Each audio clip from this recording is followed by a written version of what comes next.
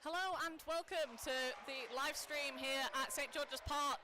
Snow playing a bit of havoc today for both the live stream and some of the teams. So we're currently on a timeout in the second half for this Bedford Rangers against Bedford Mighty Eagles game. The score was 5-5 at half time. I can't currently see the scoreboard. Not a clue. But it's a pretty close game, to be honest, Yeah. which wasn't really expected necessarily at the start of this. No, but Rangers have been playing really well considering, like, Beagles have just been doing the standard Beagle stuff, really. Yeah. Oh, there we go. They've turned the scoreboard towards the camera, which is much more helpful. 9-5 currently to Bedford Mighty Eagles. So, yeah, so it was 5-5 at half-time, but potentially just feel a little bit like Bedford Mighty Eagles starting to take hold of this game now in the second half. Rangers did go 2 sets up in the first half, though, so they could turn this round. Yeah. And you know, they really need to. They didn't really have the greatest start last week. Having 3 losses on the opening league meet against Derby Phantoms 2 and Spartans, so currently sitting bottom of the table, 6 set differences behind 9th. That's a hard start to the season, though. Like, 3 of the top 4 in your first 4 games is rough. Yeah. So it's one of those things, it can't necessarily take that much from the start of the season and what the league table looks like, because you've always got some teams at the bottom that have played the harder teams, etc. And you've like, for the moment, like Storm 2 are currently ahead of Storm, but I think just because of the way the matches fell. Storm 2 is a great team. Yeah. Phenomenal. So yeah, so we go again in this set now, so 6-6 even. Shine just jumping out of the way of it, making it look easy.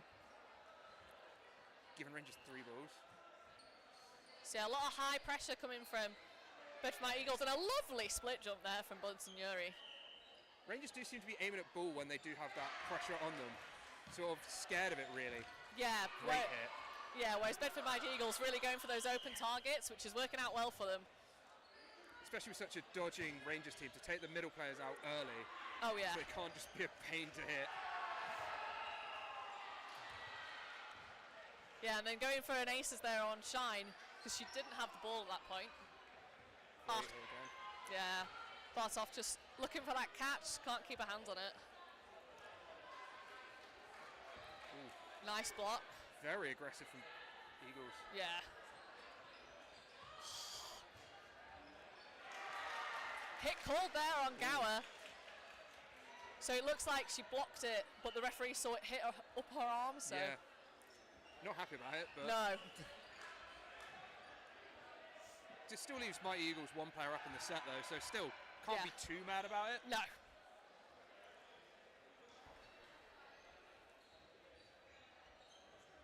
So yeah. Great hit. Oh, and a catch.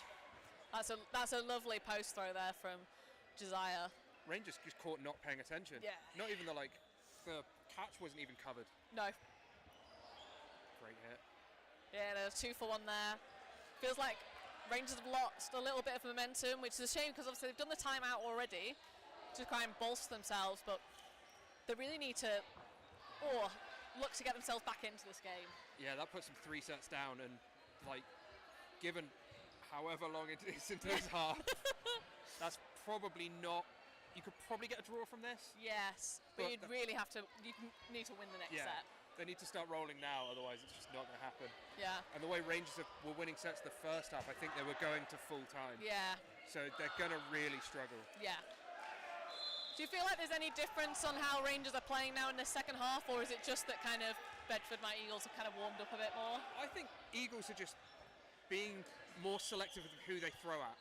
And Rangers aren't getting the catches they were early on. So it's not like they're not getting to that safe position that they were getting before. Yeah. Although Rangers doing a slightly better job there now of throwing at the middle players, because I think that's the thing, is they're wasting a lot of balls at the wingers. Yeah. So if they can monopolise on hitting those middle players. It's unlucky. Not really covered though. No. If there's a bit more pressure from that right wing, then that post throw is a lot harder to get off. Yeah. But no, it's 3-ball attack, but do take out Bolsonaro, so that's good. Big player to get out on this Eagles team. Yeah, definitely. But 5 balls now. Yeah. At least they're on the net side, I guess. So it's not Catching out outside. though from Lisa McMaster, so take that. So that leaves Rangers one player up now. And with 3 balls. Yeah. Maybe they will turn this round. Yeah. They are really focused on hitting Abby Gower. Yeah. Way too laser focused on it. If they gave up on that, they'd have so much more possession. Yeah. They just seem terrified of her. Yeah. I mean, she's very quick. Yeah. So. Come on. Oh, Great hit. but Yeah. there you go, Meg Shine. Not quick enough, I Yeah. suppose.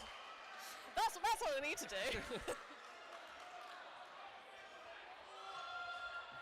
Rangers Nice. just do not want to counter. No. Like, at all. They're so solo. They're so hesitant to do it. And it's also like Bedford Mountain Eagles are doing a lot of post throws and pre-throws there, Yeah. rather than like any sort of running counters. Oh, there was a hit, wasn't There was there? definitely a Yeah, hit. there was a hit. Yeah, there we go. I think Meg potentially I think she's a kind of a brain fart moment. Not a morning person. Oh, Unlucky. that was lovely tracking though for Bedford Mountain Eagles. Lana tried her best really to get out of the way, but Yeah. But Mighty Eagles can just throw everything because Yeah. they're never getting retaliated. yes, So they can basically do what they want when they throw. Yeah. Like when they throw a pre, they're not getting counted on that pre. Yeah. So they can just do what they want. I've never seen a team be so stagnant, I guess. yeah.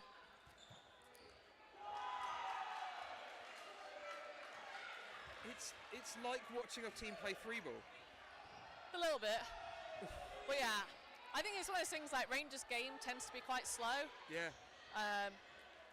And then obviously, like, we didn't see the first half, but maybe they were getting punished a lot more from those counters, because that's the thing is, Yeah. if you're getting hit up court when you're going for those counters, your only option is to basically start dodging better, which is Yeah. difficult to do, or essentially just eliminate them. So yeah, I mean, it ends in a draw, so it is another point on the board for Rangers. Still, a draw is still a win for Beagles at this point. Yes. Just because the time wasted, Oh yeah, an entire 3 minutes down is worth every second to them. yeah.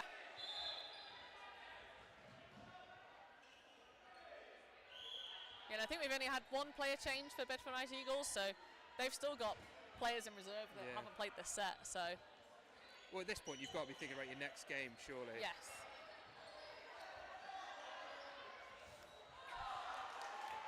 I mean, to be honest, this is a better scoreline so far than Bedford Rangers got last year against Bedford United Eagles. What was the score last year? So last year they lost 17-3 and 19-5. Yeah, I mean, So it's an improvement. yeah. Well, they got more points on the board at least. Yeah. Like, they could still technically lose by worse. Yeah. And I mean, like, we saw so often last year at the bottom of the table that a lot of it came down to set difference. So even if you can't win a game, it's really important to try and take as many sets as you can in it. Yeah. Oh, Great catch by Abigail on the corner there. okay. I was going to say, I saw the hit and I was like, they Yeah. can't have thrown another ball. Because Abby did her standard jumping dodge, but Yeah. the ball just landed in her chest. Oh, nice. It's quite nice when that happens. Yeah. Running counter. Bonsignori not able to make that hit. But yeah, and then gives, yeah. Great Oh, hit. yeah, Dunn going for the catch there on that double counter. Oh, Bonsignori's got to have just been burning that ball, surely. Yeah. So double counter coming in. Oh, Yeah. yeah. The bread and butter, really. Yeah, yeah. So, yeah, O'Neill there just really laser focused on Josiah, and then that ball just comes in from Gower and gets her on the side. I guess that's one of those things that when you get to that at the end there, you obviously want to try and hit the counterer because they're so quick up court on that Yeah. double counter that you want to try and delay one of them. But they're so good at blocking and dodging that you essentially you don't slow them down and you've wasted your throw. Yeah, they're just not scared of you. Yeah. Even if they don't block or dodge, that throw is coming anyway. Yeah, So you're not breaking the throw up. You just might hit one of them and they won't care. yeah, So in that situation, you take that trade because you win Yeah. the set. yeah, yeah. Or like just accept that you're going to die, but Yeah. try and hit out one of the middle players.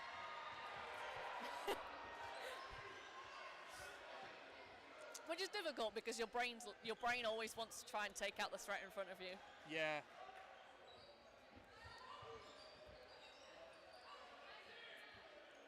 Rangers just really struggling to connect with throws.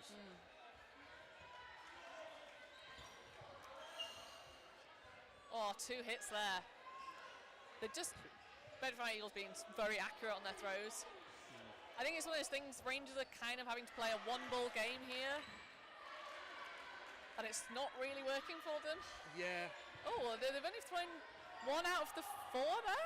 Oh, no. Did Meg Shine also release? I think they only threw 1, right? They still got 3, so they Yeah. must have thrown 1.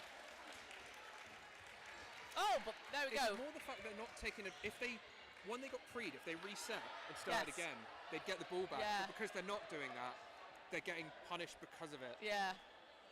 Well, they did do a nice, lovely aces then on Abby Gower, but they have now lost Meg Shine to an aces from Bedford Mighty Eagles. So yeah, so 2 players down for Rangers.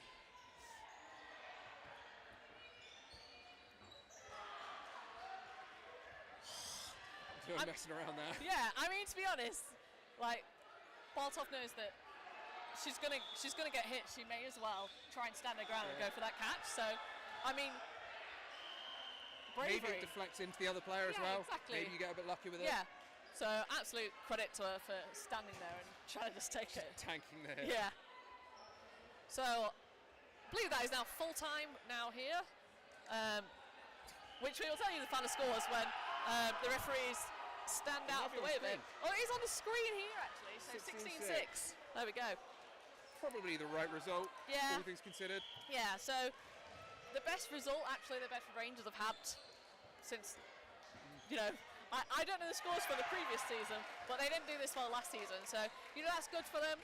And obviously they had a very difficult, that's actually the same score they got against Derby last week. Consistency. Yeah, so if they yeah. get the same score against Spartans later. Yeah, exactly. I think the thing is that they've got Wessex as their final game today, so that's the one they're really looking to target properly. So if they can try and keep their heads up and keep the consistency, then that's going to be a good game for them later. And then obviously for Bedford Mighty Eagles, that's really good. Obviously Spartans earlier drew to Wessex. Yeah. And Spartans, so that means that Bedford Mighty Eagles now at the top of the table because Spartans have got another draw. So if they can keep that going for today and the rest of their games, I think they've got Wessex later. So if they can beat Wessex, I'm not sure like Spartans, that puts them in good stead. If they beat Wessex, like it's not even so much the points then, it's just the statement of it really. Yeah. Because so much of this is like, because the meets are so far apart, the fact that you can leave and go, well that meet, you lost to Wessex, we beat Wessex. Yeah. Especially with so many of them being international players playing against each other, they'll bring that up and stuff like that. Yeah. Like, it's bragging rights really. Oh yeah. So we'll probably take a quick break now, but the next game on Court 1 is Leamington Spartans 2 against Derby Phantoms 2.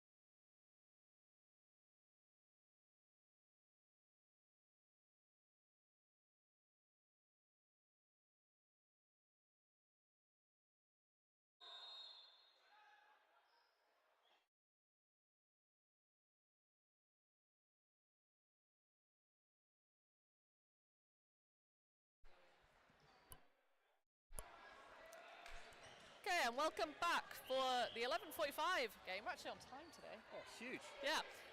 Leamington Spartans 2 against Derby Phantoms 2. So both teams that have come up from League One from last season. So they played each other quite a few times last year in League One. So scores from last year is they had 2 draws, and then Phantoms beat Spartans at the last league meet in League One. So We're going for a quick start. And it pays off. Lovely shot there from Nat Nat K. getting that nice early hit in. Yeah.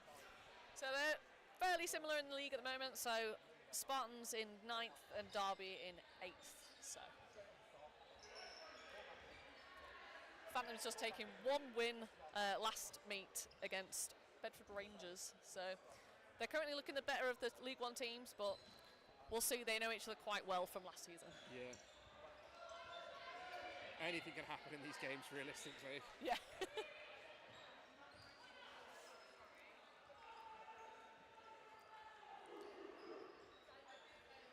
Nothing there.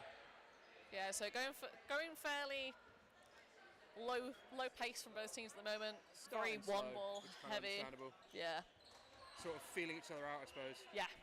Yeah, looking for weaknesses, seeing if there's any players that just happen to be having an off day on dodging, so you can just hit them easily at the start.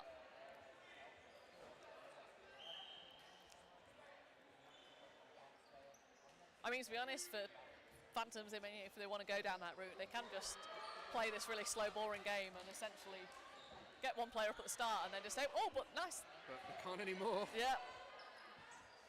Hit there on Selby, so Unlucky 5-5. to not block it, really. Just one of those two high, one of them on target. Yeah, that was very odd. Probably distracted by the high ball. Yeah. I see. She's looking up in the outbox. Yeah, that puts Spartans in the lead. Yeah. Oh, and a lovely hit there from Eloise. This is going to be a very counter-heavy game. It Yes. comes down to who can pull them off Yeah. better. Because they both seem to be very intent on doing set plays. Oh, Great catch but there. lovely catch there. Unlucky for Eloise, but Yes. a great catch. Yeah. So yeah, back to draw currently, 4-4. It's a very back and forth game. We like to see that. Oh, and a lovely Great hit there from Salvi. Nice low ankle hit right Yeah. Yeah, the accuracy on these counters, really good. Quite a conservative game in terms of throws. They're just throwing singles and playing it nice and slow, but It's both really teams are happy. it's the second phase and third phase really here. Oh, yeah. oh, Selby trying to push for that counter, but not getting any support on it. yeah. I think they wanted to hold for the 4, but then they didn't actually retrieve the 4th ball. I think also when you're a player up, you don't need to go for that counter. You can slow it down. Yeah, and yeah, there we Yeah. go. So that's time as well. Yeah, because there's always the risk that if you do go a counter and you counter by yourself, that one, you either get caught, you miss it, and then you get countered. Yeah. So it's easier to just not have the risk. Especially early in the game, the worst thing you can do is give people catches early in games. Yes. Because they get their eye in, they get cocky, and then they just start catching everything. Yes. Yeah, now Derby coming up with 3. Yeah. Selby spikes in the middle. Oh, and a nice post throw back, but she does dodge out of the way. Oh, and then nice pressure to try and Great. get this 4th. Oh, and almost, almost ricochets back off court. But 4 balls. Always goes for unlucky. A little bit late from Selby, but Yeah. not really her fault. Yeah, luckily. Oh, Ooh, maybe they will call it. yeah, interesting. I was gonna say, luckily she didn't hit. So therefore, because if you hit a player that's got their hands up already clearly out, then you do generally get called out. Yeah. But if she's kind of just thrown it just to the side, you would say that she's actually a counter for the fact that the player's out, but she was already in the throwing motion. But I guess maybe if she wasn't in the throwing motion, would they maybe call an invalid attempt? Yeah. It's an awkward one. Like, I don't really understand why they're pausing the game for it, because it's not really a huge deal. No. It's one player out, and maybe it is, maybe it isn't, but it should be just on. if you can't make that decision in that moment, it's not a big enough gap for you to call it, really. Yeah. So we've just reset and nothing has happened. In, so fine, yeah. So we continue. It's always a rough thing to go out for, though. Yeah. Yeah, Derby one up on players. Yeah, Great so block. another single Will they ball. actually get anything from the counter? Yeah, cross-court counter, but Nat managed to block that. Single ball counter from distance as well. Like, it's hopeful. Another single. Great but lovely, covering. yes.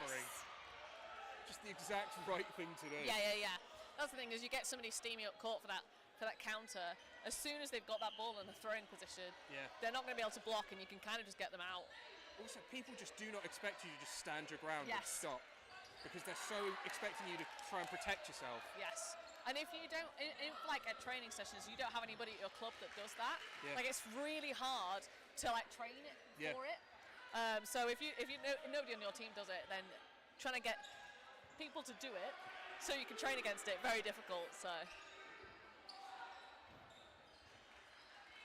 Not really getting anything like that. yeah, Hesitant on the running counters. If Spartans just sent it a little bit more, they'd probably do a lot better. But lovely block there from Selby, and then the double, but lovely It's the dodge. right move. Yeah. Just unlucky to not make the hit. Yeah, Such yeah. a good dodge to stack down, put the ball in front of yourself. So yeah, 3 balls for Spartans. They are play down. Great catch. Yeah, for me, the 2 fakers it was too obvious where the ball was coming from. Like, you needed more like emphasis on those fakes so that you can't read it. And another hit out there. So Spartans have got 4, but only 2 players, and they are 4 players down, and there's about 40 seconds left. Big ask. Yeah. Not managed to put anything off there. Yeah, and a little bit timing, just a bit odd there. Especially when you're playing against a Phantoms team, where you know Phantoms want to play it slow. Yeah. Phantoms are probably going to burn this ball, realistically, because it's what they do. Yeah. And that's fine, but it means when you do have more balls, you need to be making those hits. You need to be forcing them to do silly things. Yeah. Like that.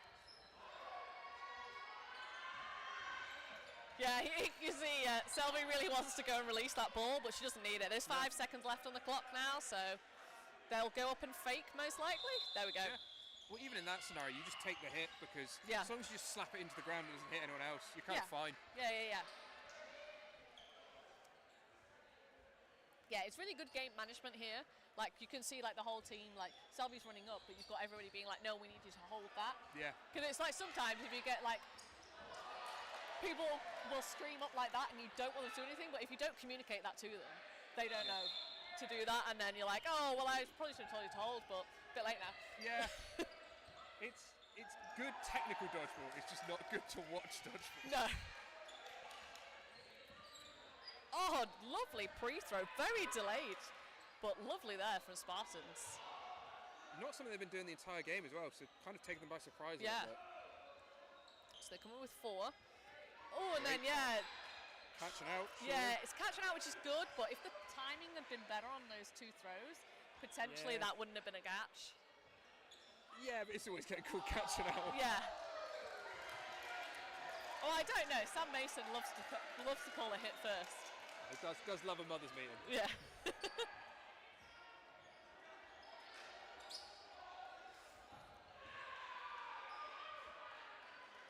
No real counter threat at all. Yeah, there's not even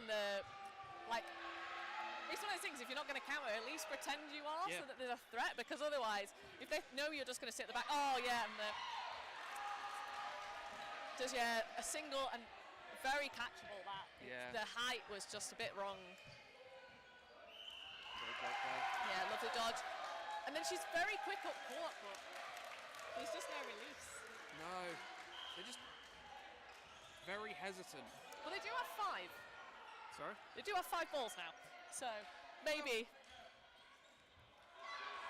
Oh, but no hits. Lovely dodging. Great dodging. Really tucking into that corner. Yeah.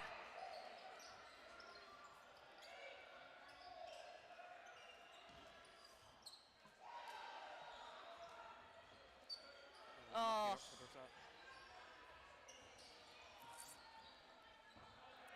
Yeah, to be fair, I thought she blocked it, but must have just caught her. Yeah. Lovely, lovely, good call from the ref.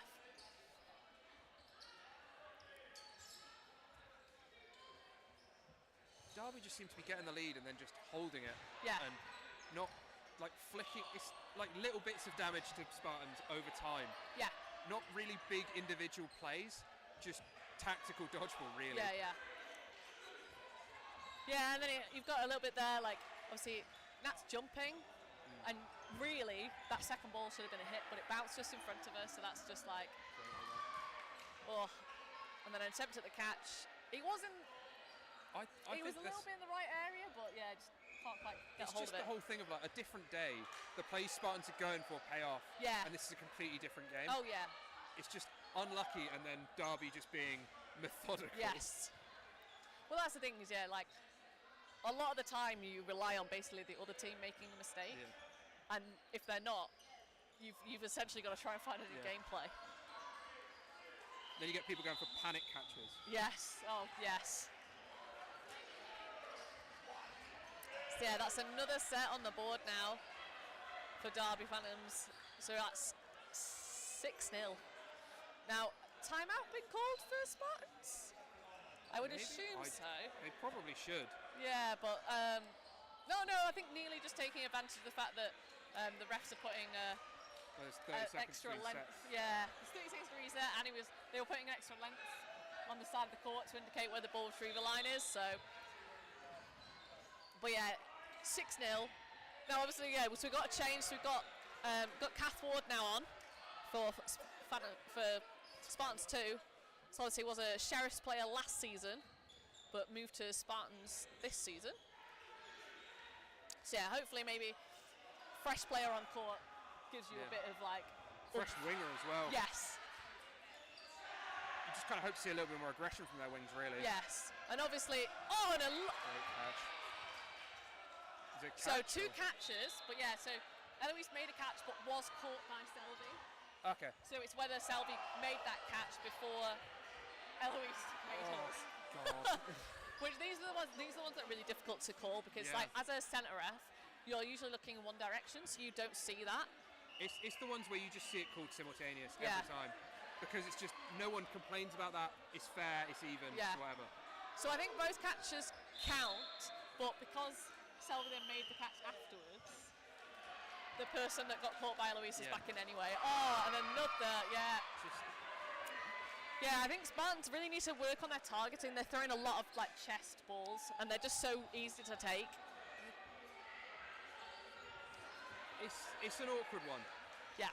Like it's because it could just be the day. Like. Yeah. Yeah. Sometimes your arm's just not there. Yeah. They got 4 balls now. They got 4, yeah. Oh, and a lovely hit there from Ward, and then pressure. Oh, lovely. Oh, that was, you know what, that was absolutely excellent. Like, absolute cover there on Kath Ward because she was dead to rights there, and then puts off the counter. They both get back enough that nobody gets hit. Yeah, but yeah, you can see they've identified the threat, and then it's an aces there on Ward. So yeah, so only 1 player down for Spartans. It's the thing with Phantoms that now though they are literally just going to shut down anything good that Spartans do is going to be Phantoms trying to clamp down on it immediately. So yeah, that same player from Phantoms, apologies, I don't know your name, and you've got Simon Tapping's top on. She's taken 4 or 5 catches now.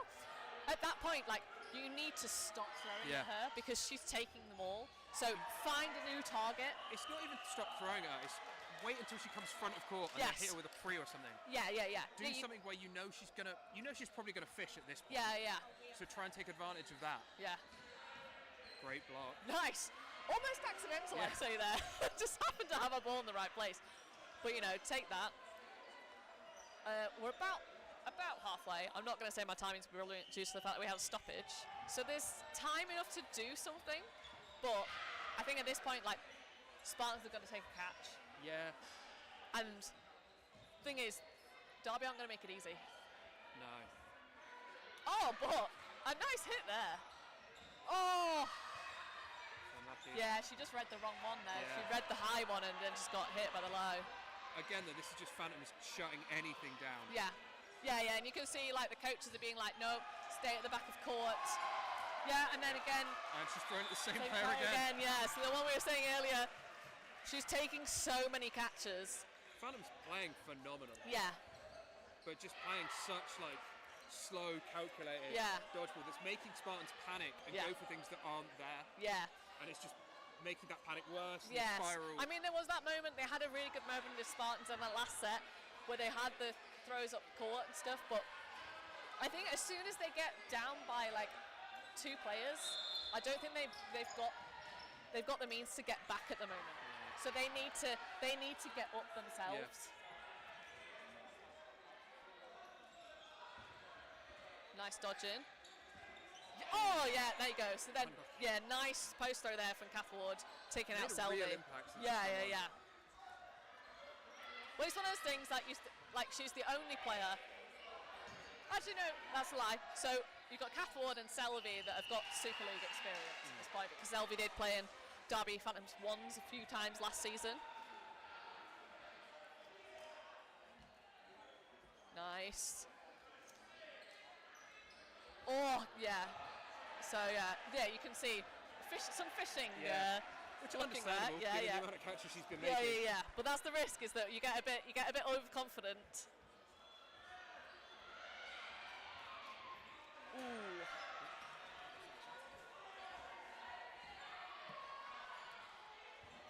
So I think Phantom's targeting Ward a lot now because obviously she's got quite a few people out. Oh, is that great dodge? Dodge. Oh, anti. Yeah. I must have been a minute set. I don't remember the ref saying anything about it being a minute set, but apparently it was. So so that is half time, and that was 9-8, 9-1. There you go, draw at the end of there. So Spartans have got 1 point on the board so far. So still doable. Yeah. They're just going to need to come back a lot harder this second half, and a lot more aggressive, really. Yeah, the only things like obviously Kath Ward's come on and she's made a difference to this team, but I think the issue is that she needs the rest of the team to come with her because you can't one-man army it.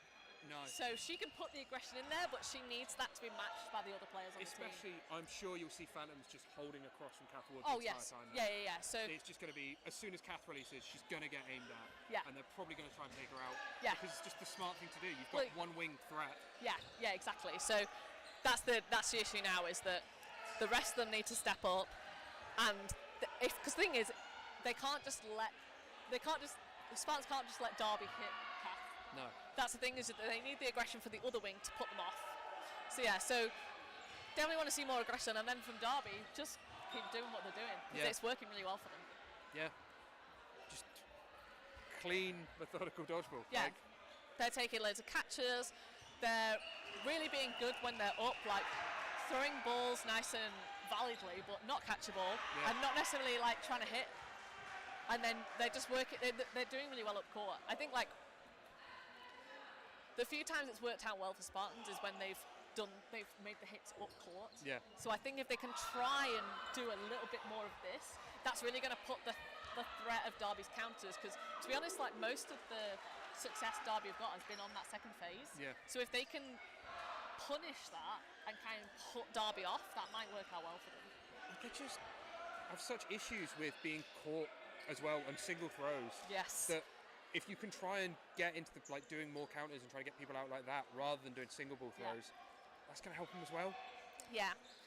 So again, if they can try and put like better fakes in, or the other thing is like, do you have to move to a 2-ball throw? Yeah. And then you're going to get thrown out more, but Derby also don't seem to want to do that as much. Yeah. Derby kind of want to counter you, so giving them more balls is probably going to help you in the long run. I think as long as you make the hit on the 2 balls, then it's fine if they come back and counter you because you've made the hit in the first place. But I think you've got to make sure you're making that hit. Yeah. So we'll see what the second half brings. But 9-1 currently to Derby. So the score on the Spartans v Storm game is Spartans 8-2 up, I believe. Wow. Are they Storm 2? Storm 2, sorry. Yes. They wear the same kit for some reason. Yeah. That would, that whether you could do that, could you make the first and the second team wear a different kit? I don't think we've got the we've not got the money at Dodgeball for it. I don't. I swear there's some, because like Spartans have 2 different kits. Yeah, Spartans used to do black and red. Yeah. But now they have this new kit, so they're not going to do that anymore. No. Wessex have a black and a gold kit. Yeah, so that's a few teams have like home and away kits, but not a lot of them. It's just a lot of money, isn't it? Oh yeah, yeah. And I'm pretty sure most dodgeballers spend like the majority of their money on dodgeball. Yeah. So. Right, I'm gonna actually set a timer for this so we can actually know how long is left of half time. Not just guess. Yeah. That's probably a minute set, that one. Oh. We're really high tech here, so.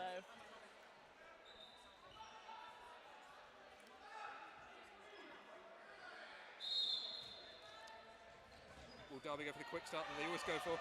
Oh, they didn't. Oh. Wild. There was a few steps forward, but yeah, it didn't actually go forwards for that. So yeah, so 3 balls, yep. Single low. Oh. A lot more aggressive from Spartans though. Very aggressive, but have now given 4 balls away. And got no hits. Yeah, but the aggression's still good. Yeah. It's what they need at this point. If you go lose by doing stuff that doesn't work out, it's better than by not doing anything and just losing the same. So yeah, there was a pre-throw from Ward there. Didn't hit anyone, and then Eloise taken out by Derby.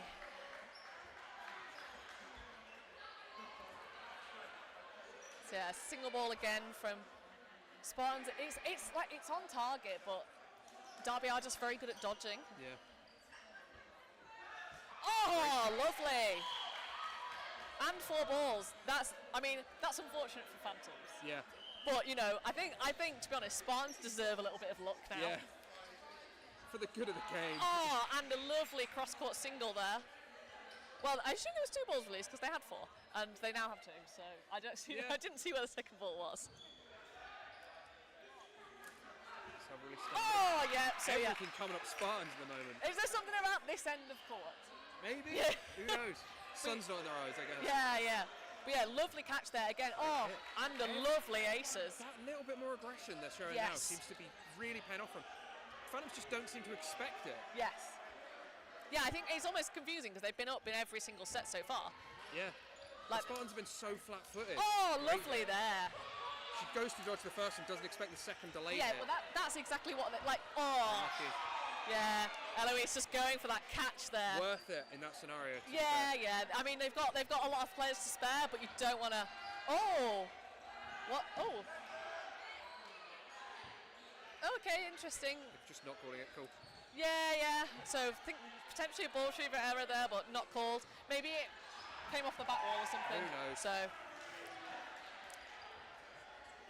Yeah, good and then 3 ball attack. Much better there from Spartans. It's a different Spartans team. Yes. Yeah. So if they could just have this energy for the rest of this half, this is a completely different game. It's going to come down to if Derby can switch on or not. Yeah, exactly. That's the thing is, we know from the first team, like Derby Phantoms 1s tend to be quite adaptable. Yeah. So do the seconds have that same adaptability? Can they make a change now in their tactics? So yeah, 2 balls to Spartans. Derby electing to just reset. One of the players holding their Derby hand. will be trying to slow the game down now. Yeah. Single ball, but dodged. Oh! Very high. Very high, but... She did jump for it. Yeah, she did.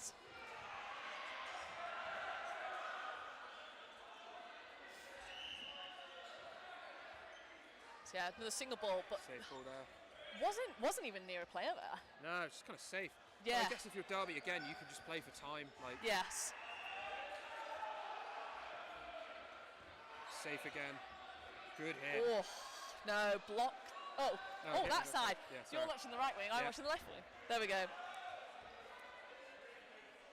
So yeah, 1 player up for Spartans. They've got 1 ball though. So what are Derby going to do with the 4? Yeah, all 4. Oh, shame nobody ran up for that ball. Could have had 5. No, yeah. Understandable. Look, I'm sitting here not playing. I'm like, I would definitely do that before. I definitely wouldn't. I would see everything, I swear. Yeah. That's why I'm the perfect dodgeball player. Do not watch any footage of me from last season and prove me wrong.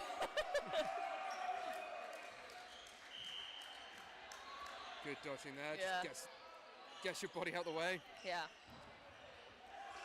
So yeah, we're even now. But yeah, good. There we go. Good to see another winger putting some pressure on court. Oh, and lovely dodge there. Oh, but unfortunate. Yeah.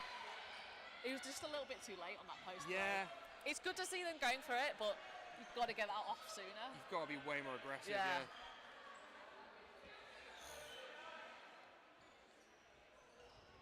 Does mean Derby can now just sit back and take this set. Yeah, nice yeah, exactly. So they've got the one player up there. Oh! Just wasn't looking. Yeah. Because she can take those catches. Yeah. But yeah, just not used to the cross court. Yeah, yeah. Oh, Great lovely catch. And then a trade. So, and catching out. Ooh. So still 2 players down. Good hit. Lovely hit there. Nice little delay. Just one player in it. Yeah. I don't think there's long on the clock. Typically, I forgot to do my 3-minute timer for this, so I know how long's left in the half. But this is definitely a set where if Derby win this, that's surely the game. Yeah. And you can see the Phantoms coaches telling them, go slow, steady. We're going to see pre-throw catch. Oh, this will be... unlucky. That was the ball to go for. Possibly the moment, yeah. There cannot be long left now. No, that was it. That was the moment. Oh man, she blocked it and she could have caught that.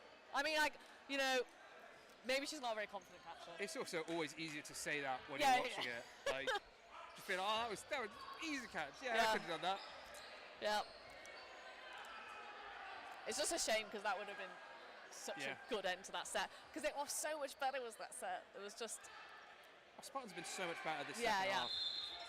So yeah, 11-3 now. There's 8 minutes 45 left. So we've got 3 sets, really, if it goes to time.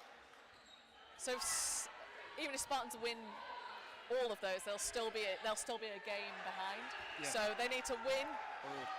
Taking out Kath Ward. Yeah, it just feels like Spartans look a little bit lethargic. Yeah. I think it's just hard when you're in this sort of situation in a game, like, especially when you're not being given anything. Like. Yes.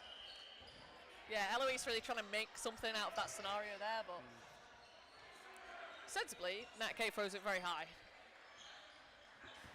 And they fought. Yeah. They are terrified of Eloise catching anything. Yeah.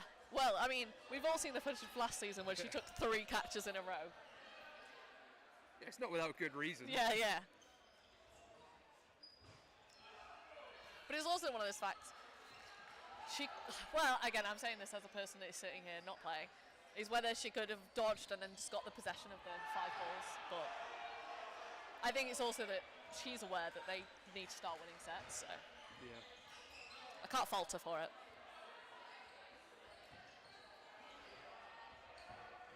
Oh, yeah. Absolutely clinical there from Selby. Yeah, just weighing out, taking the hit. Yeah.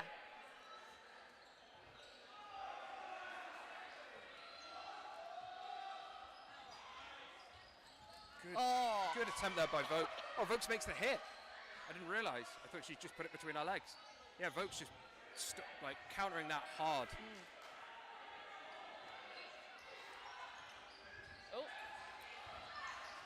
Oh, that's definitely an invalid attempt. I think when you put your head in your hands after a throw, it's probably an invalid. I wonder whether she mistook like the ball retriever for a player or something like that. That does sometimes happen. Yeah, lovely hold there from Selby. Yeah, and then pre-throw really puts off the players, and those throws were a little bit wayward.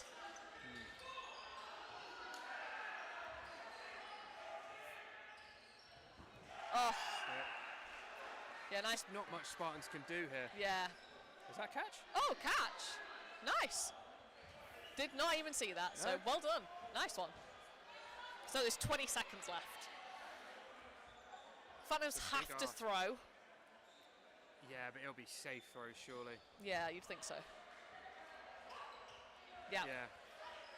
Yeah, you can see Kath's saying there to her other player, you've got to go, got to make a hit, got to make a hit, got to make a throw, got to do it, But it's just a little bit too little too late, yeah, really. yeah. There's not much you can do in that scenario. Yeah, I think it's also like, if you haven't had the mentality about trying to finish games, being aware of time and stuff, it's like it's difficult to get your head into that. Yeah. You kind of got to work at it.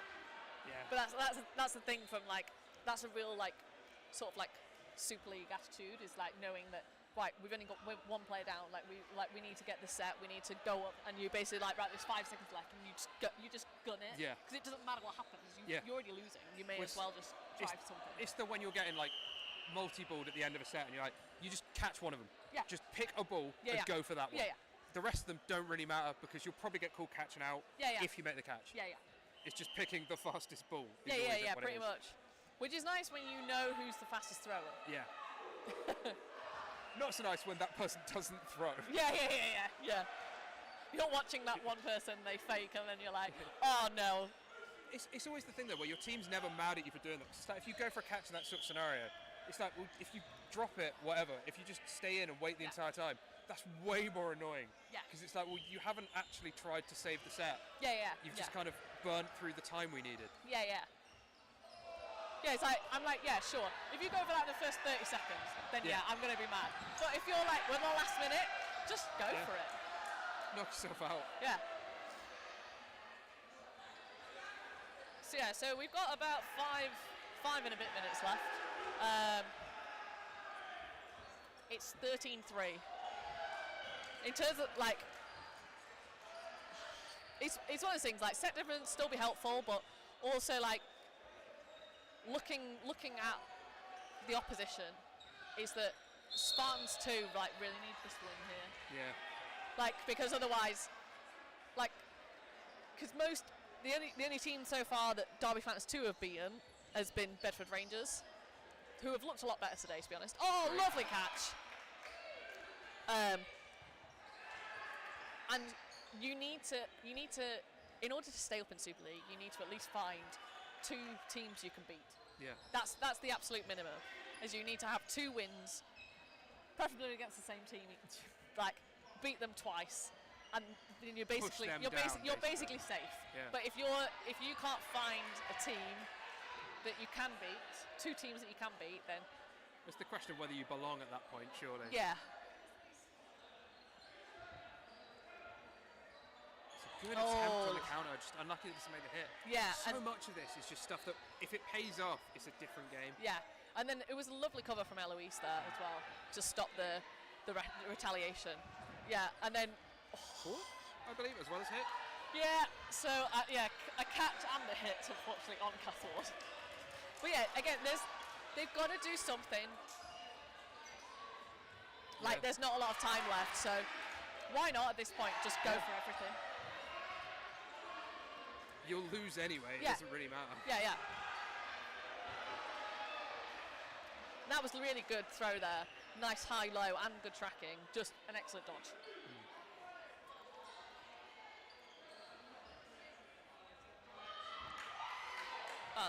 Block. I think the annoying thing from the sort of Spartans perspective is Phantoms haven't really shown any weakness at any point. No. It's like the stuff they've done, it's like if they have made anything that would be considered a mistake, it's like it's been covered by another one of their players, or it's not really mattered.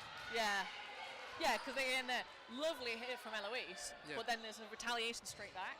And if you're Derby, you're a player up, you take the trade. Yeah. It's fine. It's like one of those things, like we had a couple of sets where Spartans were looking really aggressive and really good. Yeah. But it's not necessarily that Derby have changed their tactics. I think Spartans haven't been consistent in that aggression. No, they've just got unlucky with it and then got a bit hesitant because it's not paying off. Yeah. And it's like they haven't committed to the aggression they would need. And it's just, it's such a hard one to deal with. Yeah. But I think also, like, it is ultimately, like, it's meet 2. Yeah. And potentially, if they can take some learnings from today and like really implement them in training. Oh, it's a long time till meet 3. Yeah, yeah, exactly. They've got the opportunity to make improvements, but they've got to really sort of like. Oh, that was a bit unlucky. It's just so unlucky. Yeah.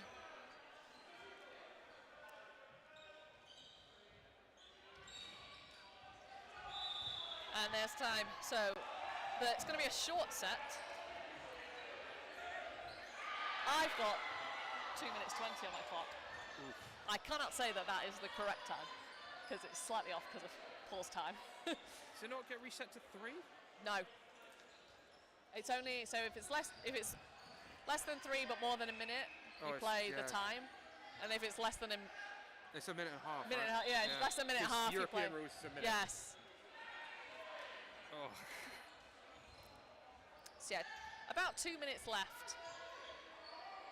Spartans really want to end on a high here and take this set, so let's see. I want to see them do that. Come on, cover. Yes. Much better. So a bit of cover there, stopping Phantoms from making that counter hit. Just slowing the game down a little bit. Yeah.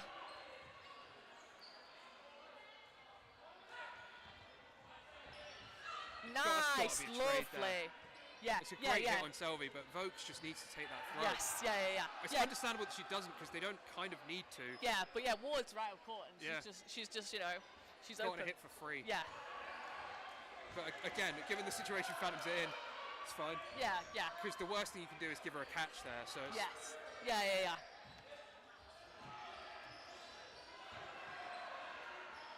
Again, Phantoms though just playing it nice and slow. Yeah. Just the difference between what the two teams need now is so stark. No hits made by Phantoms and a hit made by Spartans, so it's much better set for Spartans. Yeah. To be honest, if they can finish with this, take that last set. So there, 2 players up. There's about 40 seconds on the clock. It's sometime. Lovely. Great hit. Double pre-throw, get the hit. Still 2 players up? Yeah, still 2 players up, so the trade should have secured the set, really. Yeah. Ooh! It's very close. Almost dodged into that one there. So 3 balls for Spartans. 1 more throw each, realistically. Yeah, pretty much. So nice for Spartans, just doing the 1 ball, out of counter. Yeah. No retaliation from Derby. Well, they're not going to get anything from this. They're like, they'll win this set. They're not going to get another set out of it. Yeah, it's fine. Oh, yeah. So, not long left on the clock. My clock's run out, but there's probably 5-10 seconds. They're 1 player up, though. Oh! Still a player up. 1 for 1. Managed to take the trade. Yeah. So, just about. Oh my God, stay in. There we go. And time hit after the time. Yeah. So there we go. Spartans take the last set. Which, it's good for them, but also it does end as 15-5. So, not great. They would have liked to have seen a win. But yeah. Something out of it, and yeah, it's a good thing to finish on, like slightly less demoralising. Yeah.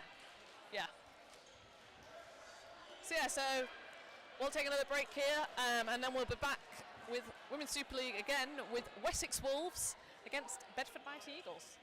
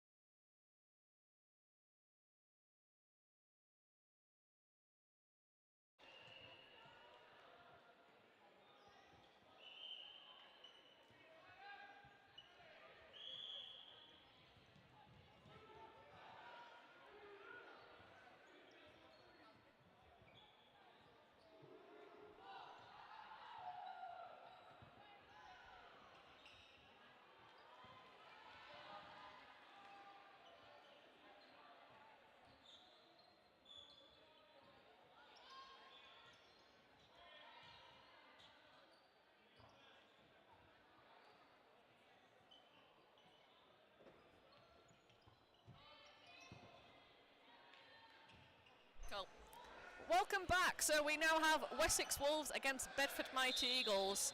So Wessex have already done the upset today, the first one of Super League, by drawing to Leamington Spartans earlier on in the day. So if Bedford Mighty Eagles can take the win here against Wessex, that sends them to the top of the table. Which will not have escaped their notice. Very experienced team who are gunning for that gold medal. And they start well, Town with a hit on Wessex, leaving them 6 on 5. Yeah. Bedford Mighty Eagles had a very slow start in the first game against Bedford Rangers, but did bring it out. But I think if they can start strong here, this will work out very well for them. Yeah, and I think unlike sometimes, and especially with the weather today, unfortunate for Bonsignori, that was an excellent time cross-court from Lancaster from Wessex. So 5 on 5 now. I was just saying there's more depth on the Bedford bench than we've had some years, so that will really help as well. Yeah, so I think, Wessex have got 1 substitute today, and only because Lancaster kind of managed to parachuted herself in. Otherwise they would have had 6. So so there's obviously got 3 substitutes for Bedford Mighty Eagles, so they've got a lot of options to bring on. Yeah. So I think we expect to see normally a measured style from Bedford, but they will be being aggressive. Yeah. So straight through the legs. I didn't quite find Chadwick there on Wessex, much to Chadwick's surprise, I think. Yeah. So 5 on 5, 3 balls to Eagles. Yeah, because obviously Wessex from last season, they've lost Vicky to Bedford Mighty Eagles. Yes. And no Kelly. No, which I think she was playing last No, she wasn't. I anyway, don't feel like we'll fact check ourselves. Yeah. But that is a loss, especially in sort of control on that calling wing. Yes. So I think Wessex have done incredibly well today, already to come away with positive results. Oh yes. But I think Bedford are well known for basically grinding teams down into playing the style that they want to play, normally to the cost of their opposition, which is why they're such a. Abby Davis nearly had that, so they've got away with a really good 1-ball hit there, and the return from Town didn't find a target either. Yeah, she'd usually take those. Yeah, sinks them like every day of the week. Yeah. But so we're now 4 on 5 in Wessex favour. Yeah. Oh, and a lovely hit from Lancaster on Gower, gets her on the jump. Yeah, having spoken about missing Kelly, I think Alex Lancaster does give you a lot of movement on that wing, which you need against a team like Bedford who are not afraid to press forward. Yeah. That was a very odd 1-ball release, but both teams released and nobody's hit. I do think people are taking a little while to feel confident with this slight change to the play ball rule. I think we've just seen a few more wonky singles than we would have done any other seasons, but everyone is getting the hang of it, so I'm sure we'll reduce that. But 4 balls to Wessex. And Bedford got a great hit on Lancaster. Yeah. Oh, yeah. And then you can see Josiah's looking for that ball. They've got 4 seconds left and they're 1 player down. Oh, and they get the hit on Chadwick. Yeah. So that's why you can never count Bedford Eagles out, because they know exactly what they need to. And I think, unlike a lot of other teams, both players will have understood exactly what's needed there. You can see their coach in the box there with a timer. So the women always have an idea of what the time left is, and it really helps with decision making like that. So I do feel that is getting bigger every time I see it. So we're back with a flat screen TV next season. So, John, I'm expecting this to get bigger. I want every single meet, otherwise I'll be disappointed. Yeah. I get its own stand. Oh, is that a hit on the back? Is it a hit or a line? So line called by the ref. Yeah, there we go. So there we go. Javier did it. Great out there from Bedford. Yeah. 2 balls to them now. I think this is also what's so dangerous about them. They are almost happier on counters than they are with the majority of balls. Yeah. So while you need to obviously try and control how many balls you give them, there's never a good number of balls. Great block by Josiah. So hit, and then a block from Gower, I think, means that is essentially just a hit on Lancaster, because Charlotte got the block in first. Yes. Yeah, it's one of those things, it was really close, and it was clear from my side that was a block from Charlotte, but I think when you've thrown it and not looked, you just hear the noise and you think it's a hit, so I think Lancaster was kind of like, oh, well, I've already got you out. Yeah, maybe paused a little too long. Yeah, smart movement there from Davis. Doesn't need anything right now, so just moves out of the way of that ball. Good block, denies Town another hit, but Bedford Eagles are 2 players up now. Yeah. And they've only played, because I can see it on John's screen, 1 minute 10. Yes. Yeah. I started my 15-minute timer late, so we need to take 3 minutes off that. But so we're fine for this half, then when John moves, we're screwed. Oh, that good areas. Oh! Yeah, Becky Harper Harper just dodges out of the way slightly, and then Josiah takes it. Bit of a hospital pass there. I think she only just saw it as it came in, so no shame for getting hit out that one. Good opportunistic hit by Wessex. 2 balls, don't find target. Nice movement by Bonsignori. I think maybe needing to be a little more aggressive on Gower, deciding whether they are shutting down that counter or they're trying to hit the player just in her pocket. It's one of those things we saw earlier from Rangers is they've really focused a lot on Gower, and they maybe hit her like 3 times over the entire game. So it's one of those things that she wants you to throw at her because she is so good at getting out of the way. So you've got to timing was absolutely off there. So Harper just taking the nice catch there, and the second ball. Cheeky little ask on an invalid, but I think to be fair, when she was standing up, that throw was perfectly fine. So I agree with the rest. A trade there. So Gower is out and takes one of the Wessex ladies with her, but the numbers game works in Bedford's favour. 5 on 2. Oh, and a catch. Oh, filth. So now 6 on 1, just to really rub it in. But I think that it really is that no mercy taken. Like you don't expect Bedford to slow down just because they really are winning. And a clip there. Good honesty from Wessex. Thank yous from the Bedford girls, and we move into the second set at 3-1. At 3-1. Yeah.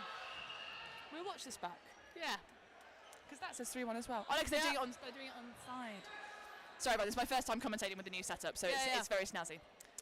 We're both confused because we both feel that something else happened in that first set, but also it's been a long day already. So it's 1:45.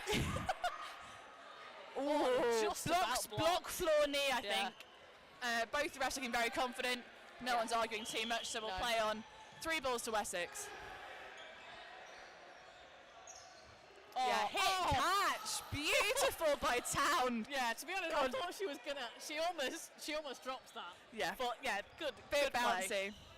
Play. 2 balls. I think one of the ways that one of those things where in the Wessex team talk, if they have a but lovely hit on Gower.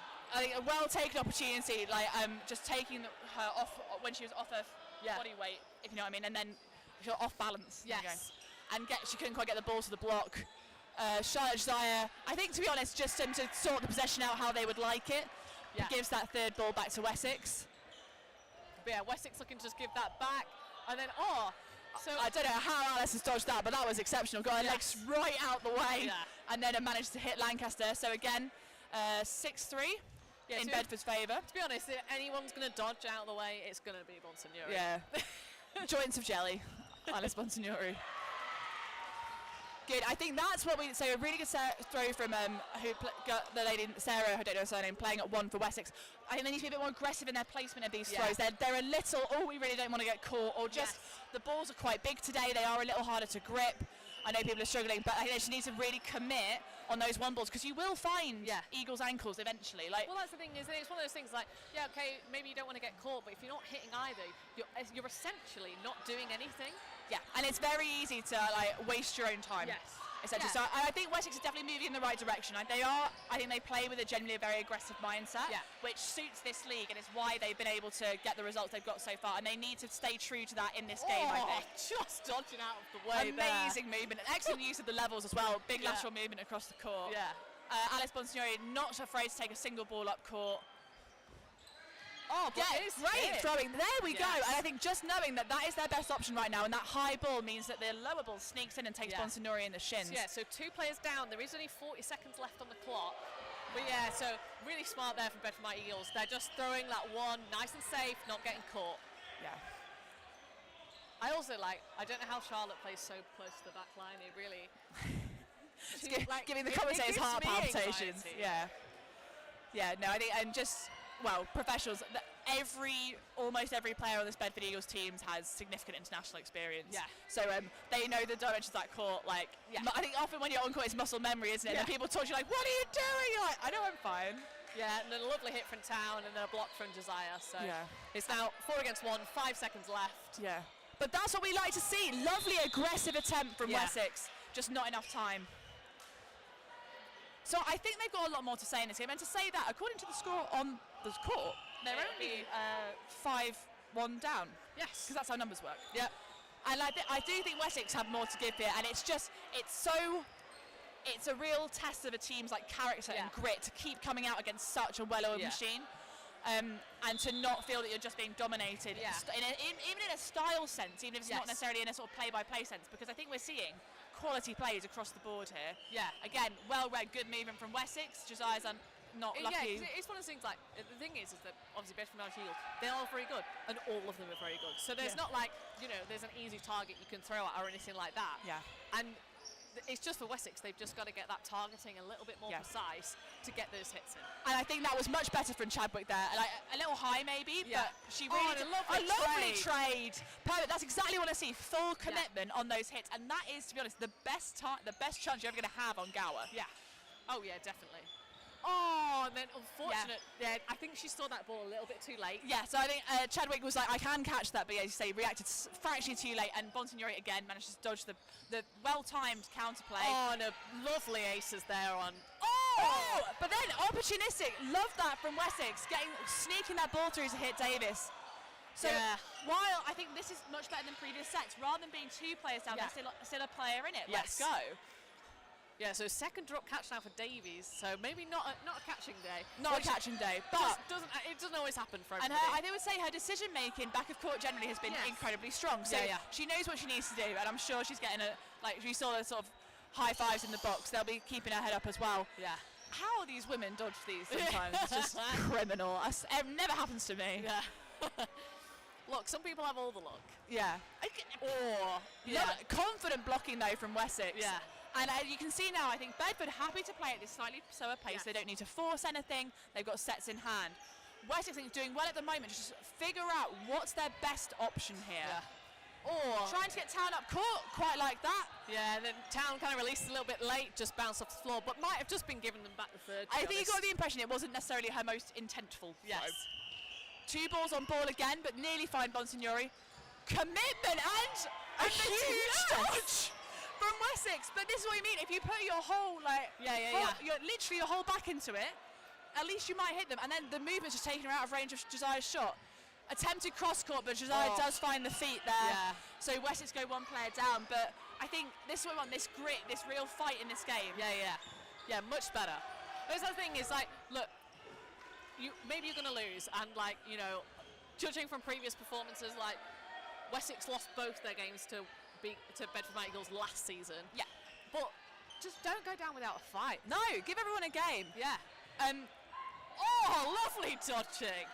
I was too busy looking across court, and then there was a lot of movement, but no one's out. So, there's 10 seconds left. Yeah, I think Bonsignori's being very clever here, 44 for Bedford, because she's continued up court. She really backed herself in the dodging, which you would if you could move like she does. But she's drawing all this attention. Yeah. And especially when Bedford already have that player advantage. Does it actually matter if she gets hit 50% of the time? Probably not, to be brutally honest. So it's about 2 minutes-ish. Yeah, where's John gone? Oh, no, he's just doing sets, isn't he? I think maybe 2:05, judging by hand signals. Yes. But, so I think this could be anyone's, to be honest. A short set maybe actually favours Wessex a little more, because they are getting those hits in. Yeah, and obviously 2 changes for Bedford Mighty Eagles now, so they're bringing on Barkley and Williams. So it's an interesting psychological change for both Barkley and the whole Wessex teams, obviously having been teammates for many years. I think they'll want to I think this will just make all of them more excited to play it, to be honest. Yes. They're all that mindset, aren't they? Yeah. Great blocking from Lancaster. Commitment to the floor. Great hit there. Celebration deservedly from the Wessex player. Reset with 3 balls. And now 109, according to John Rutland, to play down. I think as well. And they kept 2 balls. I miscounted. That smart play, I'd say, from Wessex. Shut that counter down on Gower and try and absorb this 3-ball attack. Nice. Yeah. Pressure matching on the wings, forcing Bonsignori back. Yeah, Davis now calling. I like that, though. That would have been very effective. And they need that. Lovely call from Lancaster to say, we've got 4, reset. But that's where Bonsignori shows our class. Unfortunately, and a catch from Barkley. And these it's going to be the finest of margins, I think, that determine the sets here. Maybe not so much the overall scoreline. But the set. Beautiful catch. So we now should be 5 on 5. Yes. Going into the final 19 seconds, according to John Rutland. It's not match time. I make no promises. But here we go. Big hit. No. But to be fair, I think a draw psychologically is strong for Wessex here. It shows the control in those really opportunistic catches. Yeah. Right. 2 balls, just the one. Because similarly, Bedford don't need it. So you're almost in a, whatever the reverse of a catch-22 is. Yeah. It suits everyone. Yeah, nobody wants to win. Nobody wants to win. Everyone's just happy to draw. happy. Yeah. So that takes us to half-time. With the scores on the doors being therefore 8-2, which I think is not reflective of the quality of game that we're seeing here. Like, I hope you're enjoying it at home, because I'm glad I got this one. This is good fun. This is fun. So, Bedford. Yeah. More of the same. Yeah. If you're in the team talk. Yeah. More of the same. I think like they've like, if I was going to have any improvements for them, like they've dropped 3 catches. Yeah. And I don't, and like, not that they've not seen them or anything like that. They've just kind of gone for them. But I think Wessex have been putting their absolute arms behind. Yeah. So I think it's one of those things that, even though if I had any critique, was be like maybe leave them, because they don't need them. No. And I think certainly, well, and the game that I'm sure Bedford Eagles will now be thinking, right, we are likely to win this game. Yeah. That is going to put us temporarily top of the table. Yeah. Would we also like to be top of the table with an absolutely massive set difference against a team that our biggest rivals just drew to? Yeah. And the answer is probably yes, please. Yes. Yeah. Exactly. So I don't think we'll see Bedford slowing down. No. That's not to say they play with the they don't play the most pacey style anyway. So but I don't think we can see. I don't think we're going to see a drop in aggression. No. Wessex. I think keep putting your arms through it, gang. Yeah. You have made some really excellent hits and some fabulous catches. I think I don't mean any disrespect by this. I think they've done very well making catches out of things that might have been hits. Do you know what I mean? Because Bedford aren't giving them catches. No. So I think they need to keep trying to hit people. If they can keep taking the catches, fantastic. But really, I think they maybe need to try and be a little less bothered about Alice or Abby Gower on the wing and look a little in one player, maybe even challenge this middle a little bit more. Because to be honest, a lot of the Wessex hits, their most sort of successful plays for me, I feel, have been near neutral zone. Yes. Or when they've really smashed down the middle. Yeah. Exactly. Then if they could do more for down the middle, and also maybe even the left wing, because they're really relatively unchallenged. And Sarah Town and Charlotte Josiah are sort of a horrendously scary wing pairing to face, but you will. Balance of probability says you will hit them eventually. But you've got to keep testing that, and you need to tire them out a bit more as well. So I think that's what we're going to see from them. Whether Wessex will try and slam the brakes on, for the same reason, for the opposite reason that Bedford would like to crank up a gear, I would say it's potentially not really in the Wessex style. But you never know. They're sat and they have made such an impact at the start of this league that it's not going to be lost to them that actually they're looking. If they can make themselves comfortably mid-table at the start of Meet 3, there are many other teams in this room that would bite their hand off to be in that position. Definitely. So it's very much in their grasp. Yeah, where am I going with this? It works in their favour to either keep being aggressive and even if they go one for one on sets, get those sets 4, or indeed if it starts to slide, just slam the anchors on and try and let it get away from them as slowly as possible. Because it's one of those things at the moment that they've got this the gap of set difference is quite big. So obviously not taking into account this morning's games is based on the table at the end of last meet. Is there 16 set difference behind 6th? Wow. So so there's quite a difference between 6th and 7th have the same amount of wins, but the set difference is quite drastic between the two of them. So it's one of those things that maybe it doesn't matter because they're going to be solid mid-table and they're not going to be and it's Meet 2 not Meet 5 and stuff like that. So maybe it's not going to be as critical as set difference will be for those that are at the bottom of the table. Yes, 100%. I've also just remembered that I'm actually playing Eagles next, so I should really pay attention.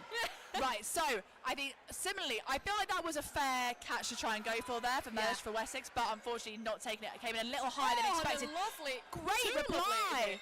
Oh no, one lovely hit. One lovely hit and a bounce in front of Abby Davis. So 5 on 5, excellent response from Wessex. And I think that's, as we saw last half, getting that revenge. And a trade. Between Lancaster and Gower, lovely. Yeah. Having that confidence to really get your arm through that ball, even if you know you're about to sort of die in inverted commas, is so important. Yeah. Dixon, that's unfortunate. Yeah, she just kind of wasn't. Her arm was up for the throw. She wasn't really paying a bit of attention. I think got caught out by the speedy release on the far side.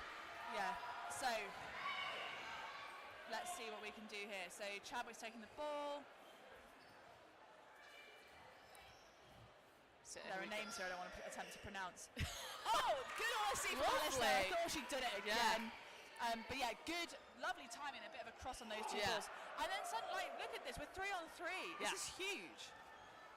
Really good commitment from Dixon and hopping out the way of those two balls. I think very much smart from Davis to release that second fractionally later. But no, didn't quite find Dixon there. Another 2-ball attack, but nice dodging from Chadwick. Is the good thing that you're seeing here, they're doing a lot of laterals, which is so much easier to get out of the way than trying to block and then also dodge. Unfortunate there from Sarah. She gets hit and then it ricochets into Chadwick. Rueful smiles from Wessex, and that, is it luck or is Charlotte Josiah unbelievably good at dodgeball? Put your answer in the comments. But no, so Dixon, unfortunately, I think as well, 2 aggressive balls there. And this is what's going to happen. As soon as they see that crack, the door opens a crack, Bedford Eagles come steaming through. So, and you could see, I think the ball control, ball placement, numbers of balls was really good from Wessex in the middle of that set, and that's how they got to a 3-on-3. So again, the scoreline not reflecting here the quality of game that we are seeing. It's basically just that those dying moments of the set. Wessex are doing really well, but it's just those last moments, things just aren't working out for them. So straight thrower Lancaster, who blocks away very competently, 3 balls to Wessex. Again, could Eagles have been a bit more... lovely! The catch! Are we saying catch him back in? No, I think that's fair enough. So we're saying the catch was fractionally before Alex Lancaster got hit. So the catch stands, but she is not caught back in by it. But 4-on-5 for Wessex after 2 beautiful plays. Shoelace, controversial. And because it's Vicky Bartley, there's a lot of banter on court. Everyone needs to come back to that back line. There we go. Here we go. We're going to restart now. 3 balls to Bedford, who are down. I don't think so. I think we'll still see quite a measured attempt. Probably 2 balls though. One from Gower. And a hit back. Excellent hit. That was lovely. That was so well placed. Just on the shoulder. Really, almost impossible to catch. I think what you're seeing in this game as well from both teams is throwing high done really effectively. Because there's a lot of teams who, and of any gender in any league, where you're throwing you're right, we're all throwing shoulders, and you actually spend half a half sky. You're great. So we're never going to hit anyone because we've thrown 8 over their head. But both teams are getting, and they're not horrific face shots. Unlucky for Chadwick, great times hit by Barkley there. No one's going for being an arse and going for faces, but these shoulder hits are really turning these sets. And unfortunate there. I'm not sure which player knows they've been caught. There we go. It probably was Parker. Difficult to know. And everyone hands over mouths as both players in line fault. But this is that calm composure, which has gone perfectly for Bedford and less perfectly for Wessex. So they were doing very well in this set, and then it's that thing. You can Bedford never, they can just turn it around like that. So annoying. Great to watch. That's great to play. So I mean, one of Wessex's strongest catches left on court. Let's see what she does here. Goes for the movement. And stays on court. Huge. Just an interesting choice to stay central. Yes. I think a lot of us would have gone to a wing, and maybe, to be fair, rushed attempting a catch. But probably. I think it's all worked out. So I mean, she's got 30 seconds left. 35 seconds. And it's still a 2-catch game, isn't it? So I think she is was searching for Davis's feet there. That's the right thing to do. And again.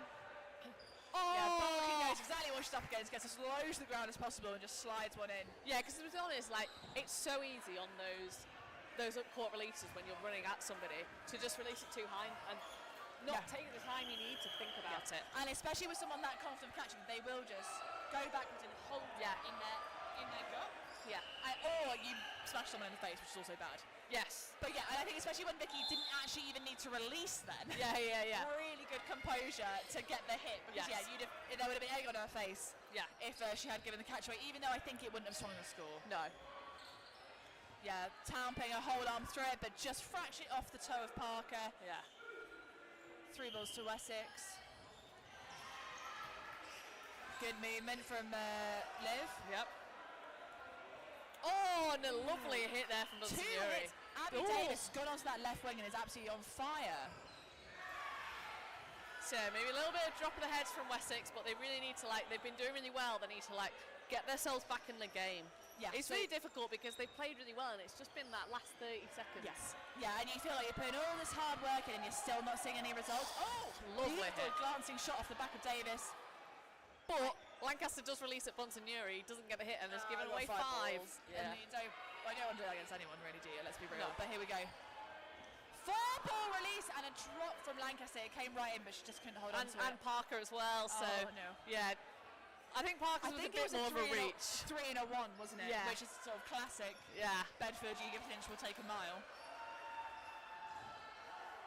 Good aggressive throwing, especially to recover from that pre-throw and get 2 balls in time. Yeah. That was really nice from Wessex. Oh, ball under the stands. Ball under the stands. So time paused.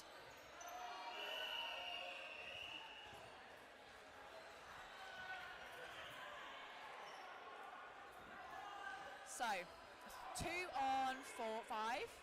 Yeah, 5-2. 5-2.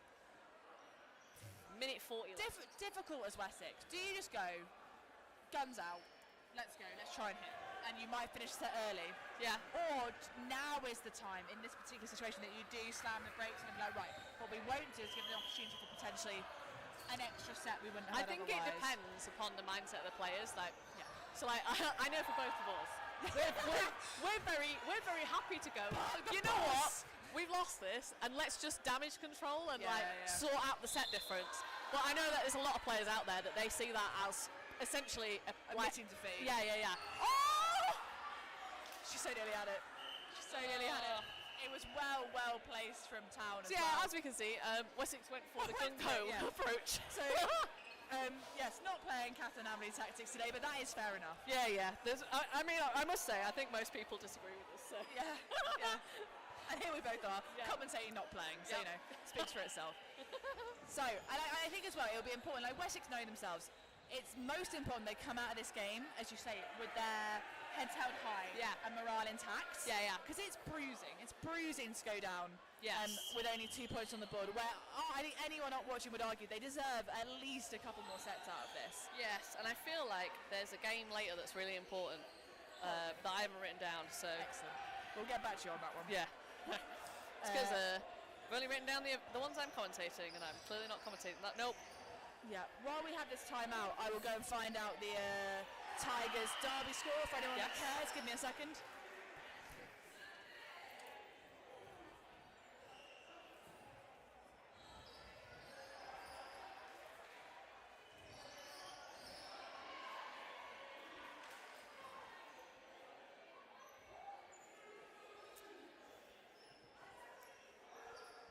Yeah, so while Wildcat is getting the score, so 13-1 is currently the score in quarter 2 to Derby Phantoms over White Tigers. So, I mean, to be honest, I think Derby Phantoms had a bit of a struggle last meet, so it's uncharacteristic. And Tigers equally have been having a stormer, so I think they'll need to be careful not to let this disrupt their momentum, because Derby were in 5th or something absolutely ridiculous, considering we're expecting really to come top 3. Yeah. And so they are out today to be like, actually, no, sorry. Yeah. We'll have our points back, thank you. Yeah. So the game I was talking about later, so the next match for Wessex is against Bedford Rangers. And obviously Bedford Rangers will be really looking to get a win because they're currently bottom of the table with no wins on the board. Yeah. But obviously Wessex, if they can keep this strong form from this game, 100%. I think that bodes really well for them. But if they can essentially, if they can just see out the rest of this half without being demoralised. An absolutely incredible, I was going to say, perfect decision making shown by both Harper and Town in that last play to just move out of the way of the very nice counters from Wessex, but then Lancaster just sinks another throw up on Signore. So she's been punished there slightly for trying to get that sneaky hit. Which of course has brought the play back in. Yeah. So 6-5 now in Wessex's favour. Really well played. Oh, that lovely catch. Yeah, no, Sarah just completely committing to that. And that's what you need to do. Yeah. They're going to put the ball low, and if you get underneath it in time, they are very very and a lovely hit from Chadwick. Great hit from Chadwick. I think having taken Gower off, you can tell a little. Yes. Rutland on the left-hand side as you look at it, a little more tentative, playing well within her own style. Yeah. But it just means that it changed the dynamic slightly for your opposition. Yes. And I think Wessex have really done really well to capitalise on that in the beginning of this set. Yes. Yeah, so 2 players up now for Wessex. 3 balls for Bedford Mighty Eagles. Single and another catch from Sarah. Stop, they're already dead. Wow. Yeah. And I think maybe Bedford Eagles should stop throwing it too. Yeah. We'll see if they learn. Yeah. I'm sure they will. Yeah. You can see the conversation in the box happening now. Yeah. But equally, does lightning strike twice? Sometimes it does. Yeah.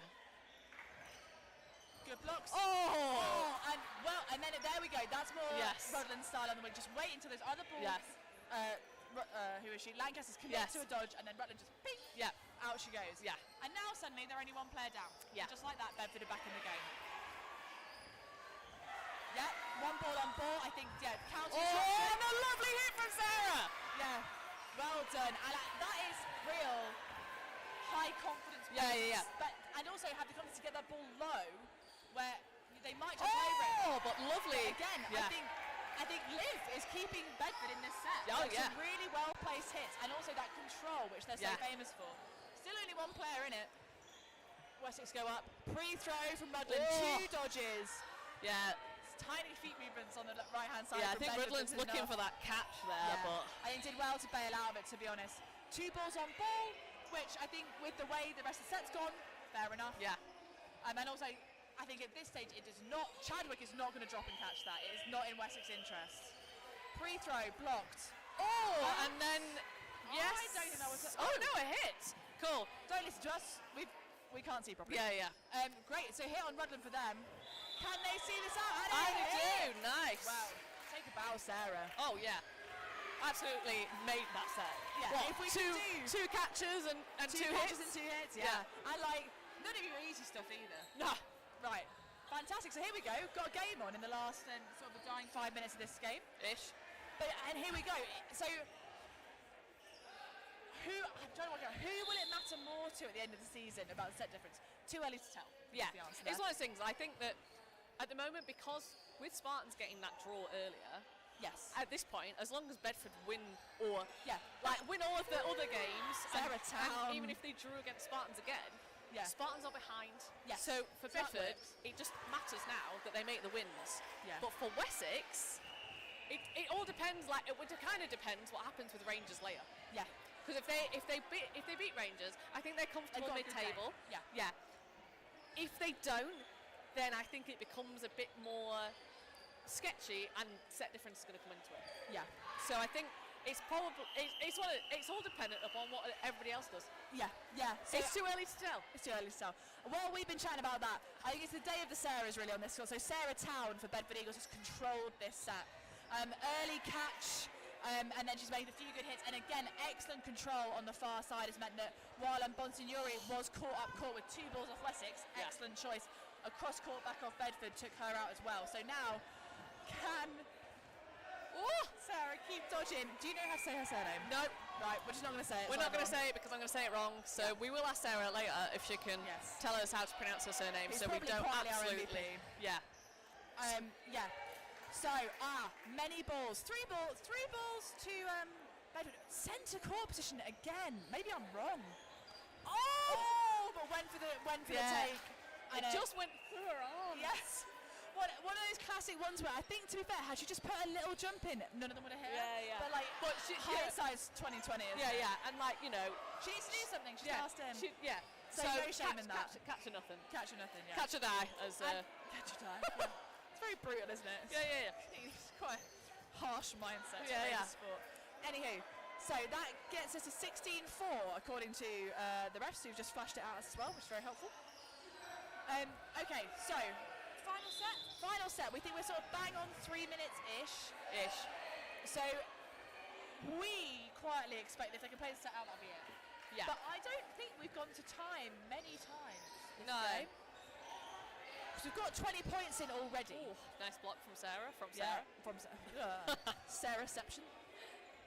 Yeah, 3 balls to Wessex, gone. Big hit. Yeah. You can see that, especially Alice Bonsignori, who always wears all her emotions on her sleeve. Bedford have relaxed a little bit, like it's in the bag, looking to have fun. I think these are two teams with an awful lot of respect. Oh, lovely again from Chadwick! Great team from Chadwick. But again, full commitment, move right out of the channel to take that one. And I think Harper can't be too hard on herself about that. No. It's a decent safe throw, and Chadwick's really made something out of that. Yeah, pressure on the wings, but Bedford need nothing, but Alice never once taken that. Saw an opportunity and seized it, as they say. And now we're back to even, and Sarah Town doesn't quite find Dixon that time, but you can never look away. And they are even. And a very lazy throw from Rutland, maybe just to put them off. Yeah, I think as well. Oh, what is very unfortunate for Lancaster. How has she done that? Perfect placement on the centre player for Bedford. It's just literally landed in Alice Bonsignori's arms. Which, so to be honest, Alice, I think we'll all agree, that was 95% luck. How many times does she have to pull off that stuff and we still say it's luck? At some point. You make your own luck, Oh, I think 2 high balls on Rutland do find targets, so we're 3 on 4 in favour of Eagles.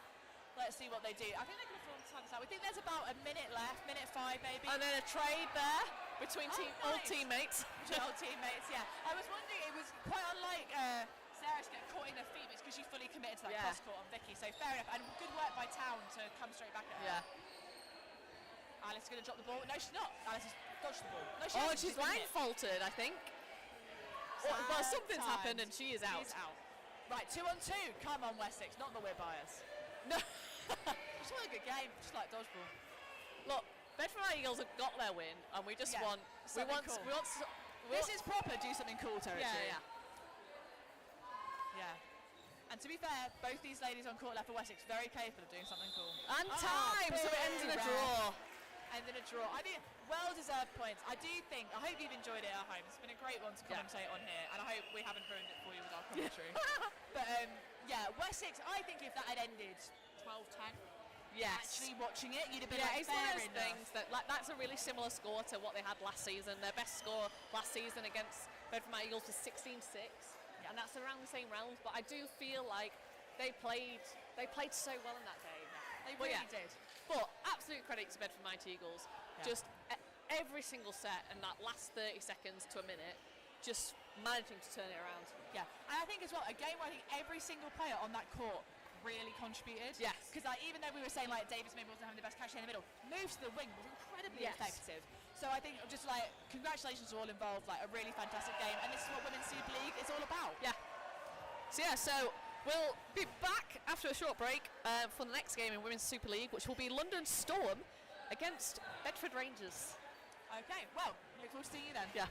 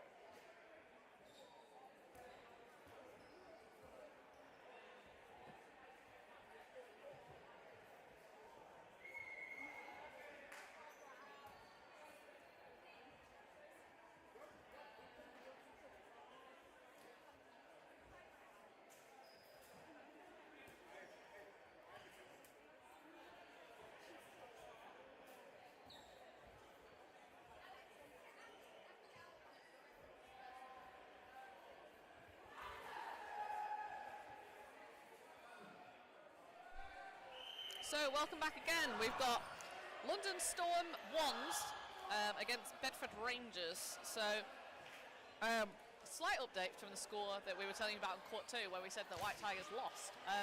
Apparently, White Tigers won against Storm. So Storm just had a defeat against White Tigers, so potentially might be a little bit shaken for this game. Need to win this to go above their second team. Yes. Who are currently still, like, they were above them after last week, so yeah. Yeah, well, they're currently playing Derby 2s, so we'll see how that goes, because that will probably dictate whether they end up above or below Storm 1s. Yeah, so Storm so far today have got 1 win, 1 loss, and Rangers currently on 1 loss. And obviously they've yet to win a game in Super League, so Bedford Rangers, if they can, will be looking to capitalise on potentially the heads of Storm being a little bit off after the loss. But if nothing else, the real importance here is that they maintain their rhythm, because they've got Wessex next, and that's a really key game for them. Yeah, it's going to be a battle at the bottom of that one. Yeah. Storm, they're coming up with 3 balls, no one out yet. Tar spiking it down the middle. So yeah, historically, it's always been tight between Storm and Rangers. So last season, while Storm did win both encounters, it was 12-8 and 12-10. Close. Yeah. Could go either way. Yeah. It's one of the things that potentially the style of Rangers just works a lot better against this opposition.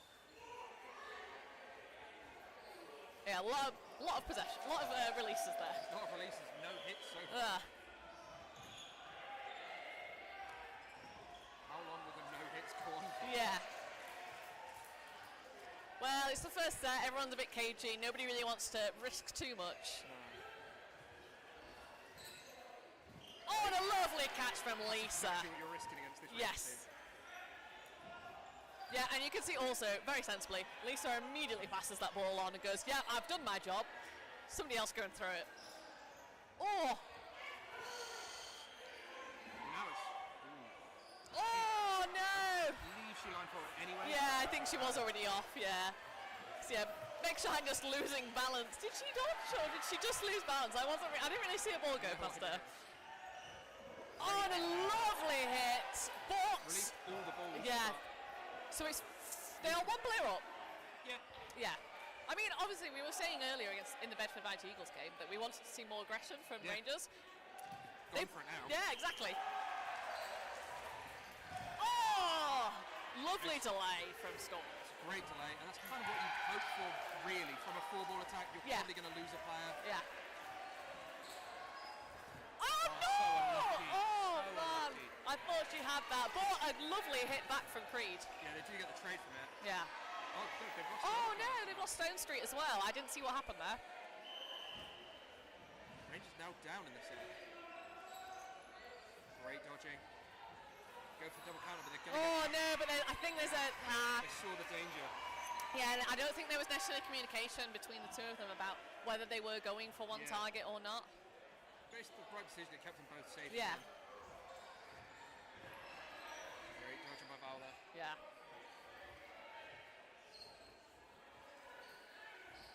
So yeah, 1 player down for Rangers. Oh, but that is time. Yeah, so I think Storm a bit more conscientious of the clock there. Yeah, just calculated. But to be honest, a good start from Rangers compared to what we saw this morning. Like, well, early. No, it's this afternoon now. Compared to what we saw this morning, like, I'm really impressed with that start. Yeah. If they can keep that up, they will get something out of this game. Oh, but a false start. Yeah, so 5 balls. 2 Rangers. Do not step on the back line, girls. Don't do it. 2 seasons we've had that rule. People still do it. It's a weird change. Oh, but they release 4 and they don't get... Oh, no hits, but a back line fault. Oh, that's rough. So just about works out for Rangers there, but yeah. They do give up 4 balls for it, so...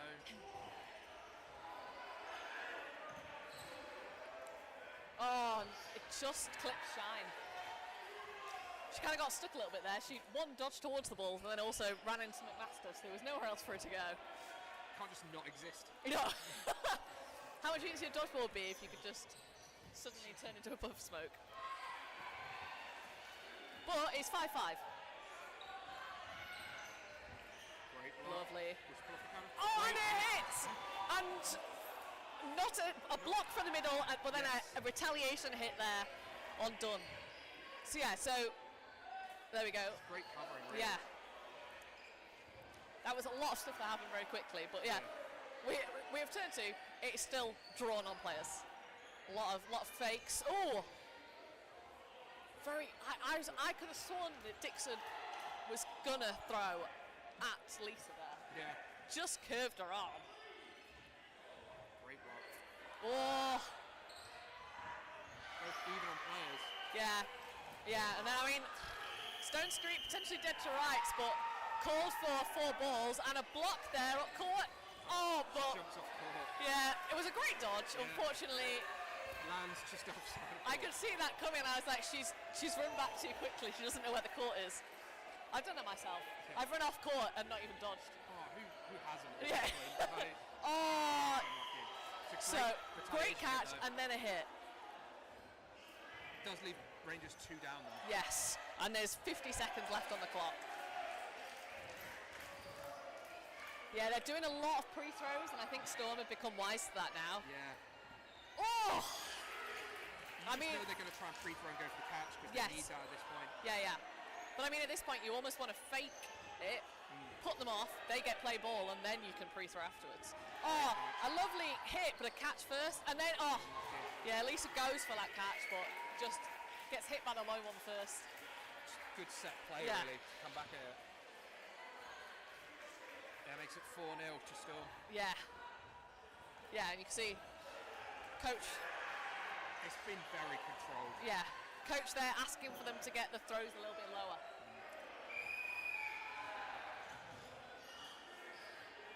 Oh, line fault, fortunately, from Dunn on the start. Very irritated with herself there.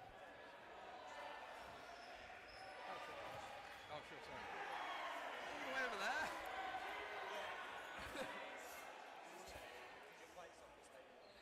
Yeah, sure.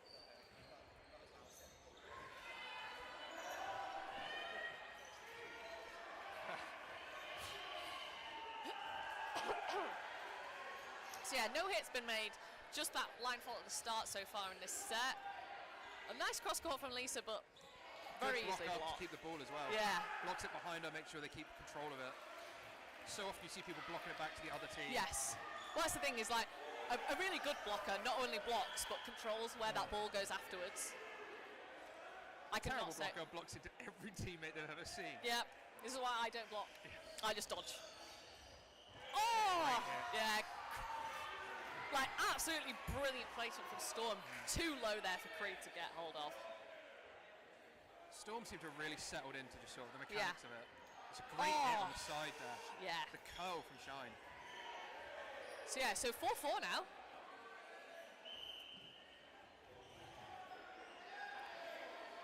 There's always that moment when a team has 4 balls where you know they're about to plan something diabolical. Yeah, Shine just sticks a hand out, goes a little bit fishing. She's too far left. At this point, though. Yeah. It's the awkward sort of moment where you need that big catch to sort of change the game. Oh, yeah. So she tries to go cross court, but easily blocked there, and then gets hit herself.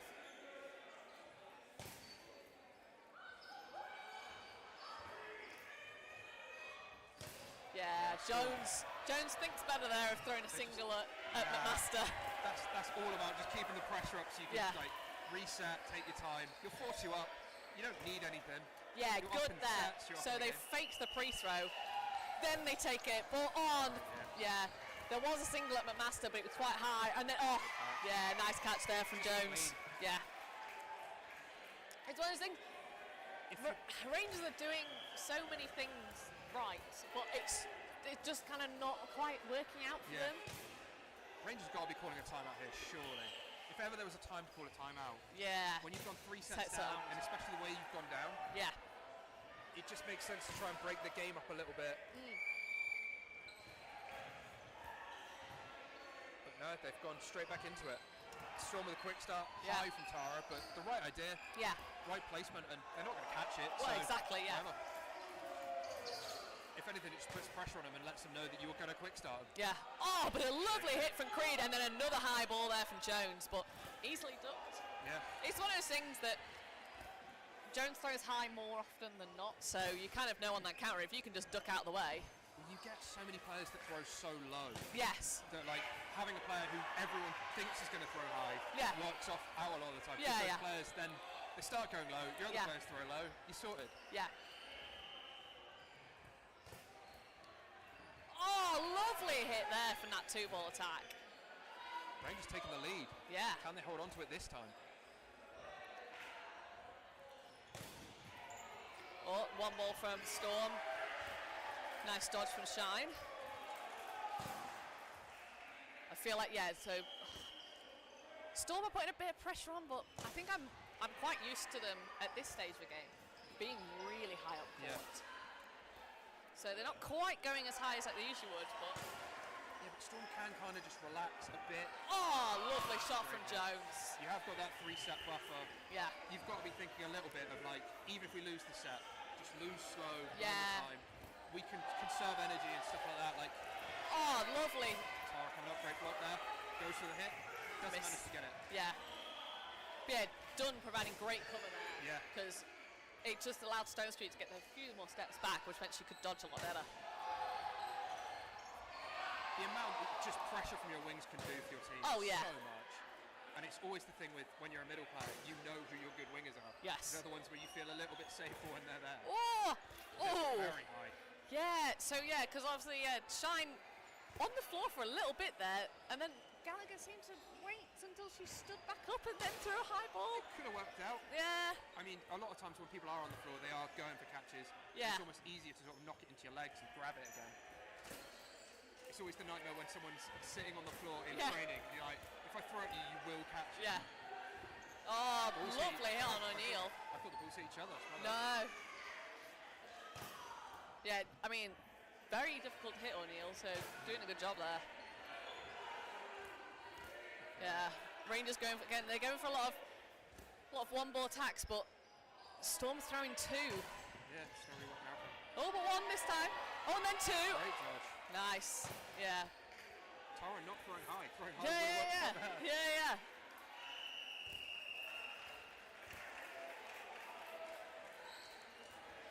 Great hit. And a hit, nice. I think. Yeah, I was going to say. Time. Rangers would be bitterly disappointed if they lost this set. Yes. They've been in control of it for so much of it, and not really let Storm ever come back into it. And it's like, just watching the end of it, going, if they make this catch, it will be a draw, and it'll all be for nothing, and it would kind of kill off Rangers a little bit. Like. Yeah.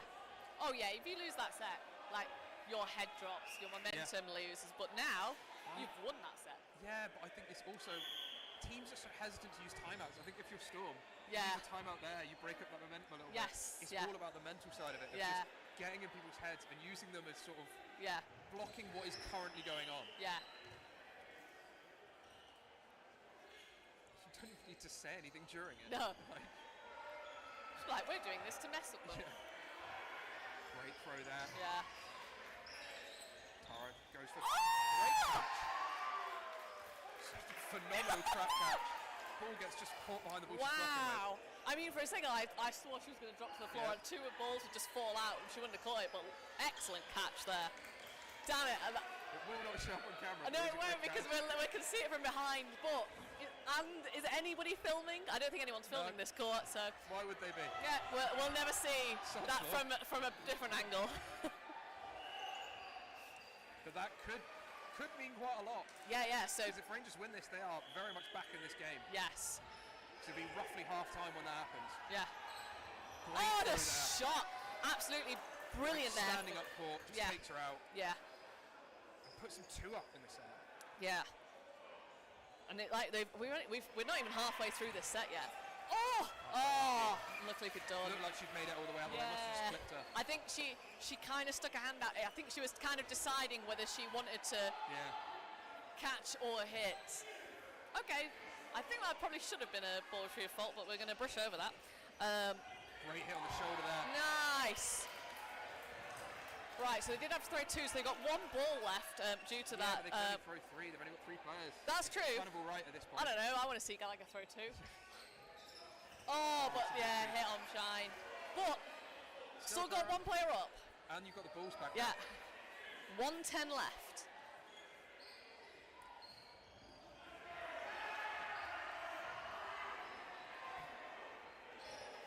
Oh, nice little no look there from Gallagher. She's really staring Stone Street down, but then throws it cross court. Always a pain to deal with. Yeah.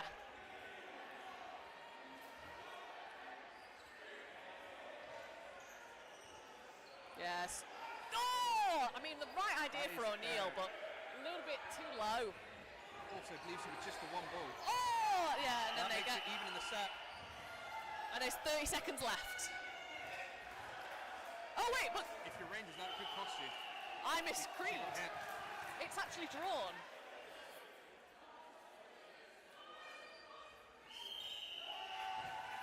That's the draw in that set. Yeah. That ball kind of cost them there. Yeah. Just gave...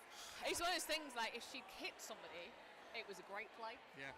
But because she didn't, it's one of those things, I think, with how tight it wasn't worth the risk. Yeah, it's the risk versus reward. Yeah. On it. Oh, and it's halftime. So there we go. 7-3 to Storm. Yes. But it's been a good game. Yeah. It's been a lot closer than it looks. Yes. Because like that last game was Rangers to lose, really. Yeah, yeah. It could so easily be, what, 6-4? Oh, yeah. Yeah, 8-2. No. Yeah. It's all just the small things, really. So. Yeah. But you'd probably say the momentum's kind of with Rangers at this point. Yeah, a little bit. I'd say the only thing I would like to see for them is there's been a lot of people sticking hands out. Yeah. Like, I think they just need to make a decision about what they're committing to. Are you committing to the movement or are you committing to the catch? And I think they're kind of not making that decision about what they want to do. And if they can do that, I think they'll pull off a lot more. I think they seem to calm down with it though. When they're up in a set, they don't do it. Yeah. So they kind of keep their lead a little bit better. Yeah. Stuff like that. It's when they're down in a set and they panic and they try and go for stuff that isn't there. Yeah. Because they think they need it. Yeah. And then they go down more and it spirals. And Yes. Yeah. It's such a thing of like getting in your own head about what you're doing. Yeah, and then like Storm are doing really well. I'd say the only thing is like they've got hit up court quite a bit. So maybe just like to be careful that if Rangers are standing their ground, maybe it's worth resetting. I think maybe if you're up, like it's probably not worth like running them down or anything like that. So yeah, I think either that or just being even more aggressive, going the other way of taking those, like accepting that as a trade, but just going and taking out the other player. Because the fact they're just losing on those trades over and over is kind of So Storm finished their team talk very quickly. They're clearly very keen to get back on with this game. Yeah, but again, there's kind of a mental side to that too. You want to be the first one. And you want to be like, we're done. We don't even need to talk about anything, and we're going to stare you down. Make sure that you finish your team talk early. Because obviously, if I feel like if Storm take longer there, Rangers take longer. Yeah. But now they're like, oh well, I best reset. Yeah. So maybe there's something else you could have said in that. But we'll see. So 7-3. Another 15 minutes to go. Storm going, not going for quick start. Got 3 balls, didn't go for quick start. So single ball. Yeah, McMaster just ducking underneath that. Another single ball back. Endless singles. Yeah. Some interesting ball retrieving going Speedy on. Ball retrieving. Yeah. Oh! Catch it against her knee. What a catch. Just got her hands to it. Yeah. Absolutely remarkable. But that's huge for Storm. It puts them up in the set. Yeah. And it also takes that shine. Yeah. Also, there's always that little bit of doubt that Catch puts into the other team of like, do we let that person throw a single again? Yeah.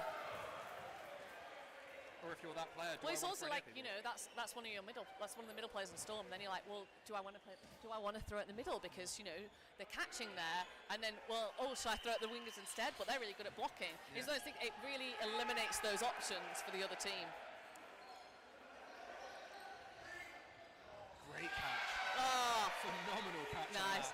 Yes, the second time now Creed's caught Jones. Yeah, but that also just swings the set entirely. Yeah. Like, it's such a big thing. Oh, nice placement there from Master. Lumley gets under it. Storm with 3 balls coming up. Yeah. Nice dodging. Greedy releases. Oh. Ooh, unlucky to not make that hit. Yeah. But also, again, I think if I can count, Rangers are up. Yeah. They're up a player, Yeah, right? up by 1. You can kind of afford to do that. Oh, just clipped on the feet there. But they've gotten 4 balls from it. Yeah, they got 4 balls and they're even now. So if they can make a hit here. You'd hope they can. Yeah. But they've thrown all of them at the winger and all very low. Yeah. They've thrown it all at the 1 ball holder. Yeah, I saw those things. I think I would have wanted to absolutely smash it down the middle, but maybe they feel more of a threat from Gallagher. Oh, the catch there! Lovely from McMaster. And stays on court, which is even better. Yeah. Flops to the side. Yeah.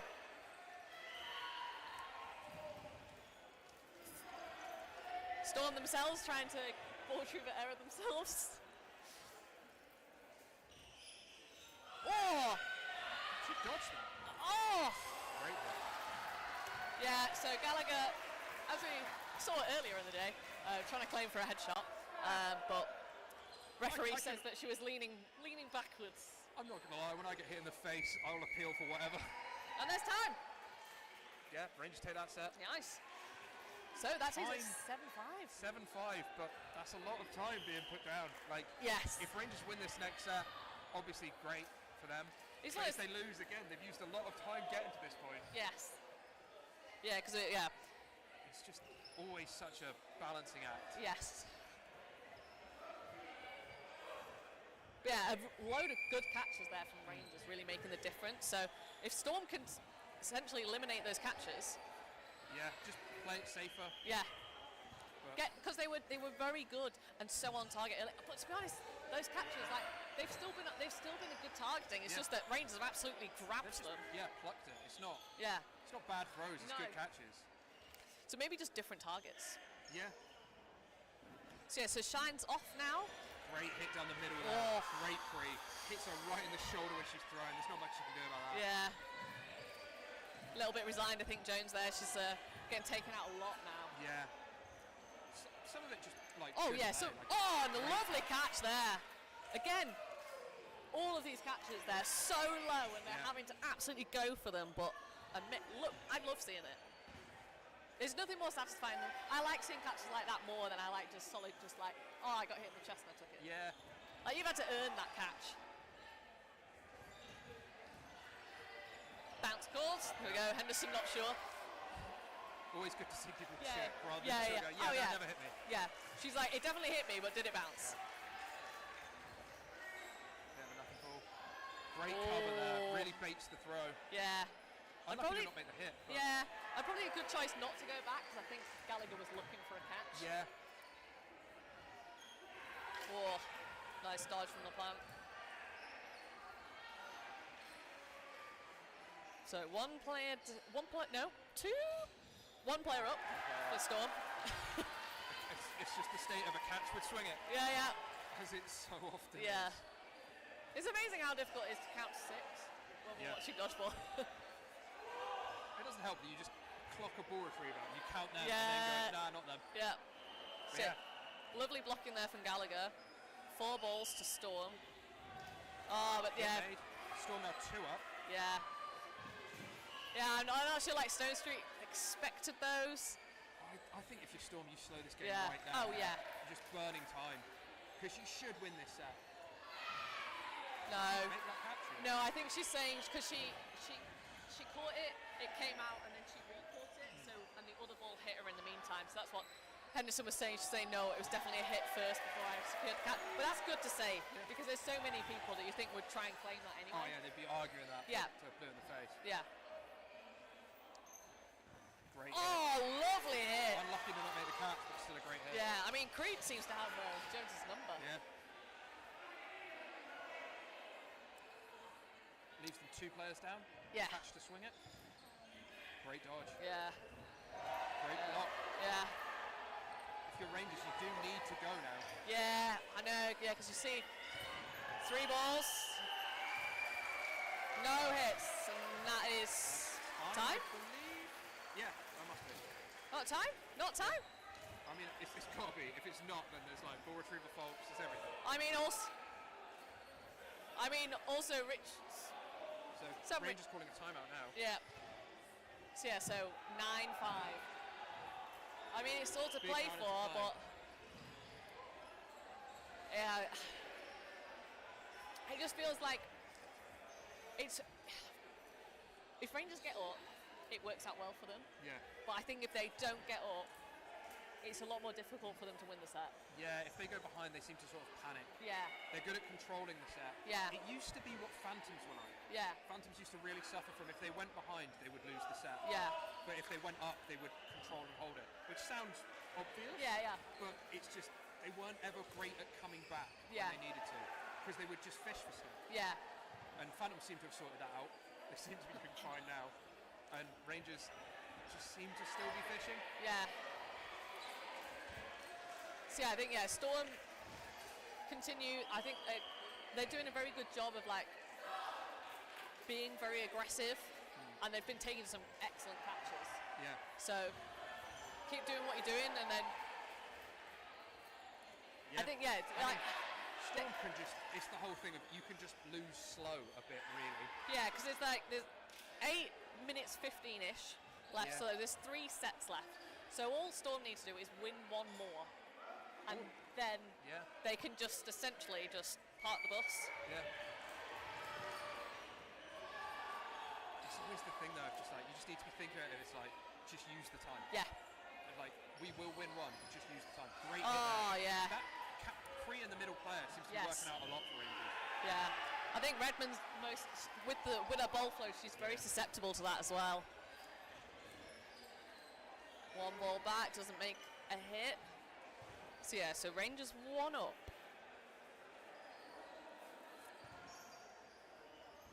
Great block. Oh, Maybe no not that hit. Very difficult to tell from Aaron. Yeah.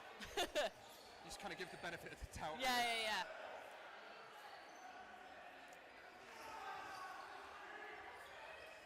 little bit high to the right. To be honest, I think that was a good choice. While throwing at the wingers, both those middle players left have both taken absolutely ridiculous catches. It's just. Ooh. That's debatable. But throws. Oh man. Yeah, so good. Dodges so many balls and then just throws it straight down the chest. So, I mean, a great catch from Jones.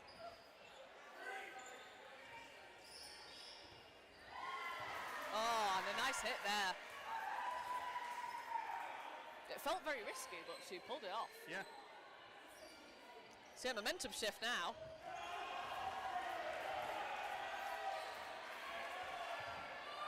Oh, but unfortunately, ricochets back off the ball retriever, so 4 balls to Rangers.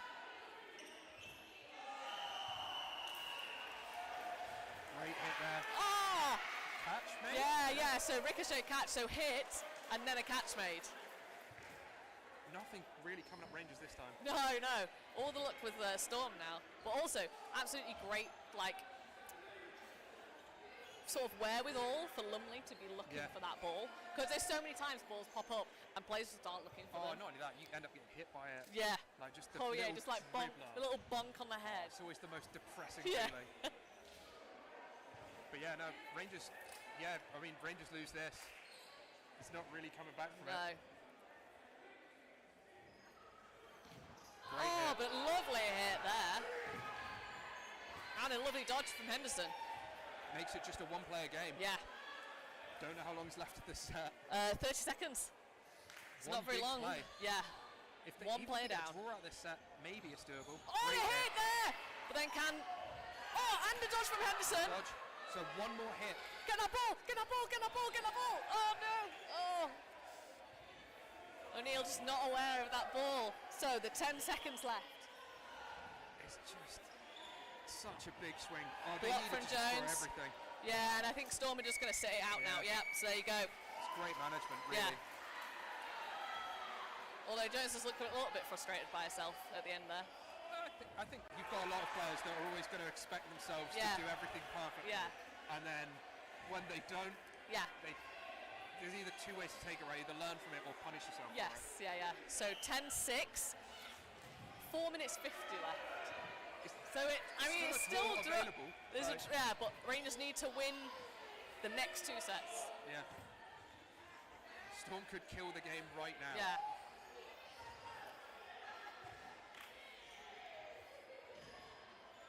Lovely dodge.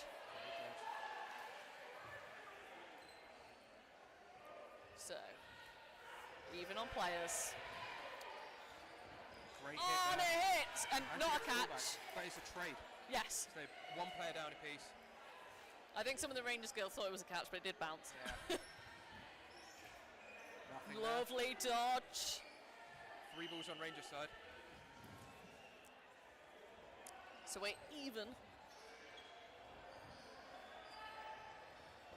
Good block. Nice block. Playing very defensively. Yeah.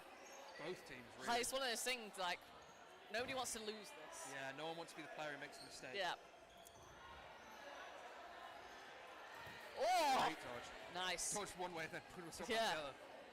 It's also a great throw. I didn't see where that was going. Nice Great block. So slow. Yeah. Like, literally, Storm will be more than happy to take the draw. Yeah. And just play this really slowly. Even if they lose slowly, Yeah. still kind of fine for them. Yeah.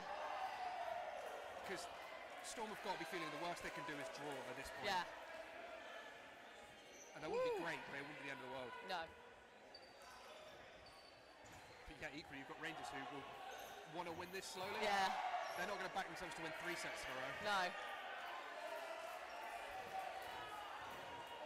Oh no! And the ball's gone.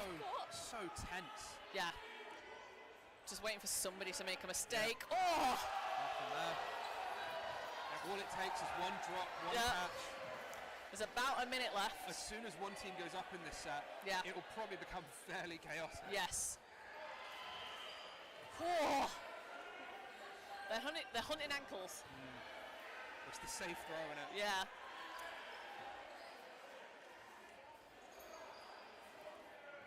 Nice dodge. Yeah, good pressure from O'Neill, but she doesn't want to release. No. It's too risky. No one wants to take that No. risk.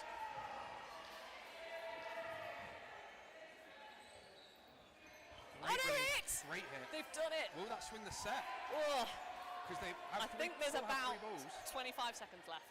Yeah, but it comes down to Yeah. if Storm know how long is left. Yeah. Oh, on a They've got dodge, 2. lovely. And if 4-4. Rangers know, yeah, equally. Like Rangers need to just play it slow now. I mean, they've got both have coaches in box. Yeah. So they should know how long's left.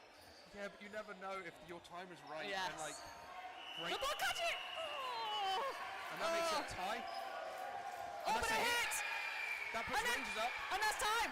That's time! That's unbelievable play. That's put Oh. Rangers up in the final second, which means they still have the chance to draw this game. Yeah. If that had been a draw in that set, Storm would have won the game. Yeah. Because there's 1 set left. And it's a minute, 2-minute set, they're indicating. It will be the last set, however long it is.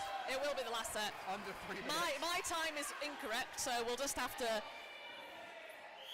rely on it being about 2 minutes. If Rangers win this, it is a draw in this game. Yeah. And they could Which really would do be with that. Huge for Rangers. Yeah. Be huge for Storm too. Yeah. Well, I know, because they were so far up. Yeah. And to just let Rangers get this Chipped back. away, really. Yeah. Nothing there. Yeah, again, both teams just being really careful. I mean, this works for Storm, a draw. You know, if they're happy with a draw here. But that's the thing. Rangers will want to just keep Storm thinking that they're fine with the draw. Yeah. Keep them doing that like they did in the last set. Keep them thinking that. 1 minute left, indicated by Sam Richards. Great block. Another block. Really defensive play again. Yeah. Not going for anything. Tara knows if she releases there, she probably takes the trade. Yeah. Nice dodge again. Lots of very safe throws. Yeah. About 40 seconds left. Just who will stumble? That's a great catch. She spills it and then catches it again. And that only just doesn't line fault. Only makes it a one-player difference. Doesn't do anything else. But that could be all they need. And then they get hit. And then they get hit back. So but they're still. Storm's still a player up. Greedy gets hit. Doesn't manage to make the trade. Another block. Yeah. They've just got to try everything. They've thrown everything. Yeah. Play two called. Probably the last throw. Oh, the catch! Was the catch before the hit? Did they both count? Did the catch and the hit both count? No. If the catch was before the whistle and the hit was after the whistle, that makes all the difference. It'll make it a draw. I think Storm win either way. I don't know. I think it would only make it a draw in that set. So it would just come down to the points difference that Storm got. We'll see. There's a discussion going on.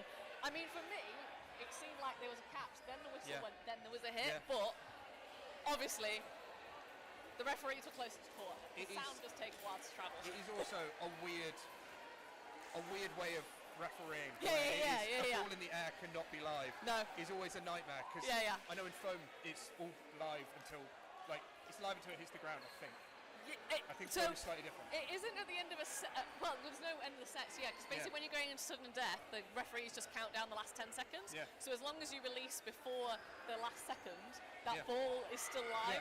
So it can still hit people after time's ended. What I mean. That rule makes a lot more sense. Yeah. Because otherwise you're trying to make these refs make decisions on milliseconds. Yeah. I think the reason it doesn't work here is because you've got like a time end for the set. So I think if it was like similar to foam and it was just you played as many sets and there was no time endage, then you could do that. But otherwise, could you imagine how many people would just absolutely rocket a ball the last, Oh, that'd be so much better though. That'd be so much more chaotic. The ends of sets would be incredible. I also feel like we don't need more opportunities for people's fingers to break. Get stronger fingers. Get stronger fingers. Yeah. If you've been in the sport more than a couple of years, you've either broken your fingers or you have strong fingers. Right, okay. Do I take it that means you've not broken a finger? Oh, I've broken a finger. Oh, okay. I got over it. So still taking the lots. boomer attitude of everyone should suffer. Yeah. So still lots of discussion. I don't actually think it matters. I don't think it will matter in terms of who wins the game. I don't know. It will matter in terms of I can't remember how many players are on each side. That is the main issue. Oh yeah, that's the worst thing is you have a big discussion and then somebody's snuck an extra player onto court and you haven't paid attention. Us a draw. So ends up being 11-9. That's a good scoreline for Rangers. Fair for both teams. Yeah, and I mean to be honest, Rangers at the start of the day were in 10th due to set difference. Yeah. So they should go Spartans too. And then if they can play like that against Wessex. Oh yeah, they'll smash them. I think that Wessex Rangers game is going to be very interesting. I don't know if it's on the stream. I don't think it is. So that's another game down on this court. I'm actually going.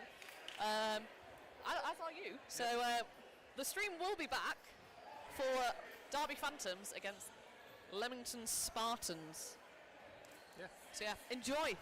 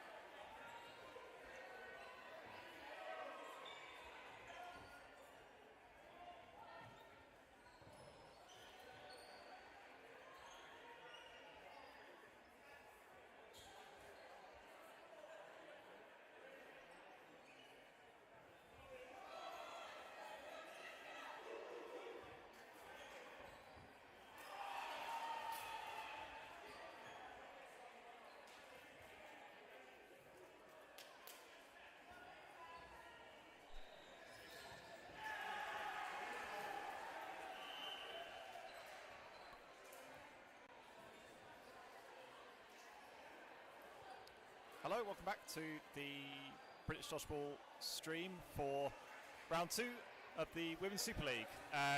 Quite an eye-catching fixture this one. Derby Phantoms against Leamington Spartans, 2 of the medalists from last season.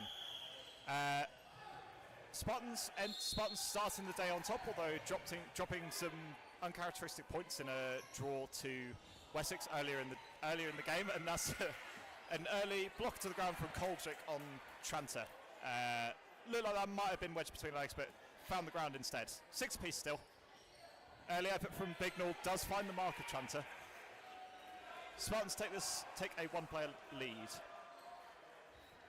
Expecting this to be very fast-paced game and plenty going on there. Phillips does make the hit on in the centre. Storch then makes a follow-up return and then is subsequently punished by Dalton Titi. White sends one at Allen.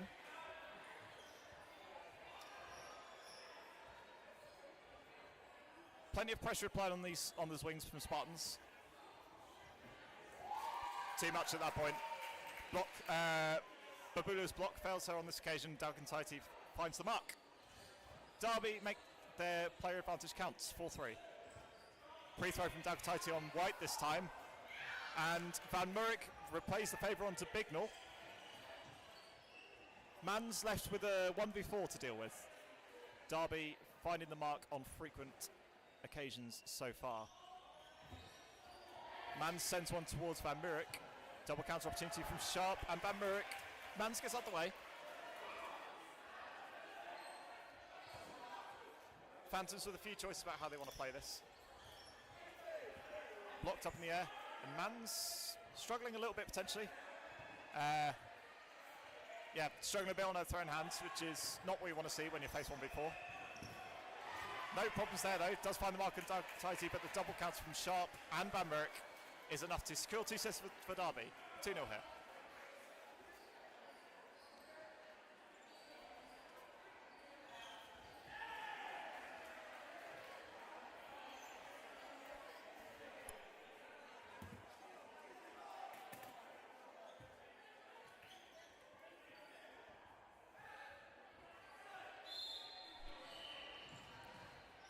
Back underway, Dalton Tighty wins the middle ball from White.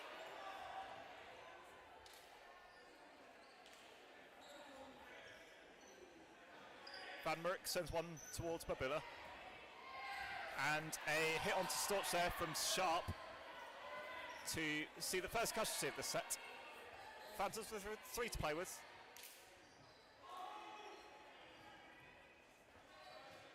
Dalton Tighty looking for White.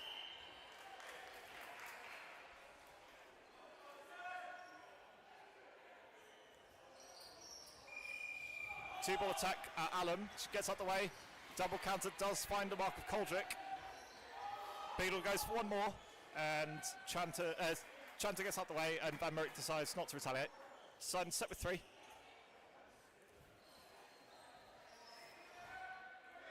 Block out from Babula.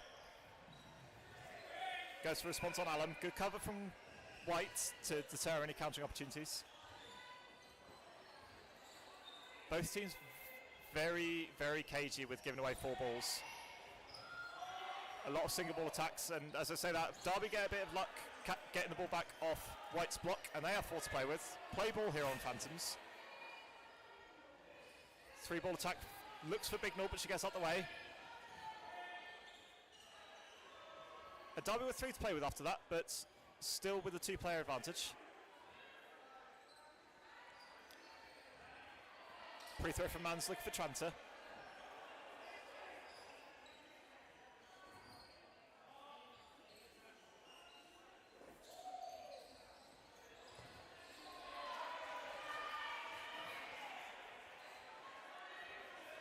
That does find the mark of Sharp.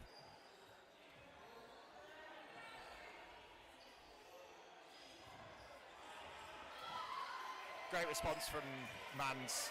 Gets under the block of Tranter. Spartans back to 4 players apiece. They've resolved the 2-player deficit. Block out from Van Murrick from the effort from Bignall.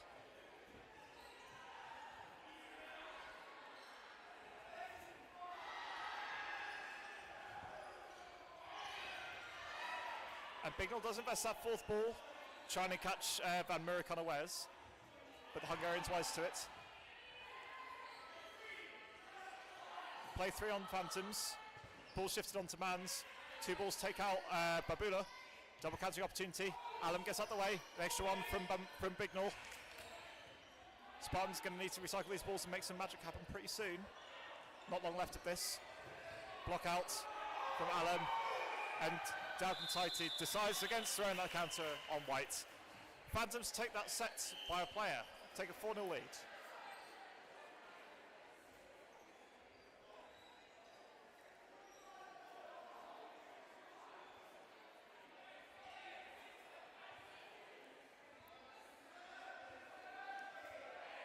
I think both teams, Tony's quite a cagey affair. Both teams very wise of the opponents, countering and catching opportunities, and neither side is particularly expansive playing with 3. Both teams playing to try and take some, not going full-blooded for chest attacks at this early stage. But Bullets tries to find Dalton-Tighty. Block from Phillips on the effort from Bignell.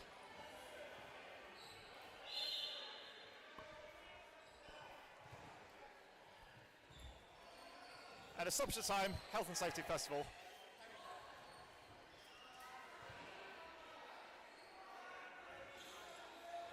And better late than never, my friendly co-commentator has arrived.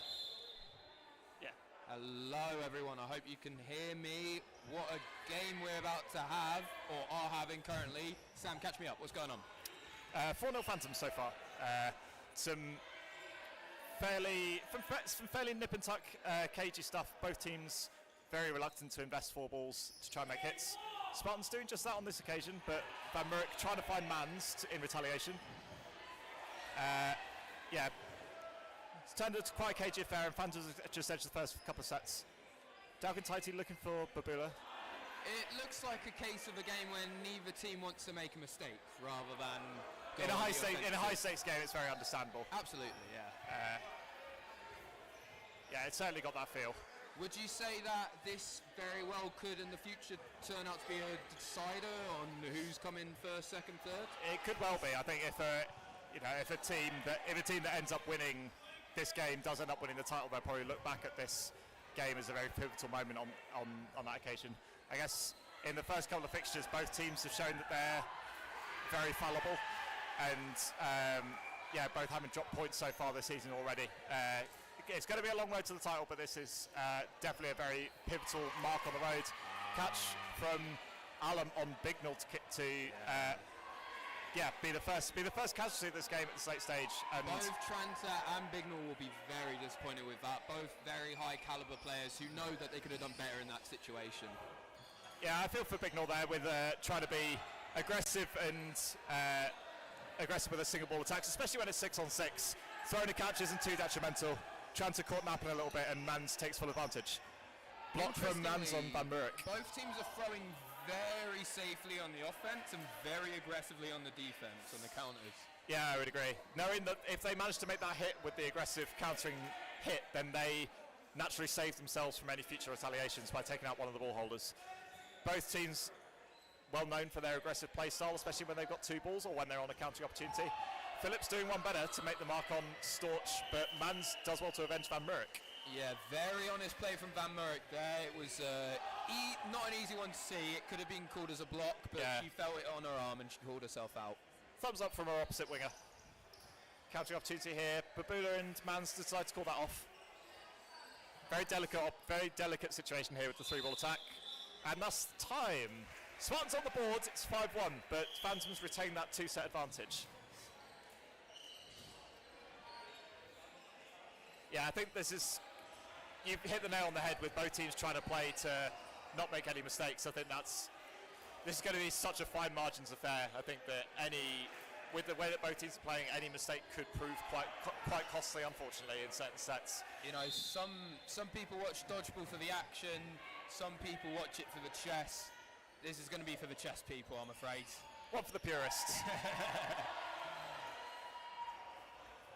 Storch sends one towards Sharp, trying to catch her unawares.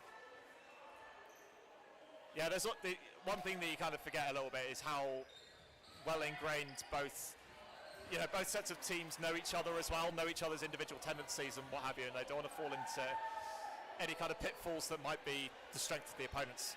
And that's probably why we get this very standoffish kind of affair, where both teams quite happy to take 3 balls and try and make low-risk hits, rather than go for countering opportunities, risk being avenged, throwing a catch, all the kind of dangers you might involve yourself with.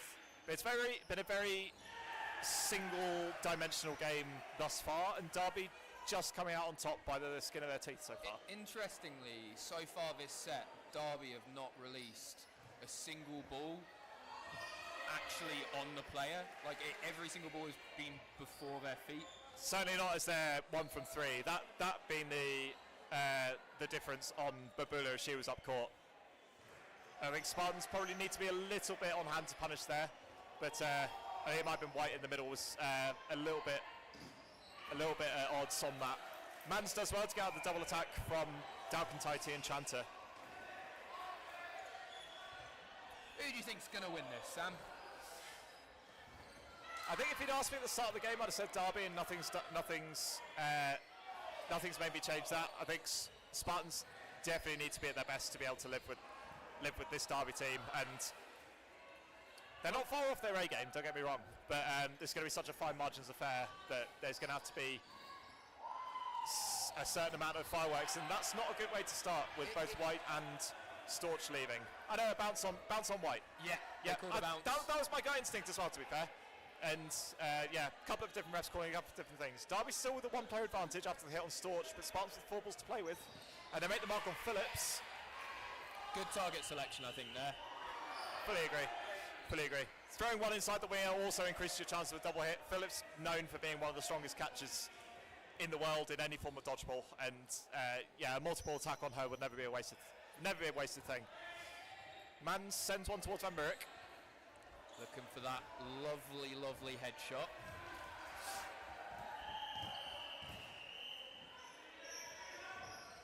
Yeah, I think there's very astute observation in terms of where Derby are placing these singles, knowing that certainly with the central players of Spartans, incredibly gifted catchers, but also can be fairly big movers. And a hit from Mans on Van Murk avenges the hit from Dalkintaiti, and it's a 3-all draw. 6-2. I think you can see from the way that the teams are playing that Spartans do see themselves as the underdogs in this, at least subconsciously, in terms of the fact that, like we were saying, it's a slow game, it's a chess match, it is strategic, no one wants to make a mistake. But in that last set, you could see Spartans with a bit of frustration looking to take those risks that didn't pay off. That's why they're risks, because most of the time they don't work. And they did well to bring themselves back into that set in the first place. But if they do that again in this set and the next set, then it's not a particularly reliable way to play a game in terms of getting results. Ooh. Good effort from Bignell. Very close.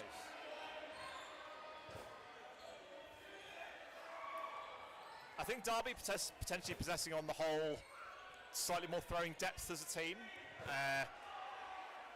I think they're certainly, in terms of early and late game, to be fair, they seem to be making more of these single ball attacks and counter attacks. Van Murk. What a fucking block and hit. Lovely. Am I allowed to swear on here? No, please not. Oh, sorry. I was going to have a quiet word with you at half time, but might not need to anymore.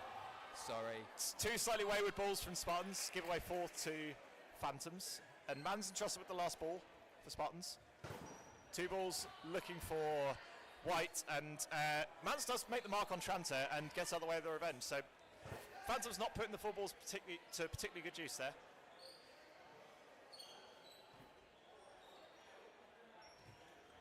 Storch sends one towards Sharp, and Mans does it again, takes out Van Murk. Yeah, you can see the frustration on Van Murk's face. I think she was unlucky to not make the mark there, but Phantoms do get 4 balls off the back of it, and they do put it to good use, taking out Storch.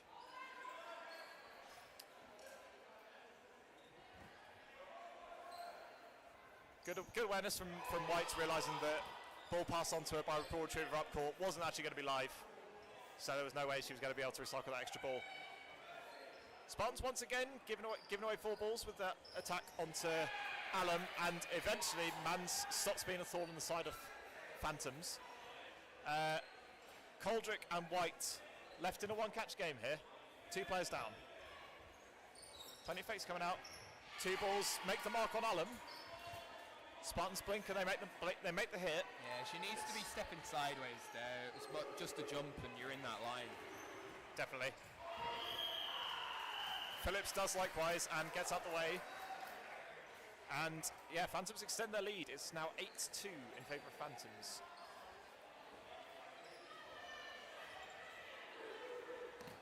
Spartans with no Millington today as well is a loss for them, as well as no Pickering for at least the foreseeable future by the looks of things. What's happened to Lossie? I don't know, unavailability, injury, not entirely sure, but haven't seen her around. Okay. But yeah, Spartans are a little thin on the ground for this today, and they probably could do with the extra firepower the way things are looking. I don't believe that's a problem Phantoms have got. I think they've got a relatively full roster from everyone they're expecting this season. And putting it to good use, certainly. So, if you were a coaching man, what would your words of advice be for Spartans at this stage? So they're 3 sets down in this game, and I would say all of the sets that they have dropped so far have come from being the team that's a bit more impatient, which is not very like Spartans. It's not very characteristic of them and how I know them, at least. But I would say chill. Calm down, we're still in this game, it's not gone yet. Pick your targets. Spartans have the arms, they have the ability, they've got everything at their access, all the catches, dodges, etc. They can do everything. They just need to work out when to use the right tools. And I haven't seen them taking catches when they need them. They should be using those a bit more, but at the right times. And also just saying, look, Phantoms are throwing low every single time. So if you want to take a catch, you're going to have to take a step in front of yourself and get to your knees, but only when we're 2 down, if we're 2 down. And besides that, I think Ellie Mans has been fantastic. She really has been a sword in the side of, yeah. And they need more of that. They need it matched on the other wing, because she's putting a dent in Phantoms, and I think she's really been keeping them in this game so far. And they have other players that can do that. Definitely. I think that's quite indicative of how Phantoms have played this game as well. I think they've entrusted Dalgantaiti and Sharp on Phantoms' left wing to go out all guns blazing onto Storch and Babula, particularly on the Spartans' right-hand side. It probably means they haven't had as much joy as a result. Entrusting Van Murik, particularly to and Tranter to almost mark Mans from causing any damage, and if Mans is able to throw through blocks with the kind of regularity she has been, then she can afford to kind of go for that risk-free, because if she gets through that block, then she's not going to be avenged by the player if they're already out. I don't think the Spartans' right wingers hasn't been afforded such freedom thanks to the way that Phantoms have played this. But still early days. I think you're right on the impatience front in that Derby have often been the side that's up in players, and therefore Spartans have had to blink first in terms of having to throw 2 or go for some pre-throws, something a little more off-piste. Phantoms very wise to that, and with Spartans not really being able to make those 2 ball attacks count, Phantoms then hold all the aces and 4 balls at that point. Yeah, and I mean, credit where credit's due. Phantoms have had their shield up the full game, and it's stayed there, really. The ways we're talking about in which Spartans can adapt the way they play and, adjust it. It's not like they're not trying. It's not like they haven't been doing that. It's not like they're not aware of that. It's just Phantoms have been very, very good at preventing that from happening, which has meant that they are able to push Spartans into a frustrated state of having to take that risky. I mean, I think the main one is watching a winger go for a frustrated standing followed by searching for a catch. The hit doesn't take, and the the catch doesn't either, and it just hasn't worked out for them. So yeah, they'll need to reduce that. Yeah, I think this has been a very clinical performance from Phantoms so far. I think they've been a very disciplined team performance, which sometimes some of those players can be a little either impatient or lapse of concentration, that kind of thing, but they look well and truly in the mindset for this game. Lovely placement there from Mans. Sees that Phantoms player looking for a fish a bit. I did wonder whether that was going to be a choice we see for longer, putting Mans in the middle, try and maybe make more hits from these single ball attacks. Bounce on Storch from Sharp, but that is very telling in terms of how a kind of frustrated figure this right wing on Spartans Cats. Great take from Phillips on White. And Mans knows, that was very close to a line fault there from Bignall. In fact, I think it was. I don't think the line ref saw it. Difficult to tell from here. Yeah. Mans doing well to get out of the way and stay out of the way of the lines. Yeah, she recovered her mistake now, I'd say. Yes, definitely. Yeah, this is... Derby will probably see that as quite even though they did make the hit with the 2-ball attack, they'll probably see it as quite a promising sign. And I don't think Alan's quite managed to keep that off the ground. But yeah, in terms of this kind of behaviour and tendencies that the Spartans wingers tend to exhibit, and the fact they're relatively happy to either throw away these balls on these pre-throws or go searching for catches in response. Yeah, probably quite a telling state about how they're feeling about the game so far. Yeah, Storch blocks out from Dalton TT. I would say it's the wrong type of aggression.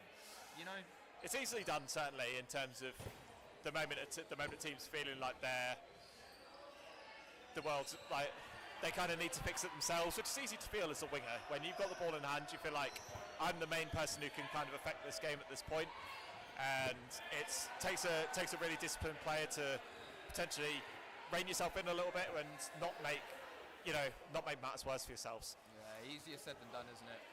Very much so. But Spartans, this could be a very key set for them here, you know. They feel like they need to convert this a little bit. With a 10-2 deficit would take some real plaudits to bring that back. 8-4, it's still very much a ball game ahead. But 5-5, this is a classic example of if they can just hold it together, if they can not play frustrated. And Man's doing the lion's share of possession again. Storch doing well to get out the response from Tranter. Good honesty from Van Murray, taking that hit from Mans. And now Phantom's down by a player. C-rolls reversed a little bit here, potentially. Case in point from Sharp. Sharp has to bite and try and take out Bignall to try and avenge the deficit, and Babula's there to punish. Phantom's now left with a 2-player deficit. Play 2 called on Phantoms, 2 separate balls at 2 separate targets. Oh, and that's a hit from Mans on Coldrick. And Spartans do convert that set, 8-4. And Tranter not happy because she's put her hands up and a ball's been released on her afterwards, but to be honest, it was tough to tell here that she hadn't secured that ball with a kind of turning 180. Bit of an occupational hazard of the game at this point, and yeah, I think ref hears her concerns, but yeah, I think nothing malicious there from Bignall. Nothing there. 8-4. We've got a game. Phantoms winning that middle ball, and they need to get that ball out to the wing. Yeah, Coldrick and Mans being prepared to avenge if anyone went for them, and there's a hit from one hit from Sharp onto Storch, but bounces before he gets the double hit on Babula. Very good throw there, you got to say. Yeah, really nice accuracy. That's not much worse from Coldrick. Takes out Phillips. Yeah, Phillips caught fishing there. I think they've identified her as a player who's going to do that. Phillips is such a cagey player to have in late game, but a good follow-up hit from Dalton Taiti onto White, and she gets the ricochet catch in response, and Phantoms have 4 balls to play with. Yeah, that play going well south for Spartans. Bignall pre-throws, and Mans is taken out there by the group throwing from Phantoms. 6-on-2 is probably the biggest player deficit we've seen either team have in the entire game. Yeah, I think. There was a litter of chaotic mistakes from Spartans which just completely took the set away from them, and as Phantoms have done very well at doing it all game, I can't imagine that they're suddenly going to provide an opportunity for Spartans to swap this around. Agreed. Good hit from Koldrick onto Tranter, but the double counter from Van Murica's Sharp is very good. Bignall left on her own, and she's got 5 Phantoms to deal with. Van Murica applying pressure, but blocks one away. Bignall now with 2. Phantoms with a couple of choices about how they want to play this. With time being their friend, being up in the game, they might elect to play this out quite safe. Case in point from Alan, sending one else. Valid, but outside of the catching zone of Bignall. Bignall's going to have to pull off quite a tremendous catch in this set to do Play something 2 on really. Phantoms here. Diving. Good accuracy and good timing from Van Murica and Sharp. Bignall now left with 3. Make that 2. Phantoms still with this 4-player advantage. I think that was the right decision for Bignall. That was quite telling of how Phantoms were going to play. So I felt like she had to try and take a bit of a worldly catch one way or another. Yeah, she was either going to, do that or lose more and more time. Yeah. Timing this out only benefits Phantoms if they're going to win it. So right decision there from Bignall to try and force something out of nothing. So Phantoms break the double digits barrier. They go 10-4 up in this game, and with the way that all the sets up until that one have all gone to time, I think we're probably expecting to see probably no more than another 3, maybe 4 sets if it's really quick. Spartans probably use their last lifeline on that set. So the next set is crucial, really. Well, to say it's must win for Spartans probably isn't really an over-exaggeration. Yeah, I think this is probably where Phantoms are almost at their most comfortable as well when they're up in the game. They can afford to sit and wait and just survive and let the opponents make the first mistake. This is very much not uncharted territory for Phantoms at this point. Spartans they've got a real stylistic decision to make in terms of how they adapt what they do for the next set at minimum. Because absolutely. I mean, ultimately, like you said, Phantoms will sit and dodge and not give away any catches. So the question for Spartans is, how are you getting them out? How are you doing it? Attack, counter, catch. They're not just going to jump off the court. So what are you going to do to make it happen? I think it's a tricky one based on how Phantoms have been playing when they've had 3. They haven't opened themselves up to the counting opportunities. You already mentioned in terms of how Phantoms are throwing these single ball attacks that they aren't particularly aggressive or expansive with these throws in terms of where they're putting them. So the catches aren't really an opportunity either. Might need to start throwing 2 balls, but again, that's not without its drawbacks. This Phantoms team is already shown to be very strong with their 2-ball attacks, and they're probably a better throwing unit than the Spartans team in general. Not much in it, certainly, don't get me wrong, but certainly with with these 6 players on court for Spartans having already played a full game and no subs, you expect fatigue to be setting in here. My opinion is that the Spartans wingers need to step an extra step forwards and be ready for the running hits, because I don't see another route really. I would agree. I think unless they make the decision to start throwing single balls particularly expansively, but that's not a particularly reliable strategy with the Phantoms will love that. Yeah, exactly. Just Case like in point. And Man sends an extra one at Tranter, but she blocks it away. 4 balls here for Phantoms, and they're a player up so far. Can they make it 2? They can indeed. 2 balls take out Bignall.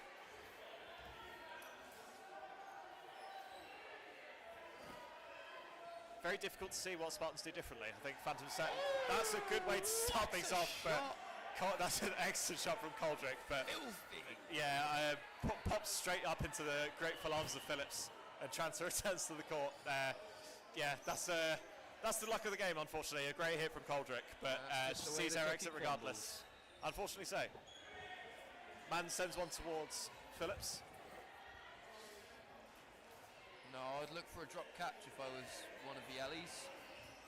which is exactly what she went Elisa for. tries it, but yeah, very much wise to that from Dalcontaiti, not throwing it in the catchable area. 2-ball attack on Bamber, it does make the hit. Good call, needs to change something up. Yeah, good heads up play from Mans, trusting her and her 2 teammates about what they can do against 4 balls. But a good hit from Phillips, and Tranter takes up Mans. Again, lateral movement with the ball. Probably would have seen her survive that. Good throw from Phantoms, and a good catch from Sharp on Storch. And you know, Storch knew she had to do that, and so did the Phantoms, which is exactly why they could set up for that. Yeah, really, really tough, especially when the moment you lose down to 2 players, it becomes so difficult to make these single ball hits because you just know. I would call that invalid. Yeah, I think right refs called that, and normally quite telling if it bounces in front of the return line. One down for White. Going out for an invalid better than throwing a catch. So yeah, I think fans will be relatively happy with if that's the worst that happens, knowing that they've got a lot of time, that they can burn a lot of time here with this 4-player advantage. White needs to make something happen. Good placement from Dalcontaiti. White goes up again for Tranter. At this point, I think I'd step off court, to be honest. We don't know the actual time here, but I wonder if that's not even an option for White at this stage. Whether that's time anyway. Yeah, she wasn't really going to achieve too much by stepping off at that stage. But Phantoms take a 12-4 lead, and the writing's on the wall for Spartans at this point. Yeah, it's not really the close game that we might have anticipated. It is and it isn't, because the individual sets have all been very close, at least up until the last 2, where you saw White against 6 Phantoms, and the one prior where they took a 6-2 advantage early on. Yeah, but, it depends how you look at it, really, because the thing is that even when it has been close, it hasn't looked like Phantoms are going to lose it. Can't argue with that, and I think that's a bounce on Dalcontaiti from Babula. Yeah. Got Babula and Koldrick taking the wings now. Yeah, potentially Spartans realising this game might be a little bit beyond them and just taking the opportunity to rest ahead of what could be a pivotal 3rd game. This is very much a marathon, not a sprint, this league, and they certainly don't want another. Yeah, they need to be firing fit for their next game. They tied against Wessex Wolves earlier, which I think they were quite disappointed by. So yeah, but that's a great one for the highlight reel there from Bignell and Mans. Free throw hit and a ricochet catch from Mans in conjunction with a catch off Bignell. All 6 Spartans back on court, and Sharp does well to get out of the way of the multiple attack from Spartans. Phantoms with 4 balls now. I think Spartans happy to try and make it a multi-ball exchange game rather than a 1-for-1 for 1-for-1. But 2 balls do take up Mans from Van Burek and Allen. Bignell sends one away at Van Burek. Koldrick entrusted with the left wing. Free throw comes out. Babula leaves that one well alone.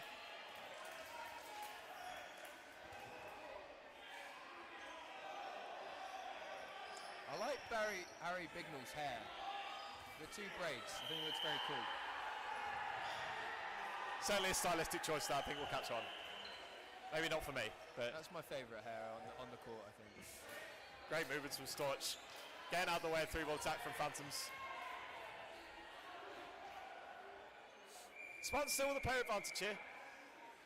Feel like Phantoms happy to lose the sets, even if they lose the sets, as long as it takes 3 minutes, that's good enough for them. Absolutely. But yeah, Spartans be keen to ensure that they don't fully capitulate here and play this game right to the very end. But Billy gets out the way from Dalcontaiti. And I think you're absolutely right about Spartans kind of just taking the L here, because they're not playing with any rush or urgency, really. Yeah, you'd think that if a team was, still had belief that they might be able to claw back 8 sets in not a lot of time, then they might be playing with a bit of a higher tempo. But I think they're just happy to take this as a they might be happy to just take this as a I think the whistle's gone a little yeah, while the ago. whistle's gone. Bignell's fuming. Yeah, I thought that was a whistle mouths. from the ref on the right hand side, and I assume that presumably the fans just didn't hear it, unless it was from the court adjacent, and it was just a weird coincidence. But a bit of an odd play there for a minute. I think there was a bit of a fracas about whether the trade between Dalkintaiti and Babula, I think it was, whether Dalkintaiti had released before she was hit or not, and whether it was a 1-for-1 trade or whether Dalkintaiti should have still been in. My gut instinct is it probably was hit before release on Babula, so Dalkintaiti probably should have still been in. Regardless if that was the ref's whistle from this court rather than the adjacent one, then there's an awful lot to unpick there, because definitely Bignell should still be in at a minimum, and whether there was any kind of malice from Phantoms, I'm not sure there was. I think that was just general playing and not hearing the whistle. But do you have a player of the match, Sam, so far? That's a tricky one. I think Phantoms as a unit have definitely played extremely cohesively. I'd be tempted to give it to Dalkintaiti. I think she's been a real thorn in the side of Jintari Dalkintaiti. Apologies if I'm mispronouncing the name. You absolutely are. There you go. And for Spartans, I think you've got to give it to Mans. The two left wingers for the two teams, I think, really sort of won their individual duels, but I think Phantoms have won they've won the overall war, I think it's fair to say. Yeah, I'd like to give a shout out to Tranta as well. I think so as well. Watching her play this game. Yeah, I think she's certainly grown into the second half. I think Mans had a number at the start of the game, but I think she certainly played into it. So as it transpires, that was a trade between Babula and Dalkintaiti on the right side, and Bignell was back in because the whistle had gone before she was hit, and Spartans do survive that one play to win that set, 12-6. And probably a little bit of time left. Probably not enough time for Spartans to claw it back, barring something incomprehensible. And Phantoms ensuring they take their time on the lining up. 3 minutes. So this is going to be playing for a little bit of a consolidation prize for Spartans at this point. Oh, also set difference. Don't forget that. That's set a fair point. Can be very important coming to the later stages. Yeah, certainly, especially a set against your rivals as well. Sorge does make the hit on Tranta to kick things off. Especially if we play 2 sets here and Spartans lose them both, then a -10 set difference and +10 for one of your closest rivals is certainly not an appealing prospect. And Storch doing well to ensure that doesn't make the case, making the mark on Phillips this time.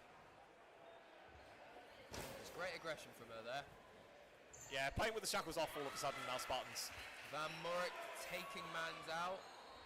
Yeah, Storch trying to catch napping at the back of court. Spartans still with a player advantage here, and 2 balls in hand. Yeah, Derby playing quite conservatively and not allowing Spartans a countering opportunity to try and further their advantage. Phantoms winning this game somewhat reminds me of Wales, England in the women's and bronze place medal. Well, they share a coach at minimum. Yeah, it's just haven't thrown had a great catch from Storch, takes out Dalkintaiti, and it's followed up in kind by Bignell taking out Van Murray. Spartans with a 4-player advantage, which has been lesser seen in this game, and 5 balls to play with. They can make it even greater here. They do just about on sharp, doing well to get out of a lot of it, but one does find the way on the way through. Alum just needs to kill a little bit of time here. She's doing a wild throw. Takes out. And that's a good. That wasn't a bad decision there from Babula to try and make a catch, try and force the set to finish early. Yeah, absolutely. Alum waiting for play ball. Sends one over Coldrick. I hate to think what her back must feel like the next day after that throw.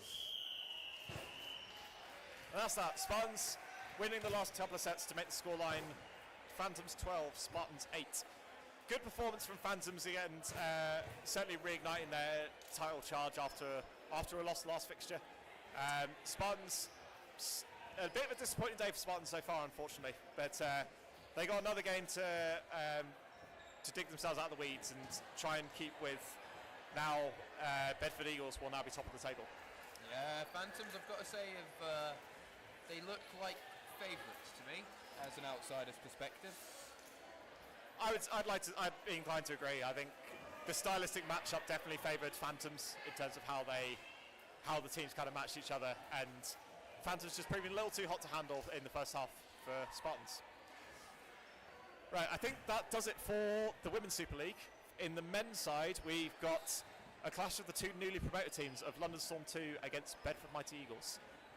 Game with real ramifications at the bottom of Men's Super League. So we'll take a quick break, and we hope you can join us for that. Catch you soon. Don't go anywhere. Thank you very much, Sam.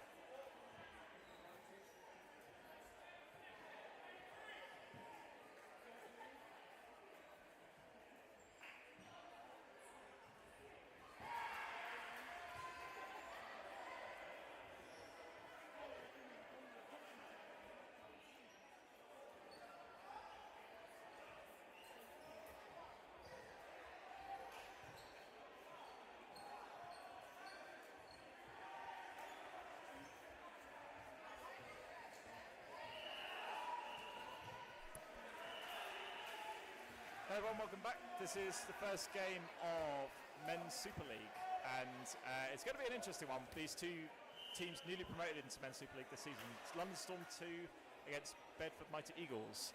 I'm Sam Ward, and I'm joined here by... Yeah, you got... It's still jarring, don't get me wrong. Yeah, 100%. Storm 2s with a point on the boards, and Bedford Eagles with 3 losses on their first fixture. Babatola makes the early mark on Briggs to kick things off. He's got a cannon. Yeah, he's certainly a real thorn in the side of a right winger. Mountford tries taking the trade on Josiah, but he's wise to that. Josiah to stay alive there.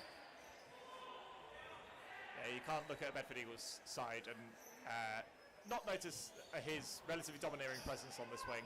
So I wonder how Storm will kind of counteract his gameplay. I think there might be a 2-ball throw here. No? Still electing to Clark entrusted with the man marking of Josiah and ensuring that if Josiah wants to go for any counter opportunity, then Clark's there to punish.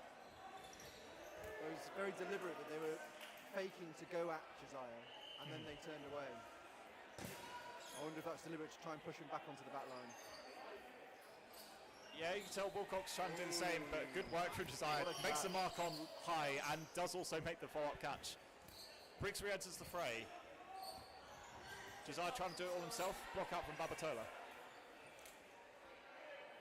I think the pace is going to be quite important here because Bedford Eagles like to play a slow but quite aggressive style. It's going to be interesting to see whether Storm 2 are able to match that and get into it on their own terms, or whether they're going to need to try and force something different. 3 balls against London Storm. Good shot from Josiah onto Wilcock. Didn't even see that. His release is so quick and going to pick the wrong side of court. You don't even see that he's let go.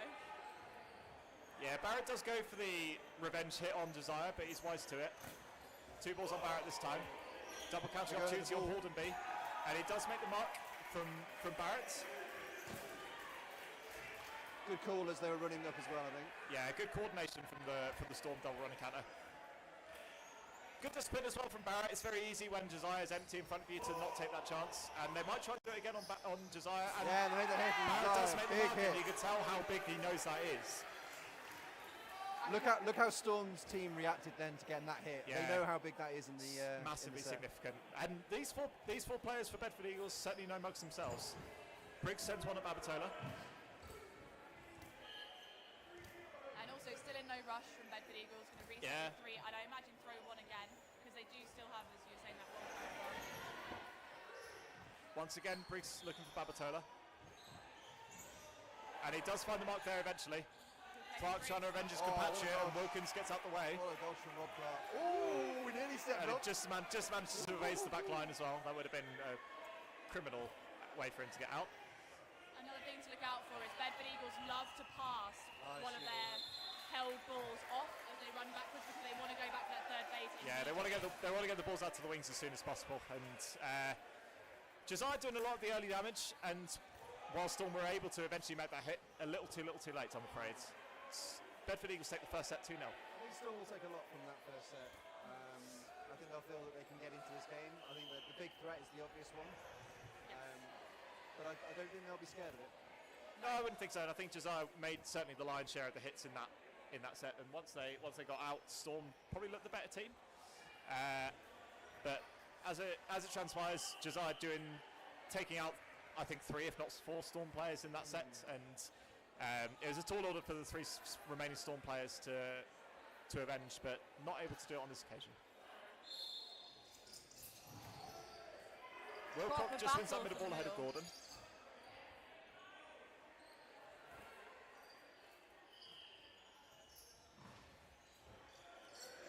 Yeah, really good movement from Bedford there, and it's so important to keep that mental clarity. They don't need catches right now, they're even on players, so they can just afford to be a little more conservative but keep that energy high at back of court.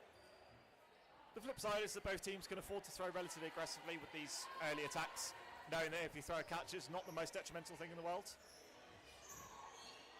Great play from Walsh. Wow, Makes the the catch.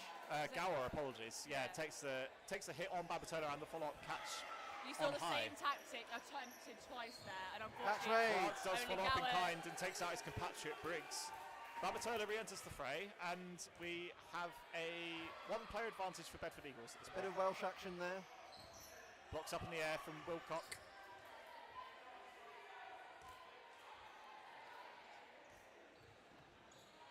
Yeah, Bedford not too afraid to throw these two ball attacks, especially when Storm are down to 4 players as well. Can expect that to be a relatively commonplace occurrence. 3 balls to Bedford, coming up slowly. Big release from the middle. Still with that one-player advantage. Oh, nice shot. Excellent. They're throwing a lot off ball, I've noticed. Yeah, I think, To start with. and I think you need to be that sort of the kind of positive play that I think you need to do. Great Great trade trade there, from so Clark they and have got Josiah. Josiah. I think whoever sits on this left wing for Storm will be tasked with the fact that if any trade on Josiah is probably going to be a good one. Yeah, a 1-for-1 Block out against from- Josiah is not a bad outcome. No, it's a 2-ball attack for Storm is blocked up by Gordon. Oh, what's going on I here? think that, yeah, there's I have some sympathy for Barrett there. There's the ref adjacent to him is calling a hit on Gordon, so I think he was expecting time to be stopped. I think the ref was overruled by blocks from the refs who probably had a slightly better view of it, and game's still going. Bedford have every right to keep playing. Barrett sees a stay exit. That's a tough one to take. Great take there on the middle player. And no, Yeah. doesn't quite find Gower. Oh, back down to Gower! 1-1. Yeah, a few cheap hits there on Haldenby and Gower from Wilcock. Does he complete the comeback? I was going to say, difficult. I think in this early stage, you think Storm will be pushing for a set win, but like there's a temptation there to get that 1 point on the board. Yes, yeah. You don't want it to be 4-0 Yeah. early doors. Not You're chasing after all the this game. work. No, I think You'd much rather take 3-1. Yeah. Yeah. I think good choice, good choice. Definitely a point gained in that though for Storm. Could have easily, like I say, 3-1 down. 30 seconds to go. good mental resolve from Storm, especially after the manner of Barrett's exit. I think that was. I think they could have had every right to be a little aggrieved at that. Yeah, it's a team of referees. They have differing opinions based on differing views. So I think that's an unfortunate truth of the game. But regardless, a point on the board for Storm 3-1. Oh, nearly had a quick start there. But they've called it off. Resets with 3 for Storm 2s. Great take from Gordon. Wasn't a bad placement from Mountford. Up high on the shoulders, but a good take. Those are the ones you hate to give away, though, aren't they? Yeah. You think you've thrown a pretty safe one to start, and he takes it on his shoulder, and He won't know it now, but it's not the most detrimental catch to have thrown. No. Good follow-up hit takes out Josiah, and you hear the roar from the Storm crowd. They know how big these hits on Josiah are. I have to say, I think Storm 2 are doing very well at managing the threat of Arlie Josiah. Like, if for people that maybe don't know this league as well or don't know Bedford Eagles as well, like it's difficult to overstate how much of a effect presence has on court. So while there's a lot of pressure on that left wing, great trade Ian Barrett for Wilkins there. So that also works out in Storm favour. Well, don't forget these two teams would have played each other last season in League So One. they both promoted. They were both Yes, promoted indeed. last If anything, season. Storm are one of the teams better suited to facing against Bedford Eagles. A relatively similar looking Bedford Eagles side to the side that got them promoted last season. So 1 player advantage to Storm 2s. Great Good movement. areas from Briggs, looking for Babatola. Be interested if Storm elects to throw a 2-ball attack here, or whether they still have to keep going with 1. Oh. And Babatola does get hit there by Haldenby, and Clark's not there to punish. Double attack onto Wilcock. I think It unfortunately. wasn't the cleanest counter from Bedford, but it worked. No, I think It was good Briggs heads-up having play. the eye contact really Yeah. helped there. Block. Oh. Good accuracy from Briggs. High was absolutely set for that, and he's a very strong catcher himself. But Briggs' size enough's enough. Yeah. I think Bedford set with 3 it was against very Clark on his aggressive own. from Clark to go off ball with that attempt. Gordon sends one safe and high.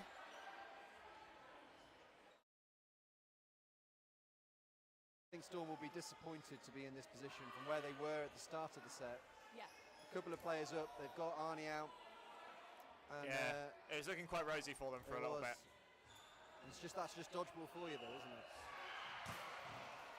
What do you do now if you're Bedford?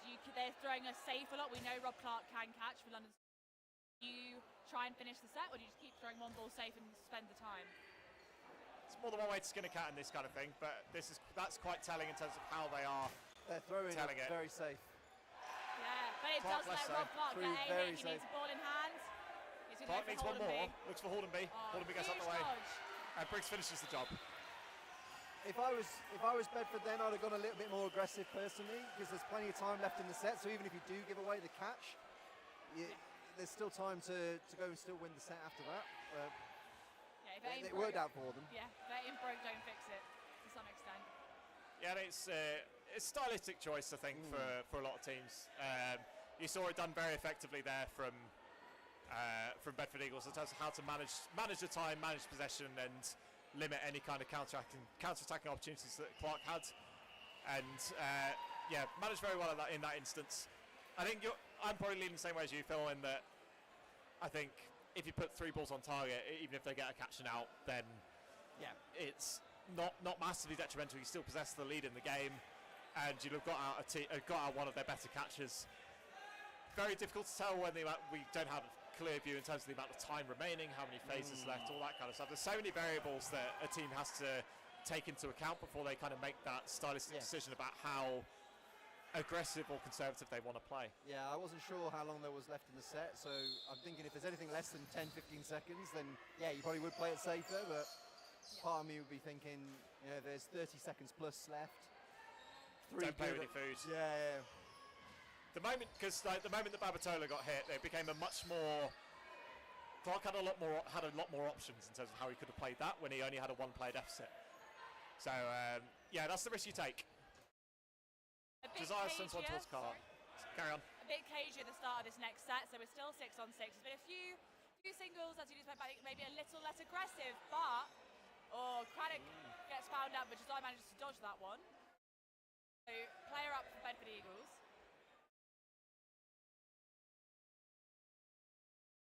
Effort from throws a little more tentative, maybe.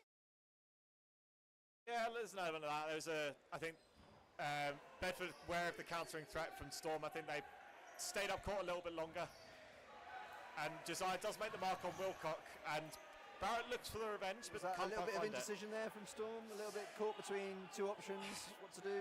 A little bit. I think they were a little caught a little bit by play ball. Doing well to reset after the pre-throw from Briggs, but not taking the majority of possession particularly well in that occasion. I think as well, so they were so aware they needed to throw at the same target. I think they maybe took a little too long to actually release once the target had been decided. But they got the hit and they just happened to lose someone else as well. Great block from Barrett and a good throw, but doesn't find target in the middle from Storm. So they'll have three balls. Yeah, eventually 3 to play with. Which they Barrett do not want, one, because Barrett's block up in giving the it air. away.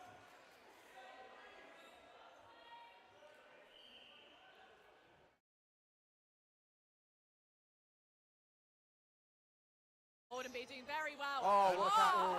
Lucky. I thought he had it. Should repeat his heroics from the first set, but no, not quite on this occasion. Takes the trade with Babatola.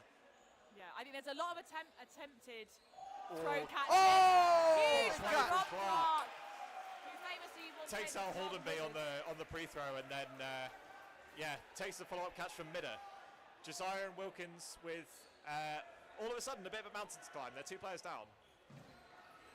They send one up high, and they're getting hit there on the right hand side. I think that's right. I think the liner effort Jason to us probably didn't quite see on his left shoulder, but hit nonetheless. And the follow-up hit, Clark trades himself with Josiah, which I think that, as we said before, works out. 100% worth doing. Not even as a 3-on-2 deficit, trading yourself down to a 2-on-1 is probably a good thing. This is a big phase now for Storm, I think, because they need this set. They don't want even a draw here. No. So time stoppage here. I think the refs took a little bit of a bit of incision on what exception to the careful blocking. Yeah, whereas blocked onto his own side by Barrett, and then Craddock blocks what was at that point a dead ball because it had gone into the ground away to Bedford side. Not sure I've actually seen that happen in the game before, but it looked like I a bit. was busy thinking, what an absolute big brain play. Like, I'll be if he's not about to get a card, I'll be doing that next time. Oh, he's been called out. It's been called in. I'm not. Yeah. I'm not. I think that's fine. That makes sense. That's a tricky one for the refs. I have sympathy because I'm not sure there's anything. I'm not sure there's anything rules against that. Propelled a ball towards the other side of court, and it didn't go within a metre of a player while it was Well, let's live. just hope it doesn't Very cost Storm though, because Yeah. if they don't win this set or they go on to lose the set, it's a big turning point in the game. I was going to say, Ian Barrett is a big fan of a leap of faith, so whether we'll be seeing one of those come out. Alas, no. I think Another draw on the choose to board. take the draw. I think Storm will be disappointed they didn't get the win there. Yes, I think a bit of a theme of this half maybe at the moment, but I do think it's there for Storm. It's just these marginal moments that have gone against them a number of times, and I think there's a few things. I think for essentially also on the wings, throwing and dodging rather than going for these catches. I'm not sure that's been working out for them. It's an incredibly difficult thing to pull off at all. Like I'm not trying to say that anyone's playing badly, but I think there's been a few like maybe slightly over-ambitious plays. Arguably like that block that Rob Clark's just gone for, but he makes it cleanly and the ball's gone back to Bedford Eagles. I think Eagles seem to be coming out in the early exchanges on top more often than not in the sets so far. Yeah. And it's giving them a platform to build each set. Yes. It feels like Storm's playing catch up more often than not. Really, I think that set was probably the first one where Storm actually boasted the player advantage, and then Bedford Eagles were then Catch made. great Lovely work from catch. high. Lovely catch. I think they're the ones you want. You Yeah. want those ones more than the neutral zone mayhem, because you can never bank on a neutral zone catch. They're the ones that put you doubt in your mind when you're next throwing, aren't they? Like, Yeah. Oh, and another What a catch. game! That's 3 for Rob Clark. And a hit as well to follow up. Well placed as well. I think Lewis went low right at the last minute. Lewis Hold'em lead for Bedford Eagles, and Rob Welsh just get him on the shoulder rather than clunking him straight in the forehead. And Storm have 4 balls left to play with. They send a few of the Sent 3 in. Gower. You're disappointed there if you Storm not to make the hit, but that's a big hit as well. And you wonder, at 6-2 up, did Josiah need to put himself forward? But There wasn't so time. little time. Yeah. That's Yeah, a big set for Storm. Yeah, that was important in the context of the game. It was important for them to win that, definitely. Some big catches making the difference there, I think, in that set. Yeah, it really was. They really turned that round, and I think a lot better time, because you don't get a choice, do you, whether you get a catchable ball or not. But I think the proper commitment into back of court, sinking them, as opposed to looking for maybe slightly more opportunistic ones, really helped them out. Yeah, I think Bedford Eagles were quite static at front of court, and I think it didn't pay dividends for them on that occasion, with the throw being a little less well disguised and a little less powerful, etc. Hyde makes the mark with that first catch, and yeah, Storm doing very well with a follow-up catch from Clark to really punish Eagles, and they had to really try and force the issue. So they're 6-4, I believe, to It's 6-4, Bedford Eagles at this point, and I think Bedford's probably have been the better side, and I think Storm probably doing very well to keep it a one-set game at this point. Yeah, I would agree. I think what I'd also say though, I think Storm will be looking back on a couple of those sets thinking we probably got a draw where should have got a win. We got a loss in a set where we could have got a draw, and you know the scoreline could look a little bit different. It's just those turnover plays, isn't it, really, that really can make the difference. But I think they'll be really buoyed by the fact that they won that last set, a nice clean win on the set as well. Some good catches being made, and I think they're starting to grow in confidence. It's an interesting team talk at half time. I think if you're on the Bedford side, do you stick or do you twist with a 1-set lead? But yeah, it's going to be a fascinating second half. If it's going to stay as tight and cagey as this, it's going to be a fun second half to watch. I think Storm will take quite a lot of heart from the fact that they've made all these sets really, really close while Josiah's still been on court. If they do get a couple of cheap opportunities to get Josiah out, and I mean some of those are as rare as hen's teeth, to be honest, but if they do take him out early in a couple of sets, then you'd like to think they'd probably be fairly smooth sailing. We haven't seen as much from Josiah towards the latter half of the half there. He was very dominant in the first few sets, but yeah, I think they started to manage him a lot better. Yeah, and I think that's, as you say, that's a testament to Storm's tactics as opposed to Josiah not playing well, because when he has been on court, he's been incredibly influential, but they are quite effectively in most of the sets. But regardless, it's a huge first set. This can really set the tone. You know, if Storm win this first set, get back to level, you know, it could go either way. A winning set for Bedford means that there's a big gap then to start chasing if you're on the Storm side. So really pivotal first set. I'd say if you're Storm, don't lose the set. You know, a draw, you take it, you move on. But try not to give Bedford that momentum. Don't give Bedford that 2-set advantage.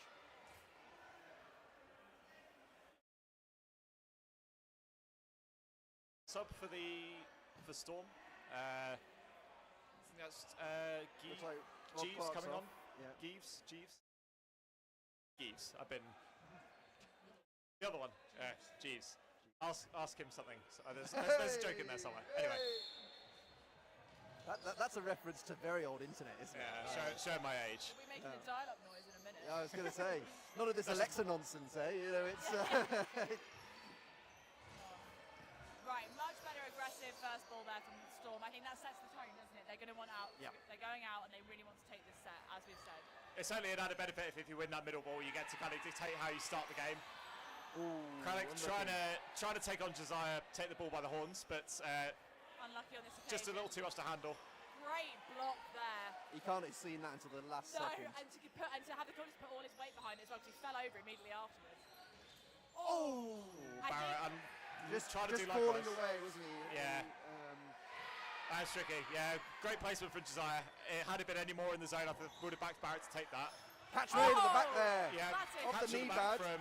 off the rebound from the hit from Gower. So back to 5-all. Yep, Craddock re-enters the fray, and 4 balls here for Storm. They don't put it to good use. Good dodging from basically everyone in that Bedford side, but particularly Hornby. Halloumi and Briggs in particular, getting down low. Yeah, and how effective that is, because especially when you're already mid-movement, when you see them drop, it's so hard to get that angle on the ball. Better from Craddock there, I think, just taking his time with Josiah.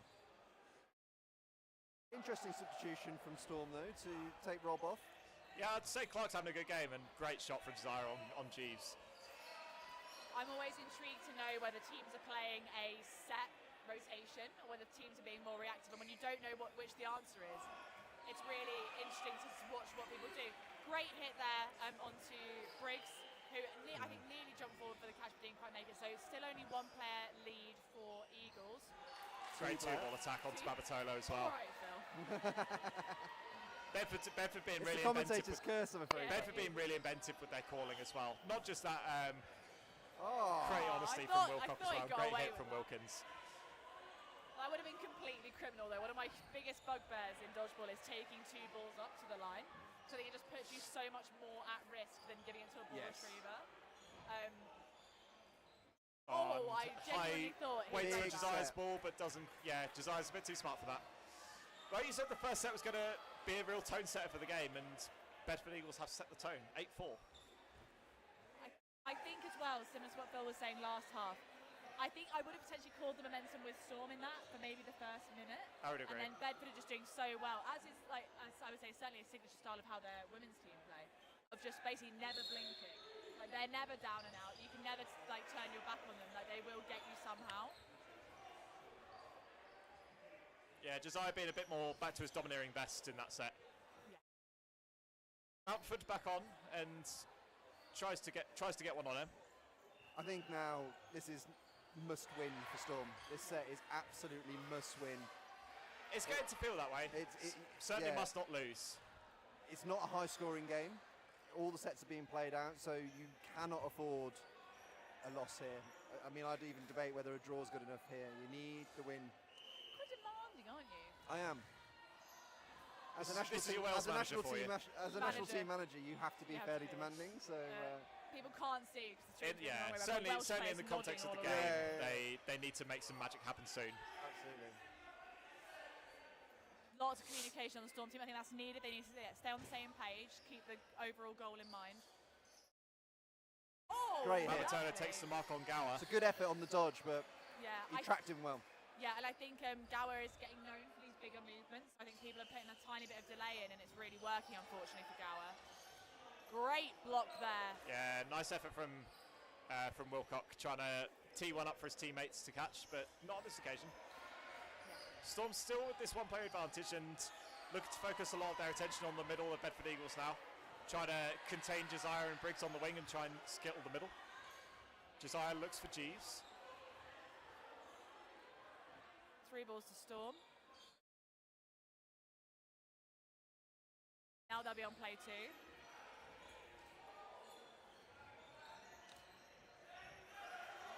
Good dodging from everyone Lots concerned. of dodging, lots of good dodging. We do play this sport called Dodgeball, so it is nice to see some dodging now and again. It's not called hitball. Yeah, it's not throw ball, is it? Although, That ball's collided, Balls collide, I think. Manford and Josiah Dodgeball! taking each other on. Yeah, that's the natural reaction to balls colliding in midair. so we're also conditioned. Yeah. Oh, Unfortunate. it's a good free-throw. It's a really good free-throw from Josiah though. Yeah, I think Yeah. Wilcox was So- trying to take the pressure off for the release, but Josiah just read it too well, I think. Another great block there from Storm, coming in So off the cross court. 5 players each. What are we about halfway through the set? Yes.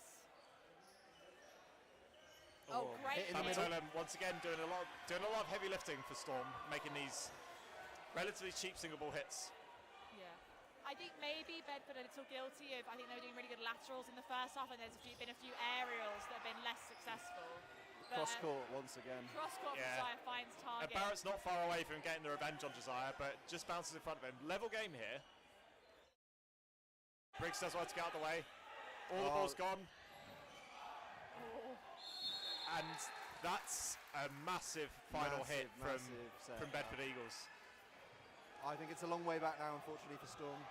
And I think, unfortunately, you can read it in the body language, can't you? That they knew what that set was about, and they're frustrated. Well, I think Storm certainly agreed with you, Phil, in that they didn't think a draw was going to be good enough in that set either. So they put all their chips in to try and get that final hit, to try and secure 2 set points. But a 3-set deficit now, and Bedford Eagles on the hill. Probably one more win will see them win this game in a set. Timeout taken, which It's not a surprise, really. Yeah, No. needed to happen certainly.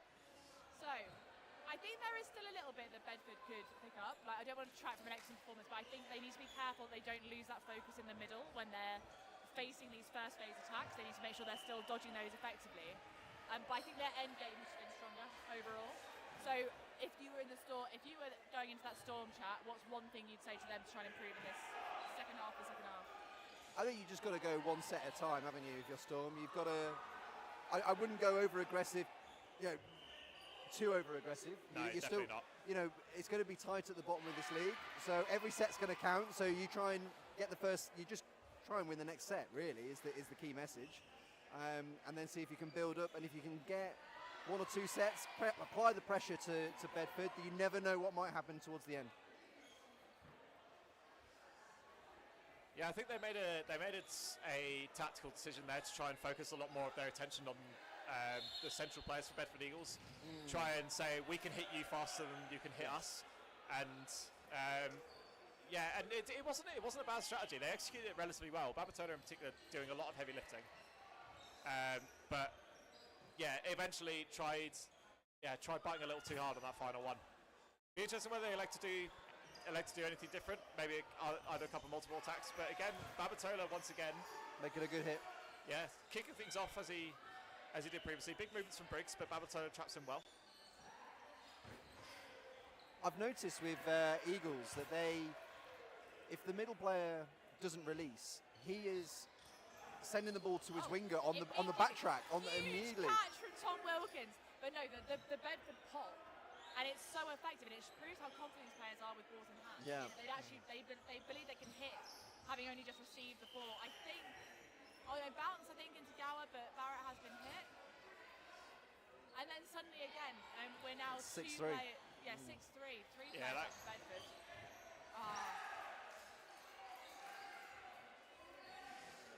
Josiah is out, but unfortunately so are most of Storm. Wilcock left on his own against five Bedfords. And it's a hit finishes thing, and Bedford know how big that is. So I think that might be the match. I think the psychology of the two sides has been really interesting all game, and Bedford really have. I would say there's been a point in every set where if you were Bedford, you might have been a little worried, but they're just not, and they're keeping that ice cold composure, and they're not letting. I think Storm are trying to play a little faster to force some of these plays, but Bedford are just absorbing all of that pressure because they believe that even if they're a player down or two, they can turn this around. And it's incredibly impressive for a team that, while they have a long history of being in Super League, have only actually just come up after a couple of years in the league below. Yeah, they've had to rebuild a bit, haven't they? They lost a lot of players, had to rebuild a core, and it looks like a couple of seasons in League One has really kind of seasoned them a bit, and they look a really good, well-oiled machine, really, coming up to what will be an extremely tough Premier League this year. Storm as well. I don't think there's necessarily any issues with the technical, but they're talented players, and we've seen some excellent plays from all of them.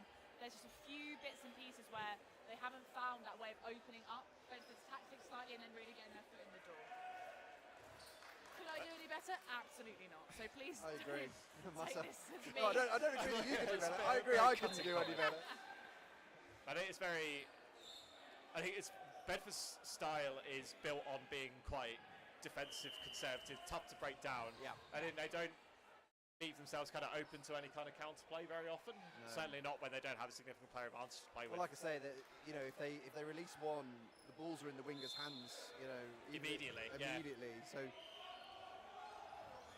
all change for Bedford. So Rudland, Shadwell, and Craven all enter the fray. Potentially, good to get them some Super League debut. And another debutant of Aaron Baines comes on and takes an initial catch from Shadwell. That was lovely, that was. Yeah, known for being a safe pair of hands wherever he's been. Barrett looks for Briggs, but doesn't find him. Well, obviously now we have the 3 fixtures per meet. It is important to give your players a break, as much as giving the opportunity to your bench to get some game time as well, because obviously, as the day goes on, this is obviously the first round of fixtures for the Super League, but we know that great take for Desire legs are going to be needed later on. A lot going on. It's gone a bit chaotic. It's gone very European. Good recycle from Clark. Gets 4 balls for his team, 5 in fact. Rob Clark determined to nearly take himself out on line faults at any given opportunity, but does retain the 5th ball, I believe, for Storm. Great work there. Well read in the movement, lovely low position. It was an excellent dodging effort from Josiah, but just really, really well played by Storm there, who now are even. Yeah, after what a very tumultuous, chaotic exchange in the middle. Clark diving for a catch, but a good hit from middle on Barrett. And I think if you were Storm now, if you had to pick 3 of the Bedford players to be up against with a 1-player deficit, this is probably your best option. See that some of the newer, less experienced Bedford players, which is not to say they don't know what they're doing, but you've got a little bit more room for sort of a sneaky hit, or something you might not have gotten away with against their sort of core players. So can we get... As you say, that 2-ball attack takes out Baines. Clark's on his own. Shadwell did amazing work to get out of the way of that. Oh no, he's been called. So it's a 1-catch win for Clark. It is, yeah, that was the one as well. A fantastic placement from Bedford there by luck or design. And that was probably the most devastating thing you could have done to Rob Clark in that moment. I think it's quite well. I think you said it in the first half. I think it was Phil about how stylistically Bedford would have elected to finish the set off. You almost saw there the risk you take in terms of being too aggressive and expansive. Yes, but. Bedford do make the mark on Clark on that occasion. It's been a very polished performance from Bedford, I will say. They've come out on the big moments. There's always big moments in every set in Dodgeball, and I think they've, whilst in a lot of the gameplay it's been quite even, I think just in those key moments Bedford have come out on top. I think Storm might feel a little hard done by in terms of the gulf of the score between the two teams. Yeah. I don't think it's been a one-sided affair at all. It's been an incredibly watchable game as well. Yeah, definitely. You said 14-4. I wouldn't believe you for this result. But I think it's you certainly tell in the crunch moments of the game where the overall experience is. But good 2-wall attack takes out Josiah. Important for Storm 2, mentality-wise, to still be putting their whole body through these throws, finding these good hits. They're at 2 players up now. Yes, I can count. Yeah, every set could be crucial by the end of the season. Yeah. Especially against one of your a team that might be a rival at the bottom of the table as well. If you lose convincingly, then they get the set difference boost. You get the set difference deficit. It's like a 6-pointer, isn't it? In football, like they call it. Oh, it bounced off him a couple of times. I thought he was going to land in his lap. I think he might have been hit by 2. I think he was praying that Baines or Clark might have been able to take that ball off him. But regardless, the ball finds its way to the ground. Blocks, I believe. Yeah, block it to the ground, I think, from Craven.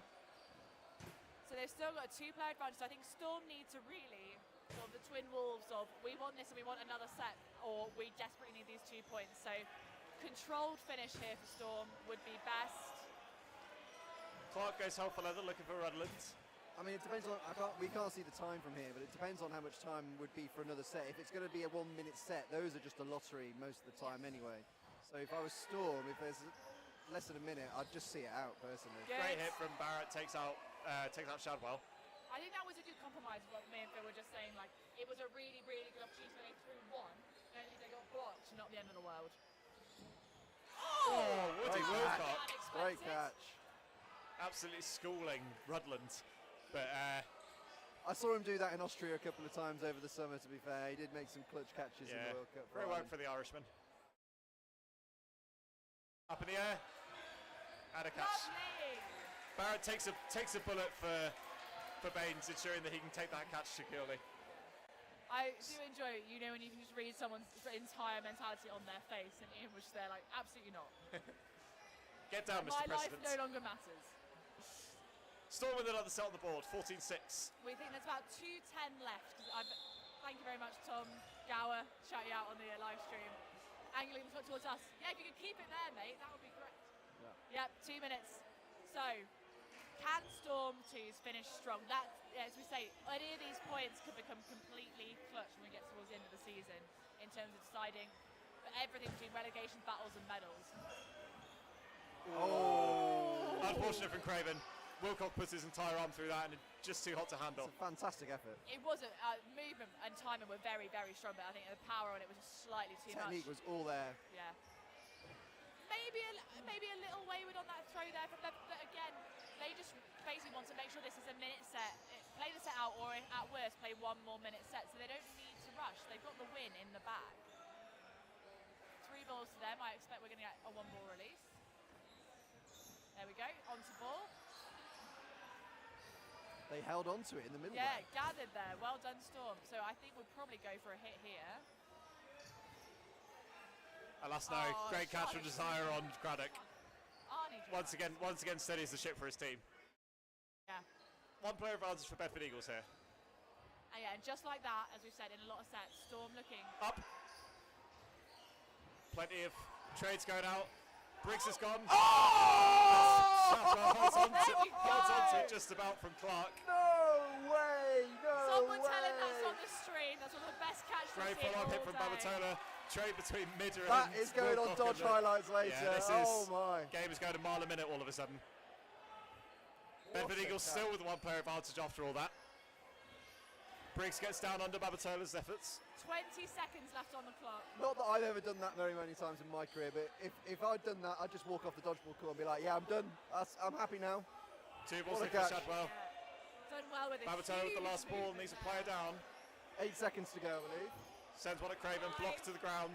4, 3, 1 player by 2. Well timed, Bedford Eagles take that set and they take the match 16-6. Big celebration from Shadwell, I think totally deserved that last set. It's a huge win for Bedford in the context of the season. I think we know that it's going to be tight with, 4 or 5 teams potentially fighting to avoid relegation, and I think both of these teams will probably be in that battle. I think they're quality teams, but we know how tough quality league is. Yeah. So, we would suspect they'll be battling out down there, so it's a huge win for Bedford. Congratulations to them. I'm going to dash while you guys finish off because I've got a game to coach. So I'm just going to put this on the... All right, coach. Nice seeing you, bro. Yes, well, I think we're going to take a short break. I think next up we've got the joy of Derby Phantoms against Leamington Spartans to follow us up in Men's Super League. So I hope you can join us for that one.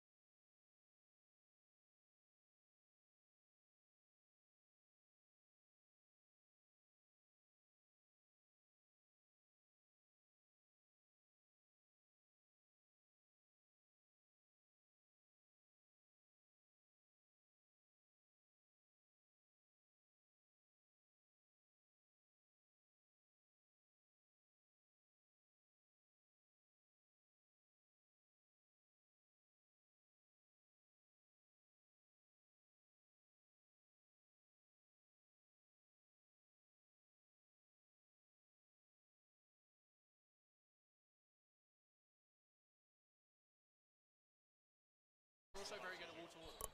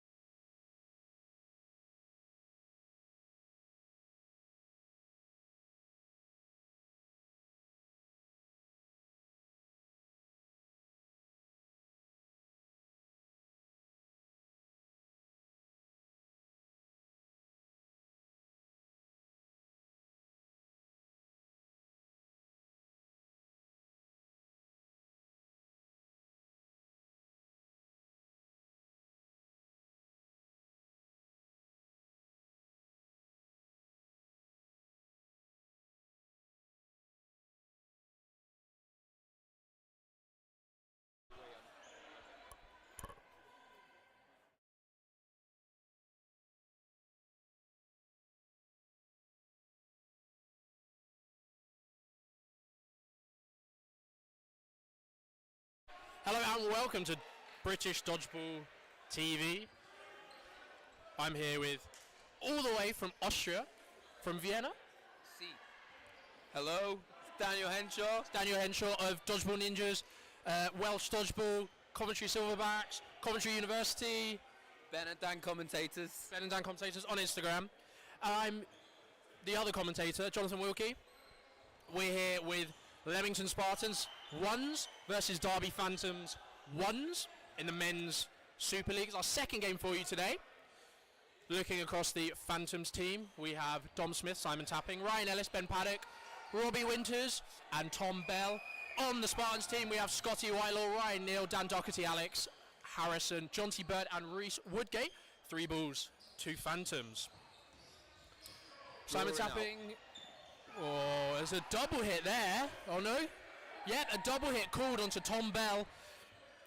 And a hit there from John T. Bird on Simon Tapping. Simon Tapping looks like he's interfering with the ball there. Pause of time here. One of the line referees is calling that it bounced, and he had a good view. The other refs are saying the second one hit, so... Yeah, so fairly confident from the middle refs calling that a double hit. The ball ricocheted from Ben Paddock onto Tom Bell. Sam Warville and Rob Clark are centre refs, with the rest of Storm 2s helping out today. And then otherwise, no hits onto the Spartans side, so it would be 6 apiece. Not 6 apiece, sorry. We'd have 6 left on the Spartans side. Simon Tapping was hit out, and 3 left on the Derby Phantom side.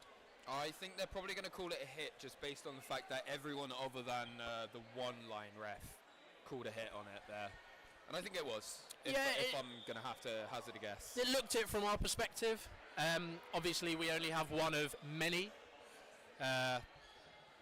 So they're just waiting. Big decision early on to the game. I feel like this might... Teams don't really want to ruin the flow of the game so early on. Yeah, I'm really glad that we're having like a 5-minute break to discuss this. But anyway, the refs will come to a decision. Centre ref communicating with Ryan Neal, the captain of Leamington Spartans.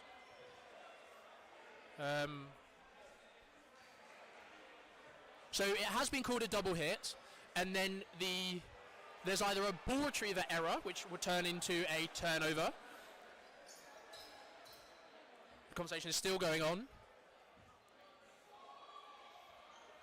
Tapping, arguing his case. Neely will have to be careful here, because that is his manager on the international stage he's arguing with. So Neely called out there. Spartans coming forward with 5 balls. Robbie Winters hit with 3 of the 5. So a good start here from Spartans, quite clinical. 3 back. Big arm from Scotty Whitelaw as Ryan Ellis drops his ball to take the catch, straight off the shoulder and off into the stands. Tough one to catch there, leaving Dom Smith on his own. Yeah, bit of a tall order here for Dom Smith. Oh, no. The block Doherty from Doherty. Trying to go for a pass, blocks it straight into his teammate. Teammate not quite ready. Casual block there from Harrison as Dom Smith tries the quick 2-step.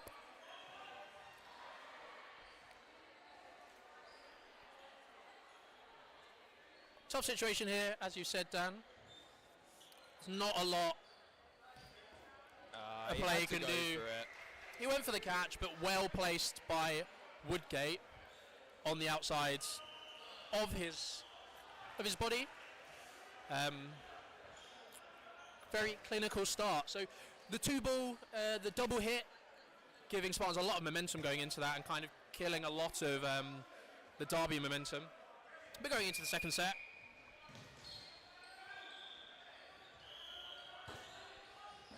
Oh, come on, why are you placing it there? Neely's going to take that all day. So one line ref thought Neely had lined in the middle there. Sorry, Neil had lined in the middle there. However, the other line ref corrected him, and he makes the slow tombstone catch. Johnsy goes down. Woodgate manages to make the hit as Tapping goes down. Woodgate goes down. The ball pops up. For a couple of first two sets, you've had a real treat today. I enjoyed that a lot. Ooh, yeah, good honesty there. It was a hit, it was very close.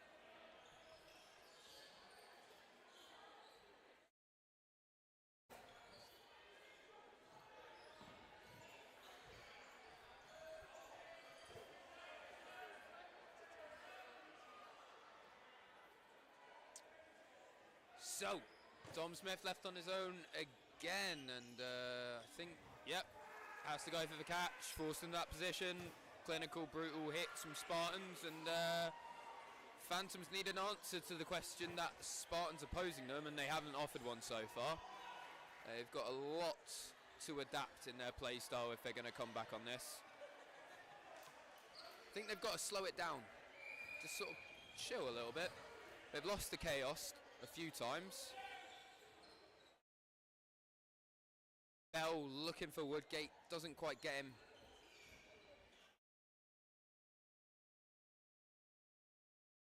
Big arm from Doherty. But no one touched, nice safe play, and it looks like Phantoms are, well, slowing it down, like suggested. Lovely block there from Junty. Balls just being thrown at balls at this point. Testing the man on his block. Push him back a bit. Ooh, that was an interesting release there by Neely. But yeah, Doherty does not pull the block off there and tap into the very good running counter on him. Lovely block there from tapping.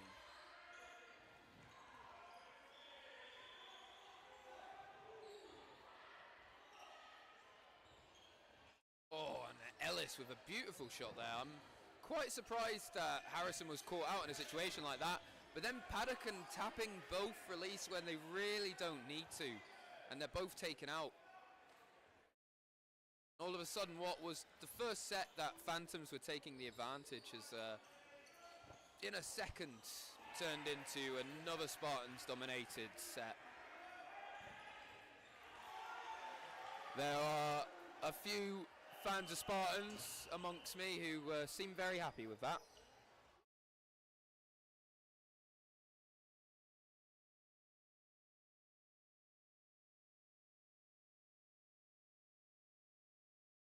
John T with the cross court. Oh, and Dom Smith is looking for that catch. He's not going to be giving it though. Oof. And good eyes by Whitelaw there. Neely not paying full attention, but it's just about enough to not die. And Whitelaw is just so fast. He did a great job, but Smith got out of the way, and yeah. 1 for 1 there with Neely up on the revenge. And I think that Phantoms have 5 balls here now, so Smith's gonna have a bit of work to do. I would suggest he goes quickly while they haven't got anyone to revenge with. Oh, beautiful shot from Woodgate there. That was stunning. So another clinical set there for Spartans. We apologise about the score. We're just getting it set fixed. The score is currently 6-0 to Leamington Spartans. Timeout has been called by Derby Phantoms. It's a tough one because Spartans have come out of the blocks kind of racing hard there. Phantoms kind of falling short in some of those close trades that have been occurring. We've seen, when it comes to it, a lot of players leaving court in the space of a couple of seconds, and then the players left on court, because both teams are so drilled, Spartans in this case so drilled, that Phantoms have had a really tough time to be able to bring back any kind of real momentum or get any good hits when they're kind of 3 players down. Yeah, they've put themselves into positions where they have to start taking risks and trying to seek those catches, and it's not a position you want to be in. It's not advantageous. But one thing in the last set was a glimmer of hope for Phantoms, because up until, I would say, the middle of that last set, it was all Spartans in every set so far. But then all of a sudden, Phantoms were up for the first time, and then both of their wingers released incredibly unnecessarily and were both hit out on revenges, and they went from a 5-3 benefit, I think, to being a player down in a split second. So yeah, they need to take the lesson from that last set. So the timeout there called really to kind of regroup and kill the momentum. They brought on Dom Holmes there. Dom Holmes has been brought on for Ben Paddock, and Ryan Ellis has been subbed off for Owen Reed. Owen Reed, Dom Holmes, and Simon Tapping now coming forward with 3. Ryan Neal hit out on the quick start. Post throw there by John T. Bird hitting out Owen Reed, but Dom Holmes replies with a great revenge shot on the winger. Alex Harrison searching for the shoes of Winters. So we fixed scoreboard for you. As you can see, it's 6-0 to Leamington Spartans. Blocked there by Woodgate. Okay, and Phantoms are up again. What can they do with this? Block there by Holmes on Whitelaw. As he switches out with Doherty for that wing. Phantoms coming forward with 3 balls now. Free throw there from Woodgate. Easy block from Bell. Dom Holmes tries again with that revenge. Doesn't manage to make the hit. Oh, and Harrison almost left his hands trailing there. It was a catchable throw, but his body movement was not leaving him in a good position for catches. Yeah, 1-for-1 there on Woodgate and Holmes. Holmes slipped there on the previous play. Normally the courts here at St George's are quite favourable. Phantoms still have their one-player advantage. Oh, wow. And you've got to say, Winters did phenomenally well there to bring that back. Yeah, from what was, I assume, a mistake, as he released his ball at Whitelaw, but it looks like he went to fake and the ball just fell out of his hand. The ball was still valid, but then the punish, so Harrison left in on his own after some trades. No 1-for-1 there. Harrison fronts up, but Tapping holds for 4. Good call there from Tapping. Harrison was looking to introduce a little bit of chaos there. He wanted them to throw at him. 3 blocks there by Harrison. And Holmes makes the catch in the neutral zone. Not Holmes, sorry, that's Dom Smith, sorry. Makes the catch in the neutral zone as he stands his ground. Excellent catch by Smith. Sometimes the wrong decisions just work out, don't they? Sometimes they do, but are they the wrong decision if they work? I guess that's 2 different philosophies of the game then, isn't it? So a set there to Phantoms after a bit of chaos for them coming out favourably. We have a substitution here on the side of Spartans. Tom Ovenden on for Dan Doherty, taking over the middle ball running job, I want to say. Spartans now with 3. Bird with a lovely shot on Reed, who's not managed to have a proper opportunity in this game, being post thrown a few, maybe about a minute into the first set and being the first out of this set. That was a phenomenal shot from Tom Bell. Yeah, excellent from Bell, but Whitelaw responds onto Tapping. Nearly also being the first out for Spartans for the last 2 sets. Yeah, he's not really got his head in the game so far, has he? Great catch there by Woodgate as he makes the catch off the pre-throw. Doesn't manage to make the pre-throw, sorry. Makes the catch off the 2-ball reply and is hit out by the second one. Smith hit out by that 2-ball attack from Spartans.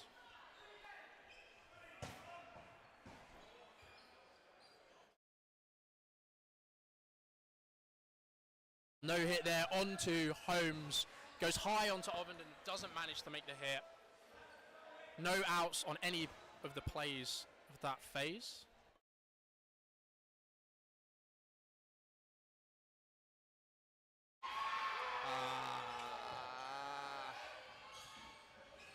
Wow! Tom Ovenden! That was sensational. Excellent play from Tom Ovenden. With the catch from Winters.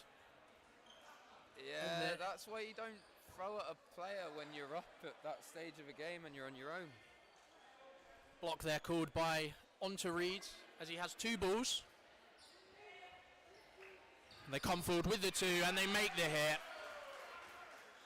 Once again, an excellent kind of phase of 5 seconds that come up in Spartans' favour with Holmes and Winters after the catch. Winters is hit out by Ovenden as he leaps into the air, not managing to make the 1-for-1. Holmes hit out just a second earlier.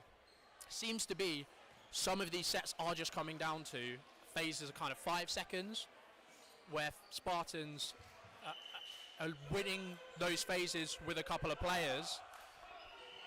And Phantoms aren't managing to just keep the numbers on the court.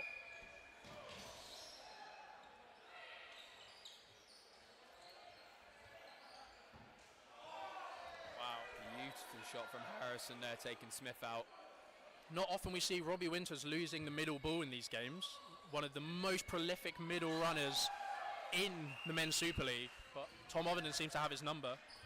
And 2 releases on the left wing of Phantoms from Spartans, 2 hits. Yeah, some excellent throws there. Not that one though. Barnes coming now with 3. Ooh, and that's a headshot he's going to remember, or maybe not, depending on how hard it was. And the catch there from Whitelaw after an excellent single.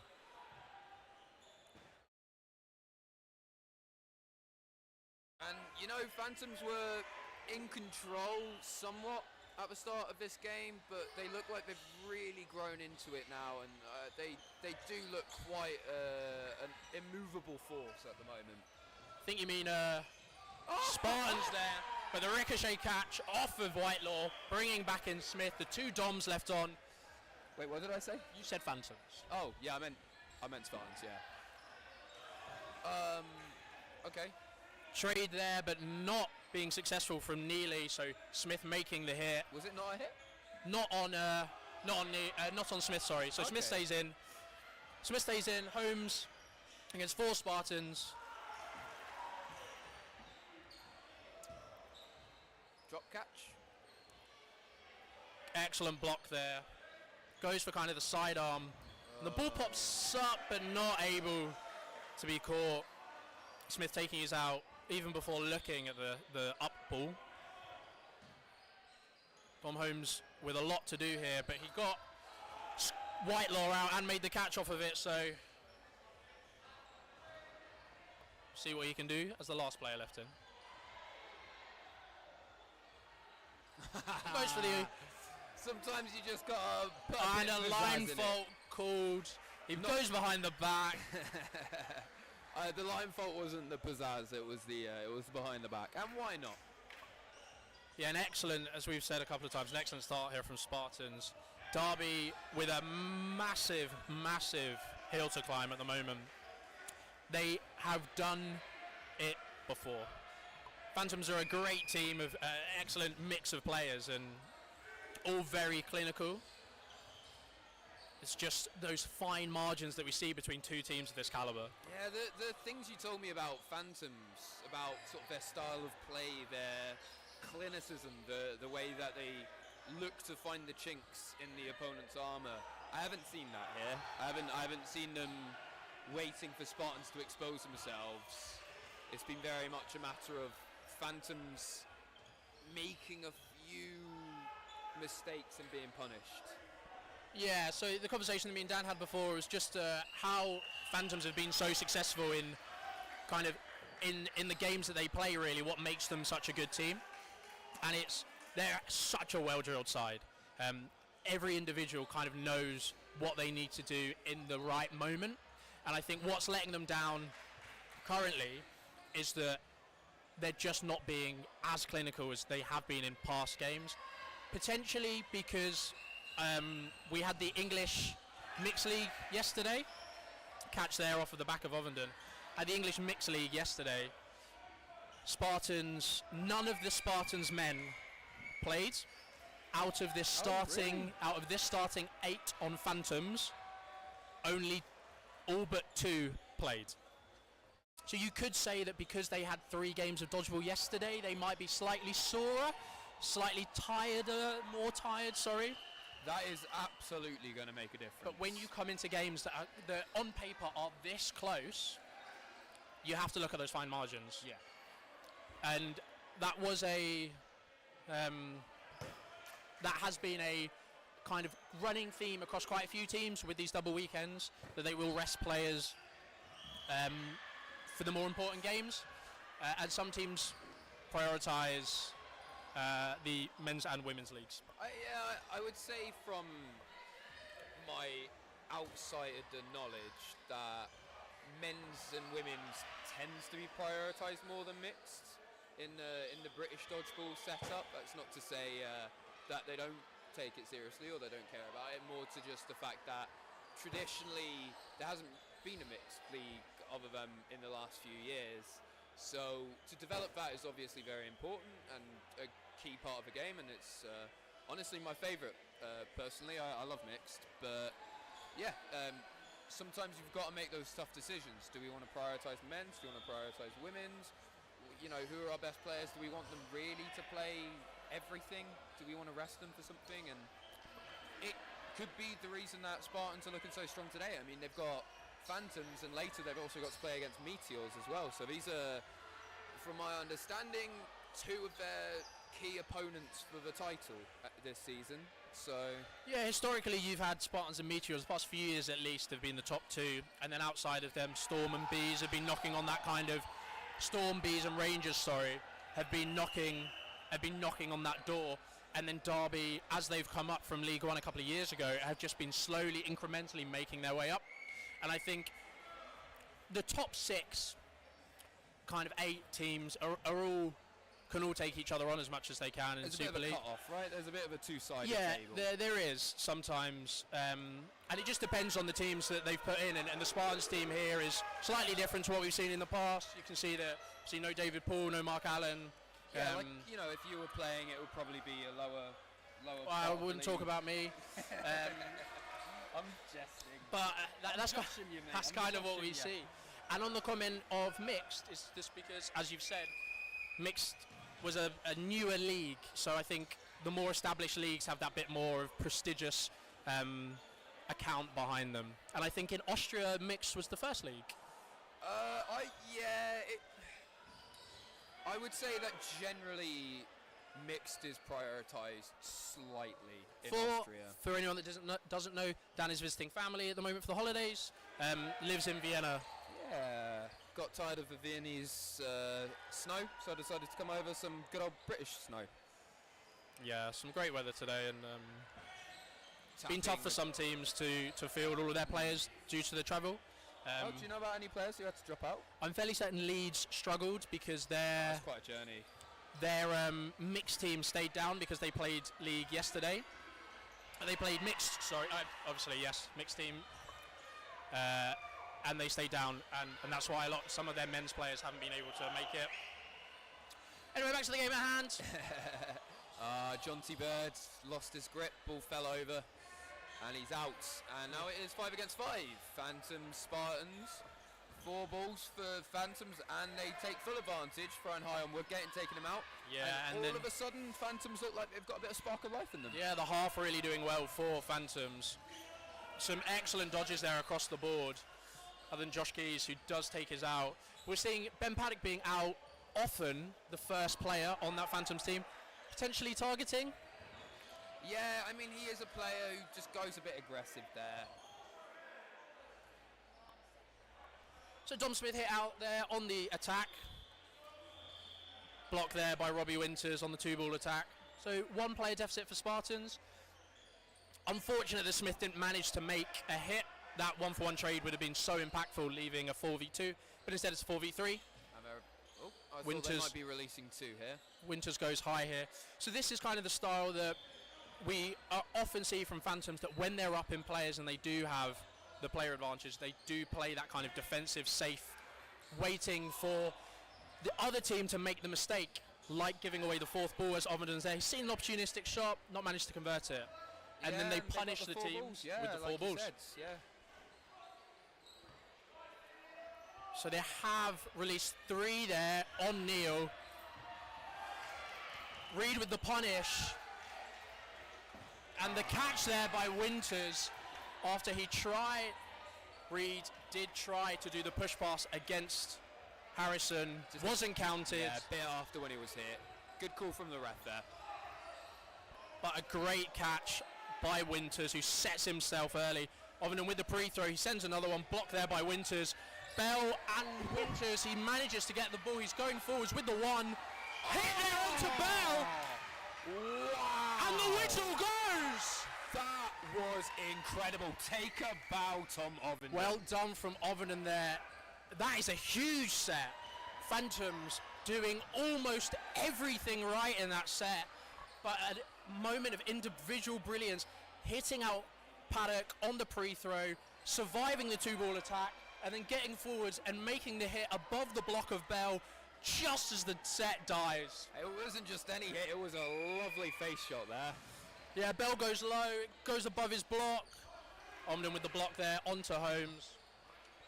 An excellent piece of play. And sometimes when two teams are so good, it just comes down to individual brilliance. Block there by Whitelaw from Bell.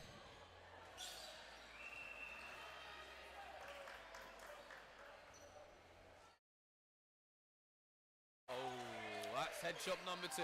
Yeah, Smith has gone low, tried to dodge low, and just hit on the noggin by Harrison on that single.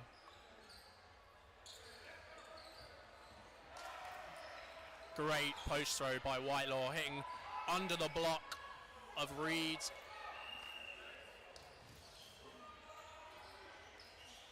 Spartans forward with 3. Oh, skimming shot. And Whitelaw another one. Paddock's just trying to go a bit too aggressive. He doesn't have the mobility to be pressing up that high. He's a very good player, don't get me wrong. Paddock's an excellent player. I have a feeling that as that trade goes through and Spartans wins the set, that the scoreline is now oppressive onto the Phantoms side.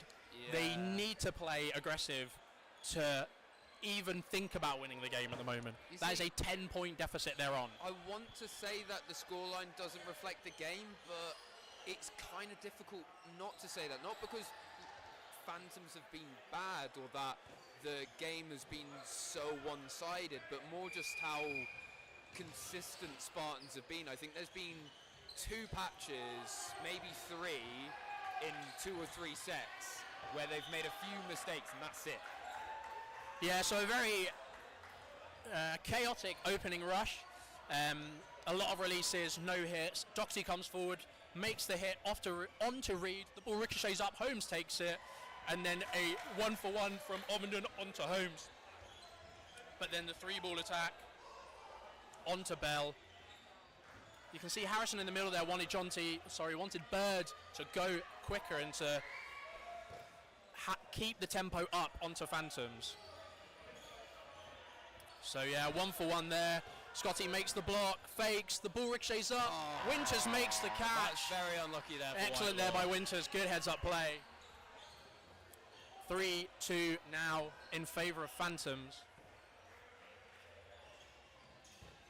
Block there from Reed, sorry.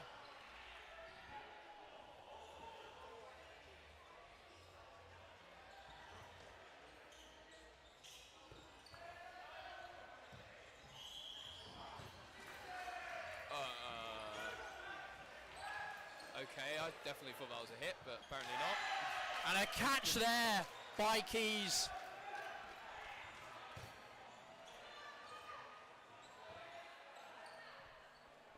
So Harrison thinking he was out, so he walked off court. It's called a line.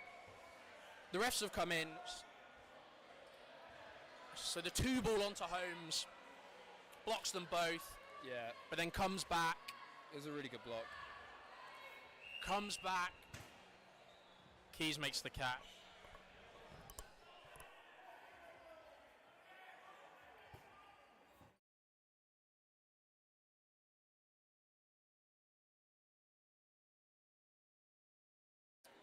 Yeah, so what is the decision here from the referees then? So the refs have come to a decision. Captains are in chatting to Clark, or Rob Clark, sorry, one of our centre refs.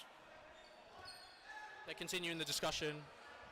as they call the refs back in. It's important to have these discussions so that we can make sure that everyone is clear on what's going on and that we get the right decision made. Absolutely agreed. I think, especially in a league that can be so close, every point does matter, and all the teams will be feeling that. Does not look like an easy game to ref. No. So, decision has been made. 2v1, Harrison still out.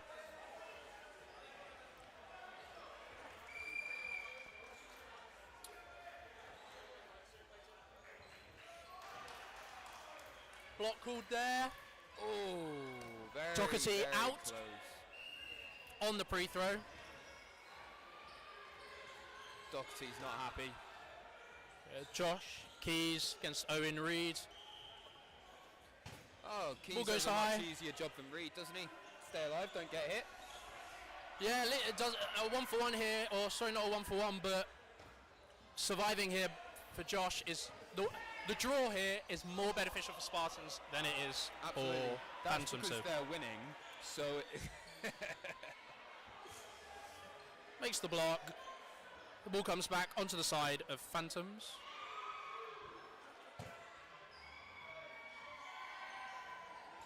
I want to see someone go for a catch. A lot of respect by the two players here. Owen Reed just putting it short of Josh Keys. And Ty of Josh Keys, yeah, goes for the catch. I think Keys, slightly privy to thinking that would be the case. You can kind of tell what somebody wants to do when you know where they're throwing. And the throws haven't been as close to Josh or Keys as other throws. And they take the draw there. Reed playing a very slow game there. So the score is now, score would be 16-4. And Spartans have called a timeout here. So I'm not sure Phantoms know if there's a timeout. There doesn't seem to be having any discussion. They're just kind of lined up.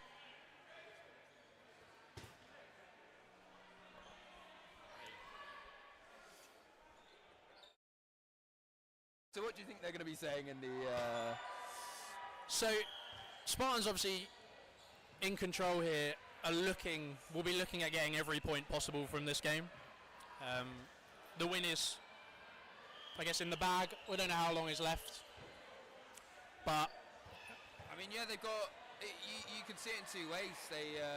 It looks pretty sure that they've got the win now. Yep. I mean, Phantoms, of course, are going to try and fight it back as best they can. But on the one hand, they've got a Meteors game later, so resting some players, some key arms. Scotty Whitelaw is probably not a bad player to give a rest. Reese Woodgate, another one. On the other hand, like you're saying, set difference. It matters, especially at the end of the season, especially in a league which can be so close and there's so many potential contenders. yeah, and on the flip side, if they are looking forward to that next game, which is very important, they are looking forward to that next game. Potentially they want to take this time to iron out some tactics, try their best to kind of go into the next game on as much as a high as possible. Very aggressive from Holmes there.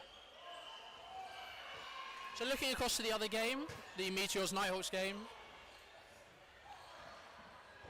Great catch there by Paddock onto the post throw of Woodgate. 6-on-4. We'll see what Phantoms do now that they have a good numbers advantage. Oh, And they lose two players very quickly. They lose three players very quickly. Harrison getting a warning from the middle ref there. He's not happy about something. So what I would have said is that Holmes stood his ground and then made a forwards movement. Whether or not he stood his ground and just stood his ground, which you're allowed to do, but any movement that would... Oh! No catch called. I thought it looked like a catch from where I was, but it is very, very difficult to see that one, and we are not as close as the refs. The centre ref called no catch instantly. I believe the Meteor Spartans game is on the commentary call. Lovely shot. It will be there on from court Ogden. one. As the set ends, yeah, a rapid few hits there from Spartans. I think one thing that we can see from this game is that Spartans are playing at an aggression level that is slightly higher than Phantoms can really deal with. They look far too comfortable. That what you were talking about earlier, Phantoms waiting, standing their ground. What I'm seeing from that here is a complete deficit in pressure, a complete control of the neutral zone by Spartans, and it's only this season that they've extended the neutral zone to be the same as European rules, right? Yeah, so if you didn't know, the British dodgeball neutral zone, I want to say was a metre shorter? Something like that, Half a metre shorter on either side. So by adding half a metre overall, it's a metre increase, and there's been no change in backline. So this is aligned with the EDF, the European Dodgeball Federation rules, which means that throwing distance is slightly shorter at the top level of the game. One thing I've noticed that really bothers me a lot, and I'm interested to see your opinion, but also Neely's here. They've gone for the middle rush. Neely hasn't won it, but he's got a ball in his hand. There's two balls, and now he's holding it in the middle. And by holding it in the middle and not getting it out to your winger, really all you're doing is blocking without putting pressure on. It makes it so much easier for a fast attack. And I've noticed a lot of teams doing that. And personally, I think it's not smart. So I would say that the issue you have there is the longer the ball has to be passed, the more risk, right? I would say. Yeah, absolutely. Which is why you get out straight away. Great catch by Ryan Neal. Yeah, that was lovely. But for me, it's Neely's in that position where he's receiving. The ball pops back to him, and then he retrieved the ball. Receiving the ball. Yeah, he ran. Oh. He ran. So when he's run, he's held onto the ball, and it's in the middle. And if you've got it held in the middle, not on the wing, then you do not have that pressure from one side, and really all you can do is block without putting the pressure back. But what we were talking about before that, about the neutral zone, I'm wondering whether Phantoms will need to adapt their play style somewhat with the larger neutral zone now. Potentially, you do have a lot of players that are used to the extended neutral zone here in both teams. So a lot more in Spartans, though, no? A bit of both, really. So looking at the Phantom team, players that have been in and around the England setup, you have Simon Tappin, Robbie Winters, Ryan Ellis, Ben Paddock, Owen Reed, Tom Bell, Dom Smith.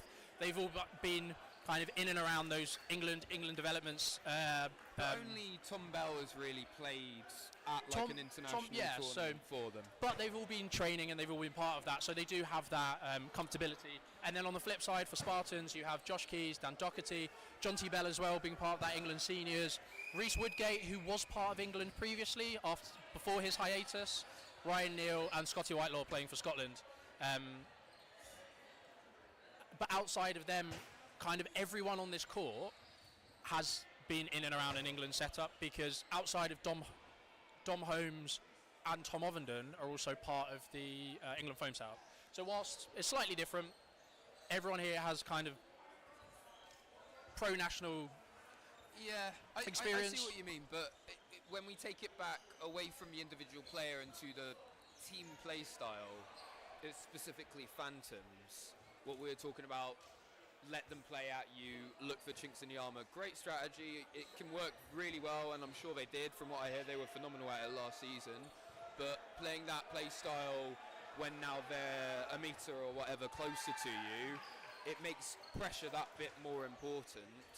And what we've seen in this game has been not enough pressure on their side, and it continues throughout. It's still the case as we're watching now. Yeah, no, I completely agree with that. It's kind of that balancing act, because too much pressure, and with that increased throwing distance, the stronger throwers, like your Scotty Whitelaws, benefit hugely. Absolutely. As we saw especially the agile ones. In a couple of sets ago, we saw players getting hit through the block a lot. Great catch there by Doherty. And then he gives away a catch himself.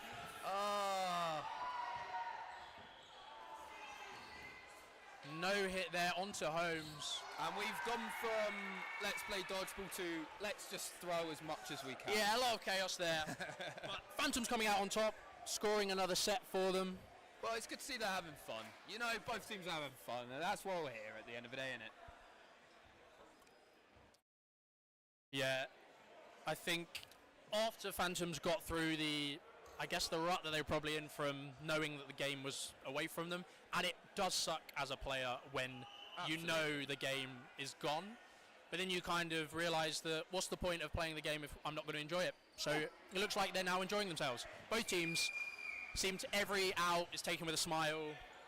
Everything seems to be played in good honesty as well. You were saying that earlier, that both teams here are very honest teams, which is very important. I think there has been a couple of moments where it's been debatable, but I think I've seen a lot of honesty in this The referees have made short work of kind of those tetchy and tough moments.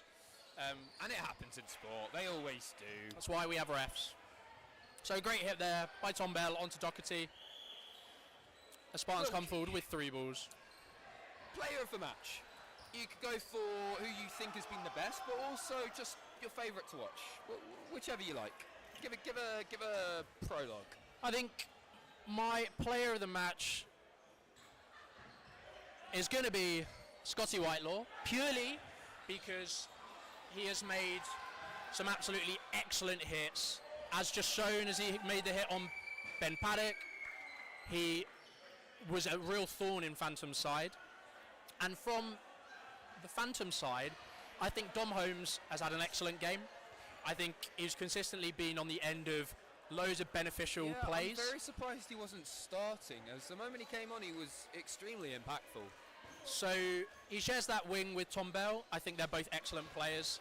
I mean, Tom Bell, the Italians know his talent. Exactly. So do the Austrians. And it's just one of those things where you just see what happens. So they made their decision. I think Dom Holmes made an excellent impact when he was on court. Survivability was really good. He was making a lot of excellent hits. But for me, Scotty Whitelaw, I think, was super impactful in that game. Loads of individual moments from other players as well. But consistently hitting, high hit rate, survivability was great. Who was your player of the match, Dan? Oh, well, thanks for asking, Wilkie. I loved watching Tom Ovenden. Not necessarily, I would agree. Scotty Whitelaw, player of the match, most impactful, the difference maker. I played against him. I had the pleasure of getting to play against him at the Euros back in Osijek, and playing opposite him. Tom Ovenden? No, Scotty. Whitelaw. Okay, sorry. And he's phenomenal. Absolutely incredible player. Loved every second playing opposite him. You know when you play against a player you know's better than you, and you're like, I'm getting hammered. This is brilliant. Reminds me of our Astros game at UDO. You had to bring that up. The thing is, it doesn't even apply there, and you are fully aware of that. But yeah, back to what I was saying. Scotty Whitelaw, incredible player, lovely to watch, MVP for us, and just for the enjoyment that he brought, Tom Ovenden, really. Yeah, and an honourable mention, as we said, to Dom Holmes as well. So we're going to take a slight break now. We've got Storm versus Sheriffs up for you now. We'll take a slight break and we'll be joining you at the beginning of that match. Don't go anywhere. Game's starting very soon. Thank you, John Wilkie. I had a phenomenal time. Well, thank you for being here, Dan. I've enjoyed it very much. I will be leaving now. But yeah, it was a pleasure to be at British Dodgeball, and I hope everyone who's watching this will also watch the Austrian League, and yeah, we'll continue watching British League and growing the sport and having fun. And thank you. Anyway, bye. Bye.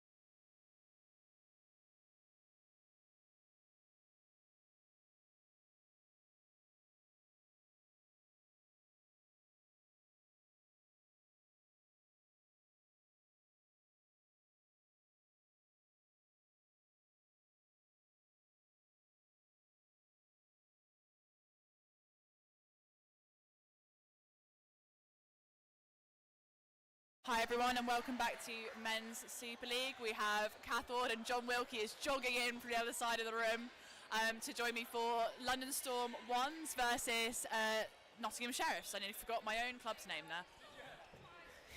I haven't put it on yet. Oh yeah, there we go. Right. Sorry about that. That's alright. I was late as well. Okay, so bit of a cagey start. I think this is a really, well, it's a big game for both teams, but Storm will want this to cement their position as a title chaser. Yeah, and sorry, I just had to run. Sheriffs, if you haven't seen their team this season, have quite a few kind of good, really effective signings. In Tim Day, who's just out. Yeah, that really is commentator's curse. Balin. Orbis, yeah. Yeah, who's moved across from MK. And then kind of from last season, Cam Relton as well, which is, and Josh Hughes as well, moving up from the 2s. Yep. So a new kind of look Sheriffs team, and they've been really doing some really effective stuff. I say that with the head coach of Nottingham Sheriffs sat next to me. I take no credit, to be fair. Robson, our men's coach, does an awful lot of work with them. So yes, it is a bit of a new look lineup, whereas, well, and a big signing for London Storm, of course, in Finley Britnell-Craven, moving over from Spartans. But otherwise, a lot of people that we've seen last season, and then with the classic, like London Storm's such a huge club, there's always a bit of movement as people train more or less, or just generally improve. In this first set, Dave Prestage with one of his what will be rare outings for us. Last in with a great hit on Stephen Dumbe there, but quite a lot of room to make up with not much of the set played at, well, I think we're actually just over halfway through. Yeah. Oh.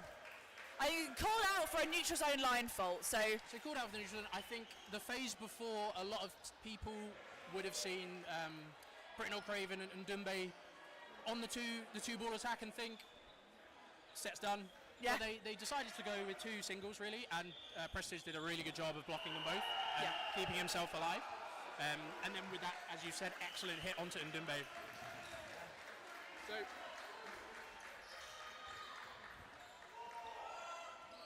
amazing survival by Britnell-Craven. 2 big releases there. Jordan Taylor is hit out. I thought maybe that ball up in the air would be good for a catch, but I think too far off the back line. So at 5-6 to Storm at the beginning of this set. Excellent block there by Britnell-Craven, and a really good heads-up play there by Storm to hit out Taylor. Lovely catch from Sam Ward. I've got to give him one. So suddenly Sheriff's look a bit back in it, but I have to say, and Britnell-Craven gone as well. So 6-4 in Sheriff's favour, but the blocking from that man on that wing is obscene. Like, you can't get past him. Yeah, Britnell-Craven being one of the, one of the not more important, but a very effective player in both the Storm lineup and the England Lions lineup. Yeah. Great 2-ball attack there onto Day. Yeah, committed to that high one, I think just slightly too far into the shoulder, so great placement from Storm. 1 player advantage for Nottingham Sheriffs now, who'll be looking for a hit if I was them. Fowler with a great block on the 2-ball attack. They see the 4th ball leaving court or leaving their side to hold.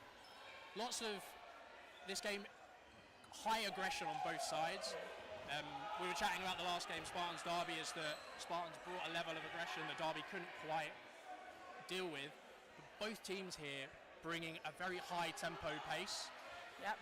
Free throw there from Ndumbe, doesn't manage to hit any target. There we go. Good control there from Sheriffs in that moment. I think as well, I think this is potentially the thing that many sort of outside commentators would have said that Sheriffs were maybe a little lacking in last season. Just that real up-court aggression and the sort of the arms to really pull that off. Whereas I think now with the newer signings, it's looking a little better. So we still a 1-player advantage for Sheriffs coming into probably the last minute of this set. Free throw there. Oh. And a block there from Taylor. Shot from Fowler, high on Taylor. The catch from Gittings. Which Dave Prestige will be fuming as well, because of course Gittings once upon a time was a Sheriff. Just to lay claim to as many players as possible. Ball goes up. Great hit by Relton there. Fowler misses the shot. A bit frustrated with himself, but yeah, I think Fowler's had an excellent set anyway. Yeah, definitely, and that his control on that wing's been fantastic. And we've called out Britnell Craven for some fantastic. And the ball pops up and Gittings takes another catch. Yeah, Sam Ward now a victim of Dan Gittings. We'll see what Cam Relton can do. I think we have a time stoppage for something or other. So Ryan Neal, the line ref, made a decision, had a question about it, and everyone knew already. So I think maybe caught sleeping there. Yeah. Big smile on his face. But it's good to see the refs paying attention, you know? Like at least he's saying things when he's seen them. Yeah, so line refs don't have a huge amount of power to stop the game itself, but they are allowed to feed back, and that's what you normally find, is the line refs will kind of visualize it with their hands. To then call attention to the centre ref. So Relton not managing to make that hit. No. Amazing dodge the throw before though. Yeah, an excellent survivability from Relton, the Scotland men's captain. Yep, and Sheriff's men's captain, so he'll be captaining this one as well. Oh, full start against Storm. And I've forgotten the rule. Yep, so time is not paused. Oh yeah, 5 balls. It's a turnover, so it could be 5 balls. It's however many the team want. Most likely it'll be 5, and I can imagine 5. Interesting. I would have imagined 3 going towards probably Ndumbe or a Britnell Craven being their high priority wingers. Yeah. But they go for Sood. I think they went for a few targets there. Yeah, I think Sam Lav did a lot of good dodging there. Oh, so that's Tim Day and Sam Ward gone. I think Tim may be a little guilty of looking for these catches on every ball, which, I mean, he's well capable of taking them, but this early in the game, maybe just a bit more survival. Makes a ricochet. Finally a fluke, not getting made good catches, but finally a slightly lucky catch there for Sheriffs to bring Tim Day back in. Yeah, Ballint with an excellent arm off the shoulder of Fowler, and it kind of hit that point where it just ricocheted off. Relton, great heads-up play to make the catch. Sorry. Yeah, good movement by Prestage, so he hasn't been found out by Sam Laverty. 3 balls to Sheriffs. Blocked by Britnell Craven. Another Cam Relton throws through the block of Britnell Craven. Well done, but Tim Day has gone on the far side. Oh, that is absolute filth. So, as we were singing Relton's praises, he goes for the trade with Laverty. The ball pops up. Yeah. Gittings excellently. There's 2 really strong blocks there in high priority areas. And what a catch by Prestige. Catch it out. That's why you bring him along. We don't let him out often, but when we do, he does stuff like that. So that brings Sam Ward back in. 3-on-2 in favour of London Storm. 2 of Sheriff's bigger arms. Great hit on Ndumbe. Oh, and finally, catch by Taylor. So, Laverty claiming, asking if that ball bounced. If it didn't bounce, it would have been a catch. Neely instantly said that bounced. Yeah. He dodged the first 2, was hit by Day on the final one. Yeah. Neely instantly calling a bounce. Laverty saying, yep, fair enough. Yeah, and a right smile from Laverty, so I think a genuine question. Ward, I think, was fairly sure he had hit him, but we've reset there. Points to, points to Sheriffs. Had I been Sheriffs and they'd lost that set, I think that would have been the time for a timeout. But I think we can roll forward now with a bit of momentum. Yeah, so that would have made it 6-0, and the amount of catches in that game, it was really back and forth. So, some excellent play from across the board. It shows kind of how even this is, that it is coming down to those clutch catches, those clutch moments. We've had 2 substitutions on the side of Sheriffs. Yeah. Ballint and Taylor off for Hughes of the Josh variety. Yeah, and Hughes of the Gordon variety. And Gordon. Yeah. So I think just trying to figure out how to best neutralise Britnell Craven on that wing. Ballin Borbus, as we said, has an amazing arm. It is his first season in Super League though, whereas Josh Gordon wouldn't thank me if I told you all how long he'd been playing dodgeball. So maybe a little more experience will help settle this side a bit. Good hit there on Ndumbe, and Tim Day did well to dodge there. Yeah. Nice to see. Yeah, and one of the quirks of Tim Day, he wears the headband correlating to the team he's playing. And as an ex-Storm player, he has a Storm headband. Yeah. Oh, another huge hit from Cam Relton, although we did lose someone. Who? Josh Gordon did get hit on that previous exchange, so we're now one player up still for Sheriffs. And the pre-throw. Even for Sheriffs. Lavity surviving, but Relton hiding himself behind Day as he sneaks around and stops any counter-attack from Lavity. Yeah. A really good cover there by Cam Relton. 3 balls to Storm. Prestige, I think, will be a little annoyed, but they read that movement really well. I think we've discussed almost everyone on court at the moment other than Sood. Yeah. There's Matt Sood. With a double hit. So, you know, John, that really is commentator's curse. And to be fair, I think I admire the confidence from Sood. Like, he wanted to make a statement, and unfortunately, he's just got hit straight in the head.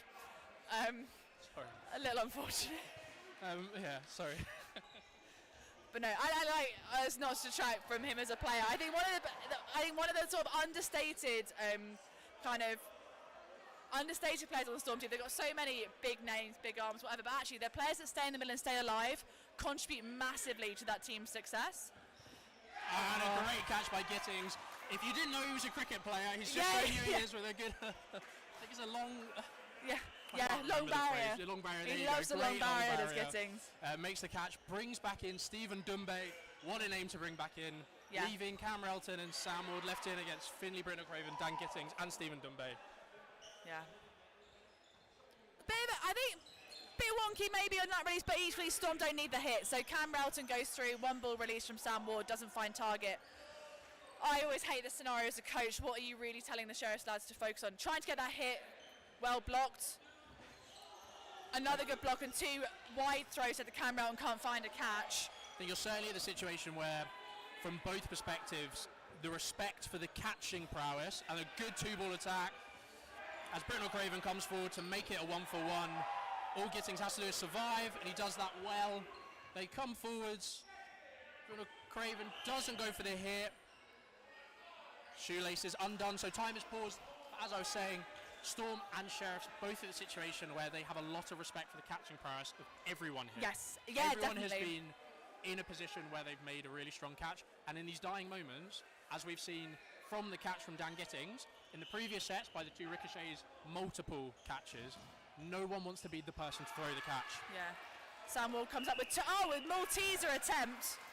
Right, I was going to say, we got a very weird momentum in that game, so I think the players knew we were very close to the end of the set, and I feel like that stoppage time was unfortunate because it just sort of stole that momentum away, but never mind. So, 6-2 in favour of Storm. 2? 6-2. Oh yes, sorry. That's all right. Yeah, that pause time is actually really frustrating for Sam Ward as he was coming forward for an attack. And obviously these courts aren't huge, it doesn't take that long to get up, but it's still more time that you are wasting.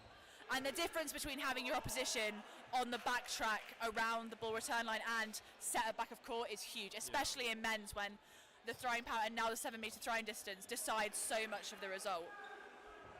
Slightly disjointed there from Storm, but a heads-up play by Britton Craven as the ball does come back, so he has the liberty to release a third and manages to make the hit on Prestige. Yeah. Day with a lovely hit on Sood there.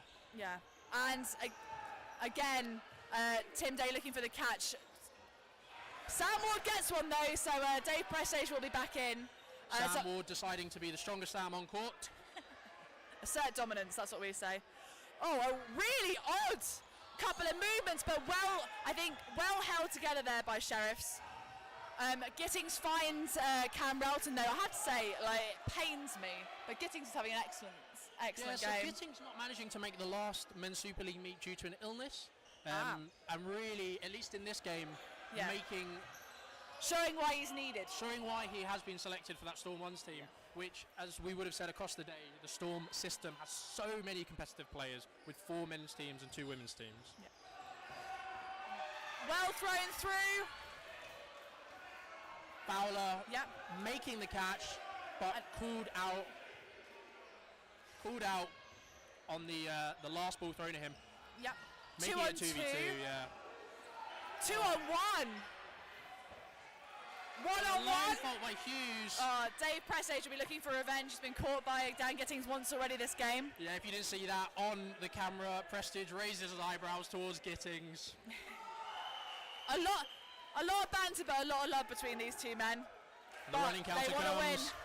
And they're hit there by Gittings. Yeah. Lots of momentum here for Storm. 8-2 up now. Yeah, we can't. Oh, and there we are resetting. I believe this will almost certainly be the last set of the half. Yes, so I think it really is going to be a 1 minute 20, I believe I just heard from referees on this set. So Sheriffs need to find some grit now, need to dig their heels in and stop the slide to some extent. Yeah, similar story to the previous game where, well, actually no, that's the wrong comment to make. I completely apologise for that. These sets have been so much closer and coming down to those massive clutch moments as opposed to the Spartans Derby game, the Spartans Phantoms game, where the kind of sets went one or two ways.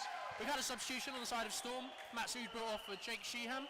Yep, and while we lost Ndumbe to an early hit, Lavity has just made that catch on Tim Day. So we are now 6-5 in favour of Storm, or we were. So Gordon takes Fowler with him, but shaking his thumb in a less than convincing manner. Gordon. Yeah, sorry. I think Fowler was upset by just the getting out from the block there. It was a frustrating situation for him. I think he probably could have made the block across there, but the two-ball attack came forward and made the hit. Yeah. I think those two wingers and now Relton as well is slightly more impactful, as Prestige and Ward aren't known for their immense throwing capabilities. Yeah, I think both you'd say maybe known more as all-rounders, and especially potentially even then weighted towards the catching side. Yeah, I think both of them are excellent final players. Yeah. We say that as Prestige has just lost the 1v1, but both excellent, I would say support players, but just players that can help the team with almost everything. Yeah, and you need, I think, especially I think it's maybe potentially more evident on the Storm side. You've got Ndumbe, you've got Braden Craven. They are physically large players that dominate that wing, take up a lot of court space. But the work of the players behind them is so important, because ultimately, if people can throw down the middle, get hits off one ball, and survive your larger wing players, you're not going to win sets if everyone on court isn't working hard. So, big halftime talk for Sheriffs, I think. Storm, I think you get to a point where, like, are they lucky or is some of it skill? Like, there's been a lot of slightly wacky plays that have gone heavily in Storm's favour here, but a lot of that is fact they're really paying attention. They're looking for these ricochet catches if they're there. They're covering players so that people can jump in the air and take these catches. And I think they're being very assertive in the neutral zone, so they're maybe a little further forward than Sheriffs are when ricochet balls come back. If you were going to have to counter that, what would you be saying to Sheriffs at half-time? So for me, obviously the luck kind of skill conversation, it comes to you basically put yourself in a position where the 50-50s favour you, right? And that's what the skill of those Storm players are doing. For Sheriffs, it's all about largely playing as patiently as possible and not allowing Storm to really capitalise on those heads-up moments, because it is a couple of times where I will take the foul or block or the pre-throw there. The 4-ball attack, Fowler's out on the pre-throw, but then Gordon gets hit on a 2-ball attack. And you'd like to see, once Gordon's made that hit, a little more effort to stay alive there, because the phase isn't over once you've done job one. The phase is over once you've won the set. And it's all about doing every single job and then moving on to the next one and the next one. And it's tough to do in these situations where you are under the pump.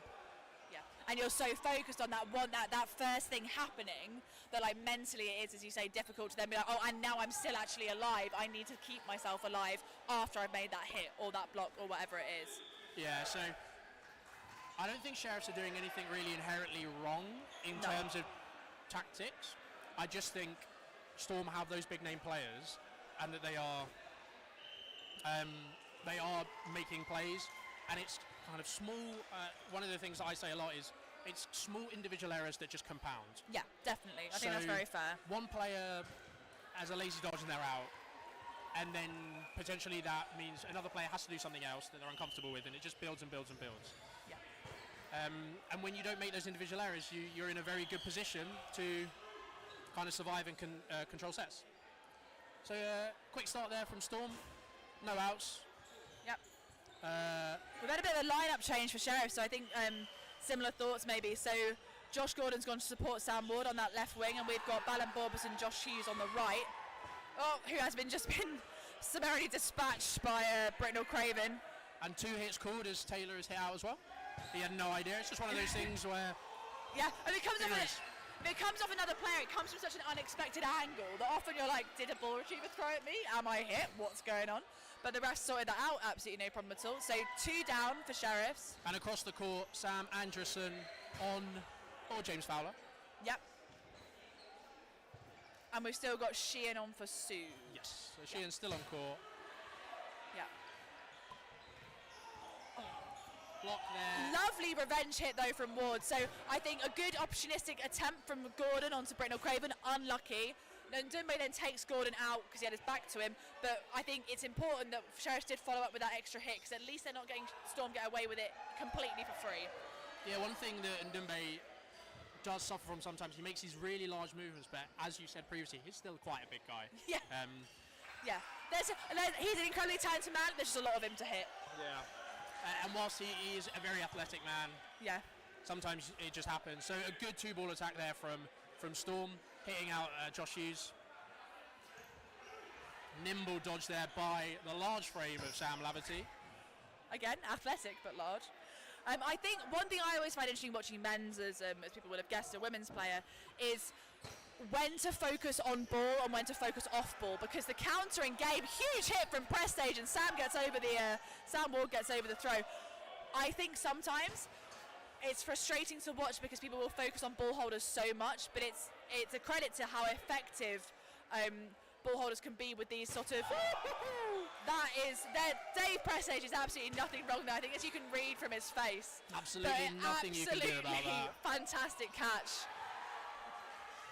As we said, Sam Ward, a player that knows how to deal with, well, I say 5 Storm players, but he knows how to be a last player. Yeah. He's put himself in a tough situation there, being so close. I think it's something we see, especially in the foam games, that you don't see last players going so far forward. No. Because you're a lot faster moving forward than you are moving backwards. Yeah. So. Yeah, exactly. And I think another sort of psychological thing that's going to come into play here for Sheriffs is, right, okay, ideally, obviously they want to go back to this half, get back to this game. It's still at least drawable if they really get their skates on now. And they also don't want to concede set difference where they don't have to, just thinking of the table overall. But psychologically and sort of energy levels wise, this is their first game of the day. Do they actually want to be spending a minute with players in by themselves in potentially a borderline unwinnable scenario, or let that player commit? Maybe it happens, maybe they get in the neutral zone and make it happen, but then ultimately if they're out, we reset, we go again, and everyone helps carry the load for the rest of the match. So something we saw from the previous game from Scotty Whitelaw is hitting through a lot of blocks. Yeah. And that's what Stephen Dumbe is managing to do now. With those increased throwing distances, bigger arms are exceptionally prevalent. Yeah. Even more devastating. So with a player who is as such a powerful throw, if you've ever seen England men's play or England mixed, you'll be aware of who Stephen Dumbe is. But with such a powerful throw, these reduced distances, those blocks are so much harder to make, especially on the backtrack in the neutral zone. Yeah, and while I think we've seen fantastic block. Yeah. The release came so quick that Gordon didn't really have a chance to react. I think in his head you could sort of see that it occurred to Josh Gordon that maybe if he dropped and caught, it might be on. But to be, as you say, the ball was away before he'd even managed to make a choice. Right, so we are 5 on 2 in favour of Storm. Oh. That is filth, because in all by rights that should have hit Sheehan in the head. But yeah, so that's 2 hits, and I think, to be honest, heads maybe going slightly for Sheriffs. Ward won't have been massively happy with just getting hit in the legs. I think he was maybe still looking to see if Hughes was alive. Yeah, so what happened in that, we'll say that last hit, or the catch by Britnell Craven, is Anderson had screened Britnell Craven and Hughes took a really good opportunistic shot to go, well, your player's just walked in front of you, I'm going to have you. Yeah. Anderson's gone low, and it just so happened to be straight down Brittle Craven's gut, which is unfortunate. The easiest place to catch, really, for most players. So I think had it arrived anywhere else, Finley would have had a lot harder job, but it didn't, and it wasn't. So, you know, you can play the maybes game for as long as you like. Good hit on Gittings, but we managed to get a 2 for 1 out of that. Somehow, I say we, that would be Sheriffs, and I'm definitely not biased. Hughes made that great hit, the aforementioned good hit. Oh, and a great tombstone off the back of court by Ward, bringing it back in Hughes. Hughes made that great hit off body onto Gittings, gets post thrown, and then the middle player from Sheriffs manages to get the revenge hit. So that's where the 2 for 1 came from. Much better from Borbus. Yes, well done, Jordan Taylor, with the follow-up hit. A 1 for 1 there from Ndumbe, hitting Gordon, but then the reply coming through, leaving in Brittle Craven and Sheehan against Hughes, Ballin, and Jordan. Yeah. The big frame of Ballin just getting hit by that 2-ball attack. Yeah, and I think there's a man still only playing his second ever meet of Super League. I think in some places you can kind of tell against wing quality like this, learning when to make those choices about movement versus blocking, things like that. But unfortunately, we all have to learn it the hard way. And I think when he's been on court, he's been very effective. But I know he'll be looking at this match again, being like, right, here are those marginal improvements. They're going to really keep him in these sets. Good pressure back at Brittle Craven from Hughes. Taylor did well to jump over Sheehan's ball. Agreed as far as Super League goes, but Ballin, a €2 Hungarian player. It's very true, which does also have a 7-meter throwing distance. So maybe also just like settling in Worlds? I'm unsure if he was at Worlds. We'll fact check ourselves. But I think also maybe as well, just respecting the fact that only a second meet in this team, having, as you say, come from MK. A good hit on Brittle Craven there. So let's see if Hughes and Taylor can hold out this set against Sheehan. Really thought Hughes was going to run into that for a horrible second. Yeah, the first hit comes across from Taylor. Taylor, a left-handed player, so not often players aren't super comfortable playing against left-handed players. A lot harder to read, yeah. So the ball comes across a crossbody. A great shot by Taylor is the first one. Goes underneath Sheehan as he tries to jump. Blocks a second, but it doesn't matter. So a great take there. Those points will be important, I think, mentality-wise as well. Gives Sheriffs a feeling they might have got their foot in the door. Let's open this up. Let's go again. Substitution, so we have Tim Day back and Josh Gordon back, while Sam Ward and Dave Prestage. Gordon was on the last set. Oh, was he? A false start by Relton, it seems. So 5 balls over. It is harsh. I do think it's an improvement, like back from when it just used to be like reset and go again. I think getting on with the set and it favouring the other team is good, although it is a massive advantage if you choose to take those 5 balls. Although only 1 hit. Gordon did well to dodge, and I think Tim got found out by a late ball there. Yeah, Day with the flamingo dodges. He goes on to one of his legs in the corner. Yeah. 4 balls to Sheriffs. Yeah, great. Put to good use. That's an excellent cross court there. Ndumbe only focused on Taylor and Gordon in front of him. And then Relton and Zoltan. Borbus. I don't know why it's It's Ballin Zoltan Borbus, I think is his full name. Oh, right. Yeah, so he's chosen up Zoltan on his top. Yeah. Anywho, less interesting for the watchers at home. 1 ball to Sheriffs, 4 to Storm, even on players. Oh, a catch made and time stopped, and no one's entirely sure what's just happened there, but Relton wants to have a word. Relton, as a good captain should, straight in, same as Fowler. If you are new to Dodgeball, as per the rules, the captain is the only person allowed to communicate with the intention of influencing the refs. So they're allowed to talk to the refs. They're allowed to have that open conversation. They're allowed to put their side across, yeah. And of course it's then up to the refs not to be influenced if it's not helpful. Exactly. But yeah, so I think, we might well be in for like a minute or so here while this just gets sorted out. I mean, to be fair, if you had to pick some linesmen who are more than likely to do a good job, I think Spartans are a very experienced team and very good at paying attention, so hopefully we'll get this resolved momentarily. So I think Sheriffs think that we had a catch and nothing else, which would bring Tim Day back in. So he is back on court already. Who is already? So he's already stepped on court for the catch. Yeah. So the refs will send him off if not, which would have taken because Ndumbe was already out, and that would also take Britnell Craven out. Oh yes, because Fowler's in the middle of the huddle. That's why I can't see him. So at the middle, I wasn't paying as much attention as I should have been. Yeah. Anderson and Britnell Craven were walking off. Yes. So there could be a potential that Storm are left with 2 players on court, I'd like to say. Fowler and maybe Gittings. Is Sheehan in the outbox? Yep, Sheehan's in the outbox. So they could have 2 players left. Yeah. Depending on what the decision there is. Yeah. Jordan Taylor's going for a chat. Oh, we've got...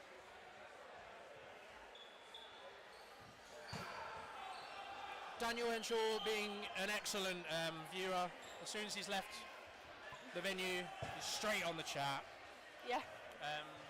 Do we know whether the Meteors game will be on this court? We've answered that one. Oh, previously. perfect. I think Storm are going to win this game. I think I might be biased. Yeah. No, I think statistics are in your favour there, John. I think the momentum coming out of this set will be fairly important, I think, depending on what's happened. It might even be as simple as no one's sure who got caught. So shake of the head from Relton. No change. Plays are out. The plays should be out. Yeah. Okie doke. Right. So the resolution is that it's going to be 3-on-6. And no one's very happy, but that's fine. The conversation's still continuing. Yeah. Just clarifying things. Yeah. Jordan Taylor involved now. Unsure why. Relton just. He just likes being involved. I think potentially, because often as a player who's made the catch, you're in a better position to know who you've caught than often the person that's thrown it. Because the person that's thrown it might have had to deal with something immediately afterwards. So I think sometimes it's very frustrating if you feel that you've caught someone. So we seem to have had the conclusion that actually maybe Fowler didn't get caught, Britnell Craven got caught.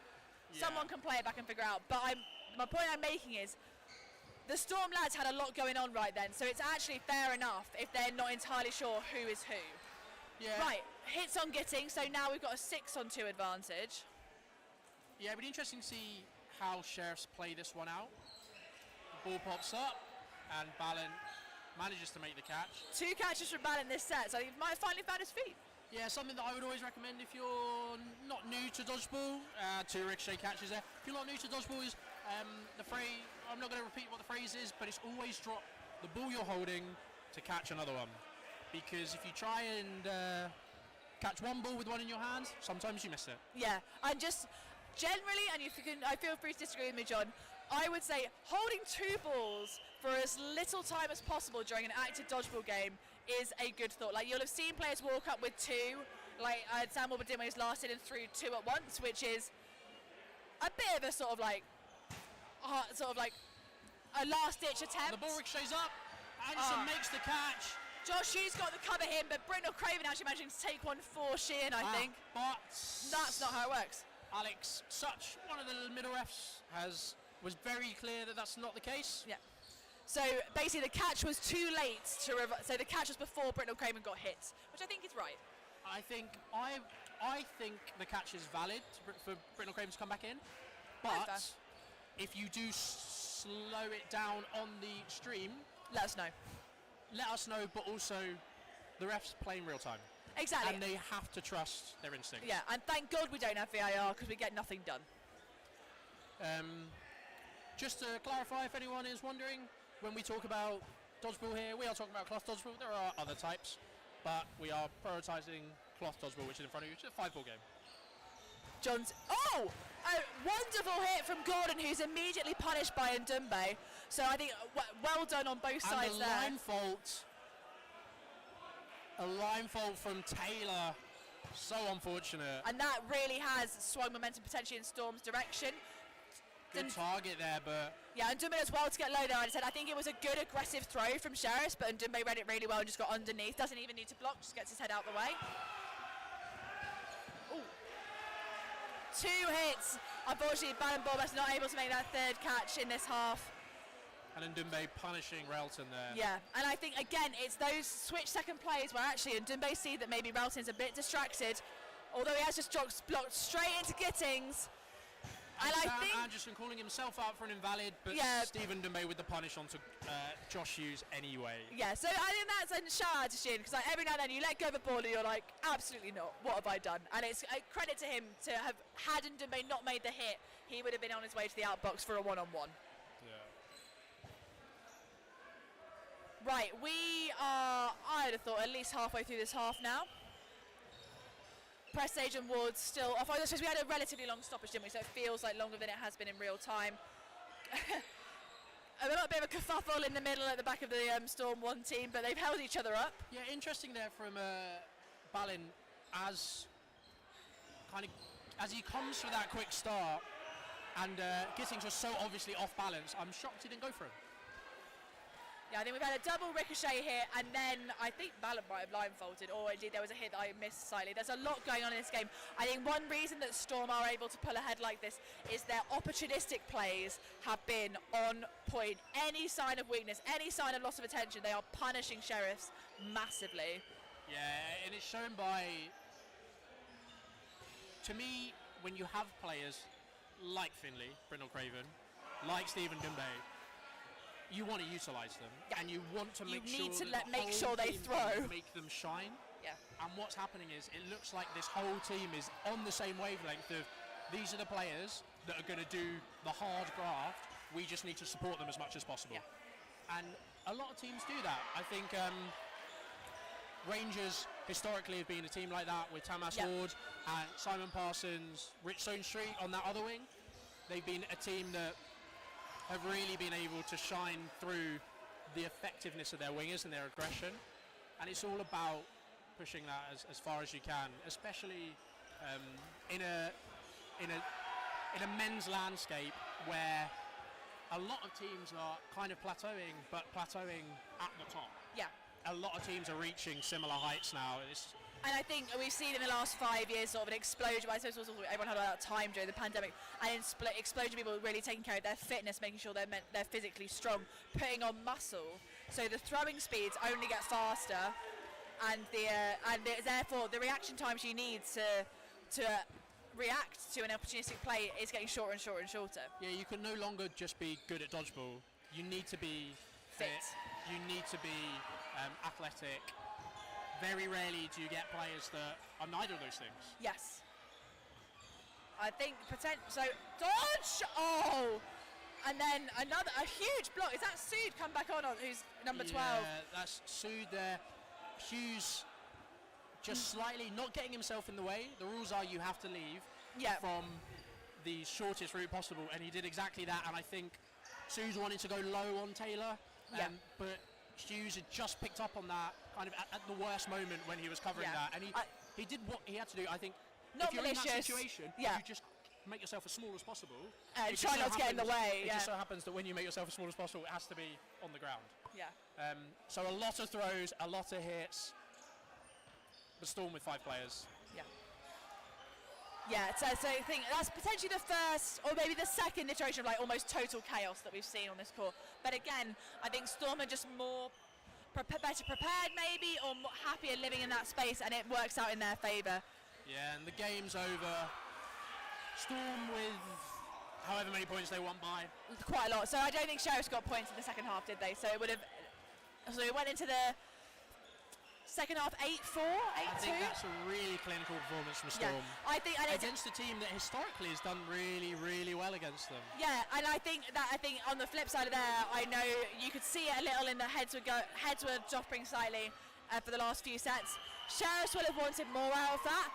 They're experienced players. They'll understand that actually they just came up against sort of like the whole immovable object. Storm with a greater force today, and that's fair enough. But I think some lessons to be learned there for Sheriffs, whether it's stylistically or sort of awareness, but I think you've got to give credit where it's due. Storm played an exceptional game and a particularly exceptional second half. Yeah, so next on court 1, we have Manchester Killabees versus Bedford Mighty Eagles. And I'm going to have to go because I'm supposed to be coaching my women's first team. Yeah, we'll take a short break and we'll see you back in a bit.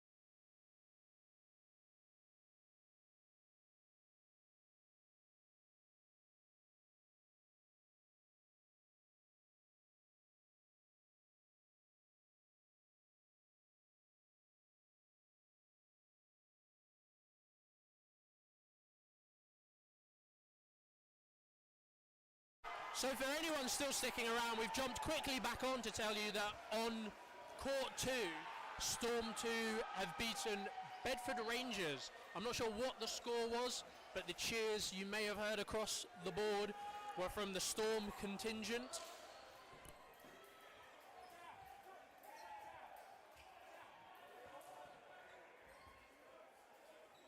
Just clarifying the score, that was 14-12 to Storm 2.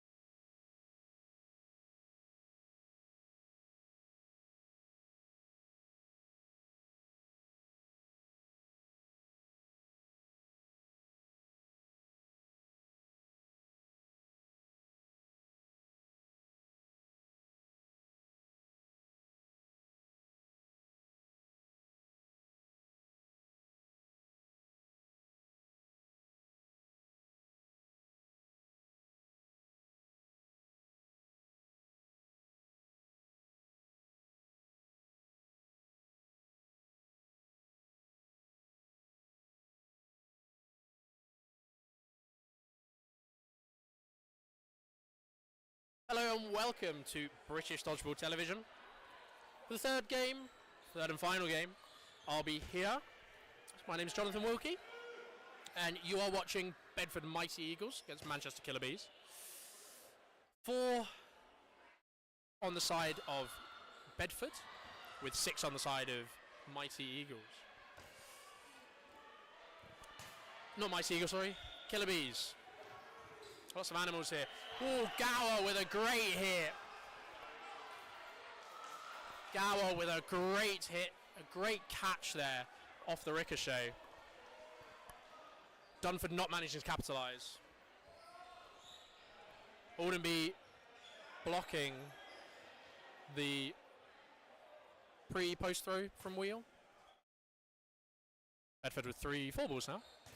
They send 2 towards Cousins.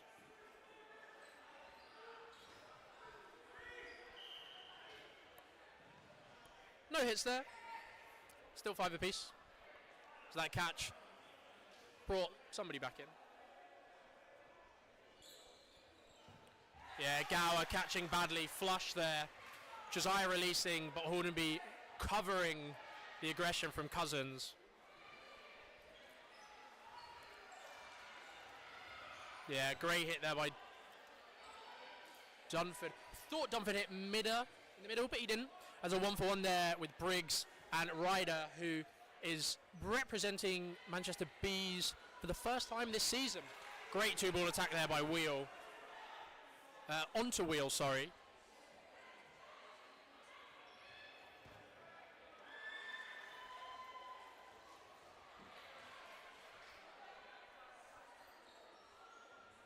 Yeah, Dunford dropping his ball to go for a catch. There's a bounce there.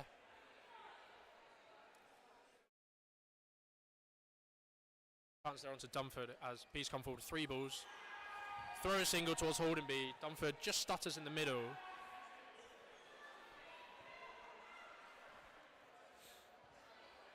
Yeah. And a hit there onto Cousins by Gower. Gower having an excellent set, making 2 catches and a hit. Wilkins doesn't manage to make the dodge.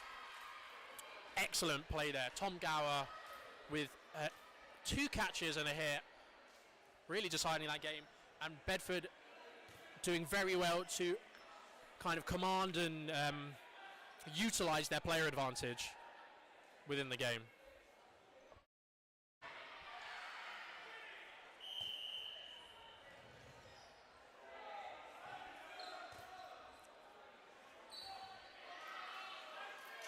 Quick start there. Wheel with the opportunistic shot hitting out mid. Play 2 has been called. Cousins goes low for the catch, doesn't make it. Josiah goes high towards Wheel, who just ducks under it. Bees now with 3 balls. Newton there, looking for Wilkins, but not managing to make the hit.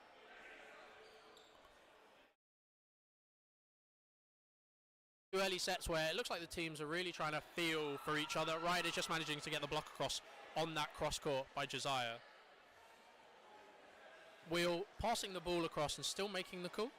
Some teams do that. Dunford with an excellent hit onto Hordenby. Hordenby ducks into that. Josiah tries to punish on this right wing, but doesn't manage to make a hit.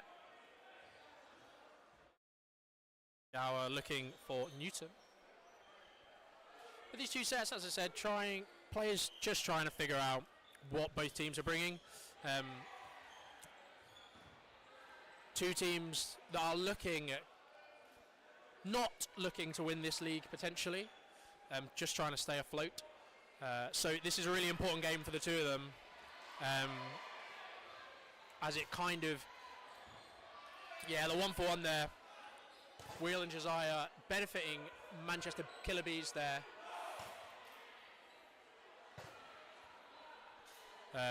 As I said, both teams looking for just trying to stay in this Men's Super League. Or both teams, sorry.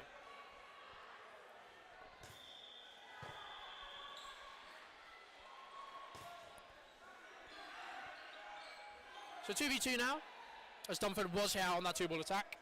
We're just feeling out for each other now.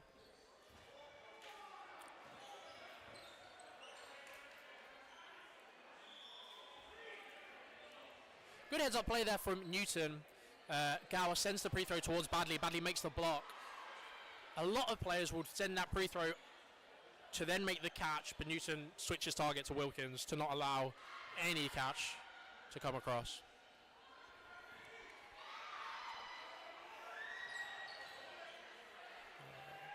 Very calculated set from the 4 players on court, not leaving any room for any real mistakes.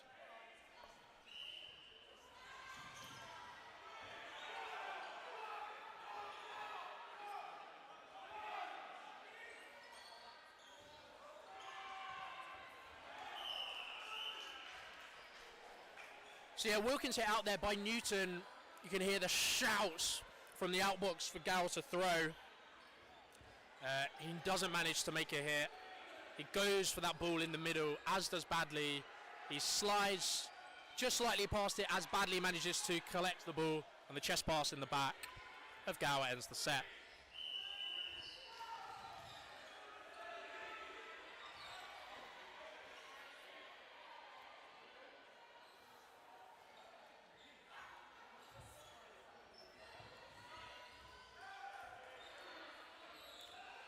Yeah, hit there by Josiah as he comes forward aggressively. One of the things that Bedford Mighty Eagles do really well is they allow Josiah to kind of make those plays that he's so known for. He's such an effective player with his catching and throwing ability. Formerly the men's captain.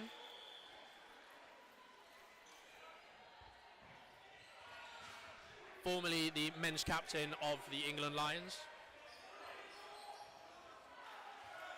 Quite a few internationals in and around this setup. Brew Cousins for Northern Ireland, Adam Badley for England Foam. Tom Gower for England Foam. Oh, excellent play there by Marcus Briggs as he makes the pre-throw catch, sending Dunford and Badley out to the outbox. Liam Ryder, part of Wales. Tom Wilkins, part of Denmark.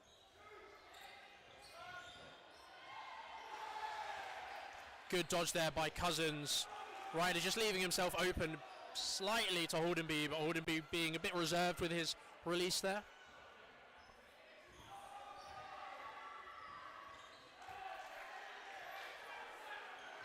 Good dodge there by Wilkins.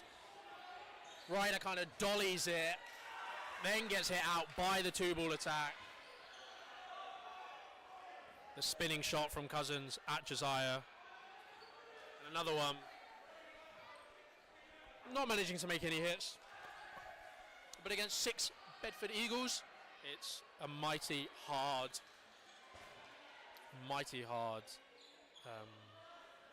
task. You can see here they're not giving Cousins any sniff of a catch. Very excellent tactics. Ball retriever error there from the side of Killabees. So a lot of discussion. They're probably throwing all of them here. And they do, but Cousins makes the catch anyway. Sometimes you'll find that when you're throwing more than one ball, people forget to aim. And it was right at the gut. Oh, and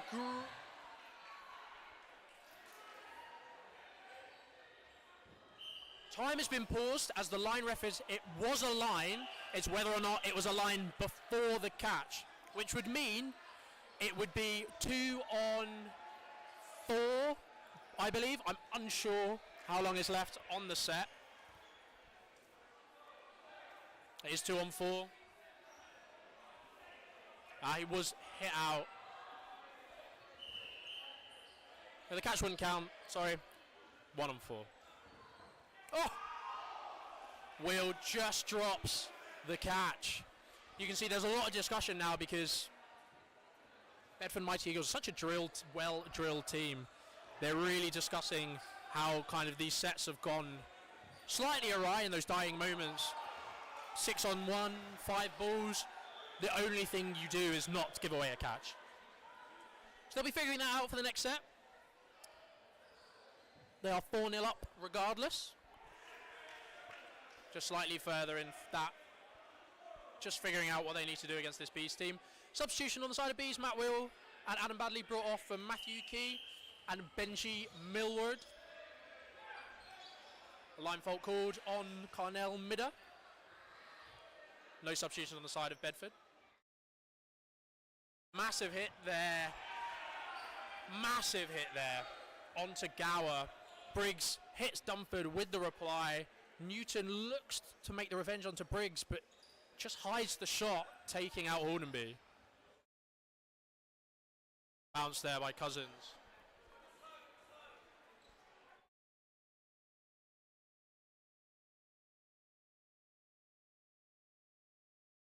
Blocked there by Ryder. Wilkins sending it at the ball holder. He's coming forward with 3.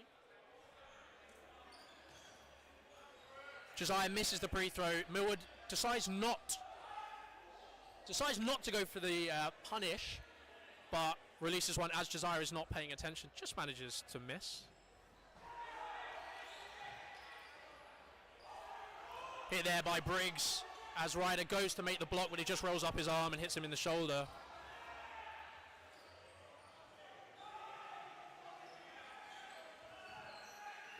Wilkins hit out at the front of court, takes the 1-for-1 for Newton.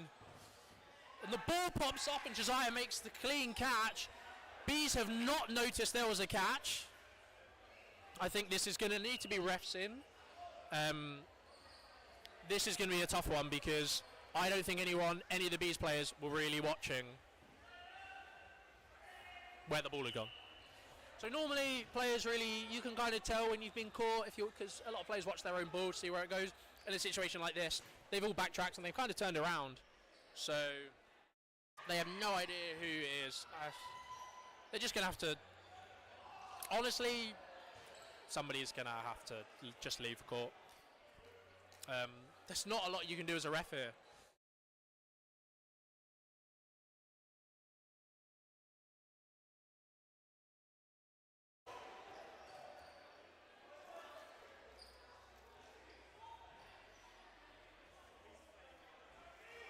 So, Brew Cousins has called himself out for the catch, leaving it 2v2.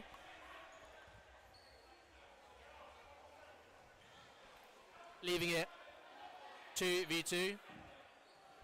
Bedford Mighty Eagles with 2 balls. It was Brew's throw. Thank you, Daniel. And the correct decision was come for. So excellent play there by Key. So they come back with 2. Millward makes the hit onto Josiah. Midder, makes the clean block. Key kind of switched off slightly, but makes the block again as Midder sends the second ball. So they come forward with 3 balls. Block there. Key not giving Midder the chance to make the catch.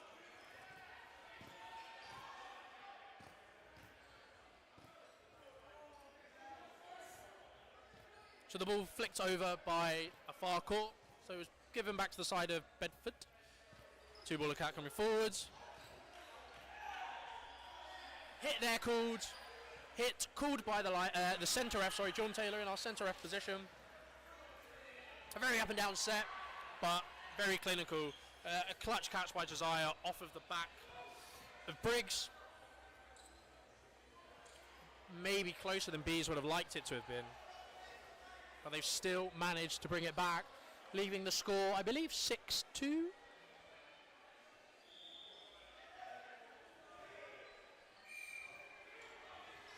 So 2 pre-movements there by Bees, meaning Millward has to run for the 2 balls on his own. A substitution here as Midder is off for Gordon.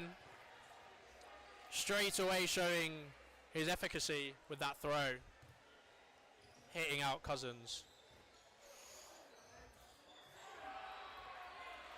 Millward going for the feet of Josiah. Newton manages to make the block, but brings it back low on Josiah. Excellent play there by Newton. Ryder trying across court and then fronting up against Briggs.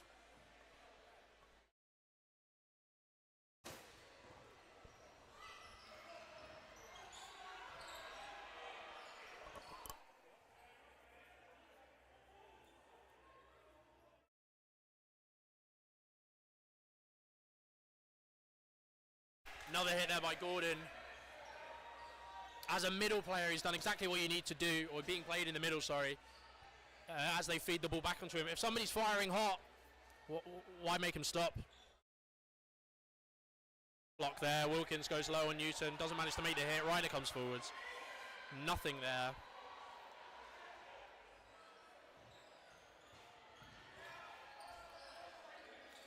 Clear dodging there from Eagles.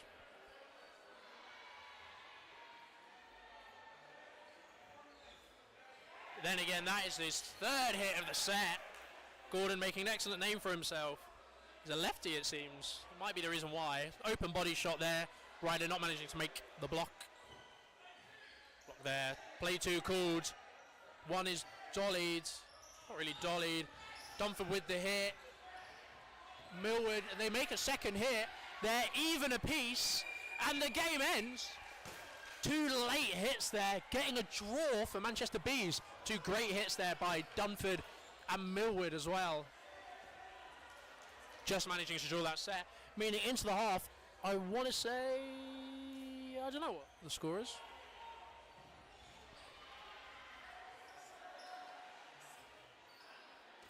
Score is 5-0.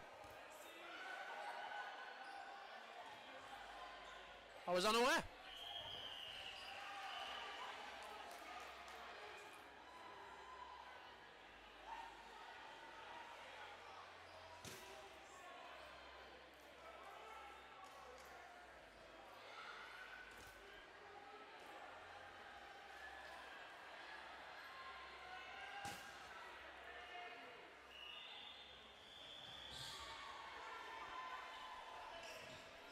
Just half time now.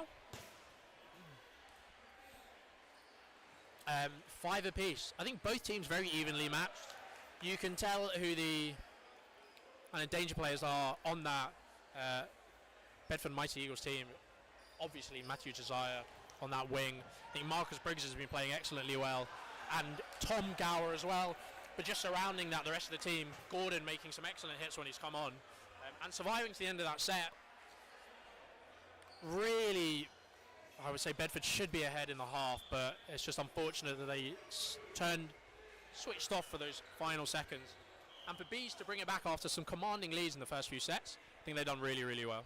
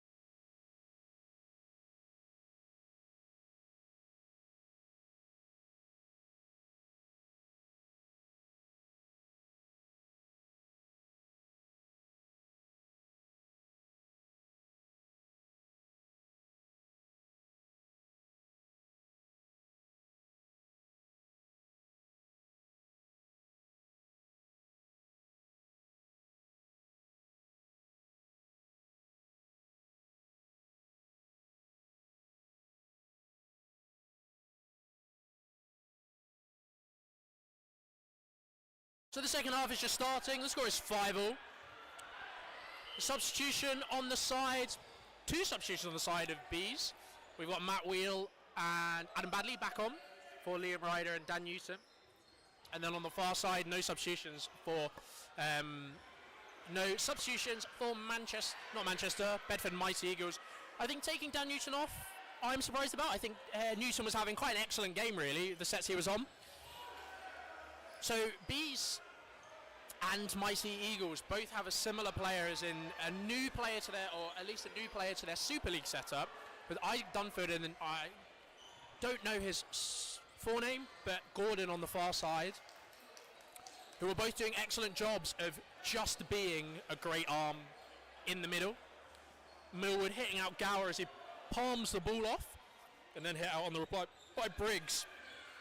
I think that's something Briggs has done really excellently, is that as the team's focus on Josiah, he's taking those opportunistic shots. He's been pretty damn good at making those hits. Josiah with the hit, with the catch, sorry, across as he sends down the lane.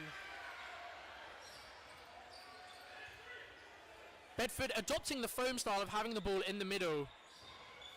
You might have seen a Dodge highlights clip going around of when Tom Wilkins did that exact thing, and there were 2 ricochet catches off of his back.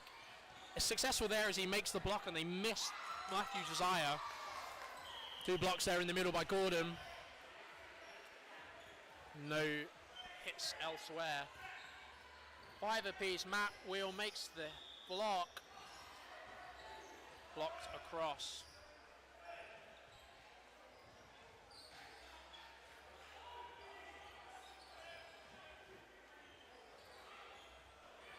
That cross court coming across. Wheel trying to punish Josiah, but leaving it, wanting him to go fishing, not managing to succeed.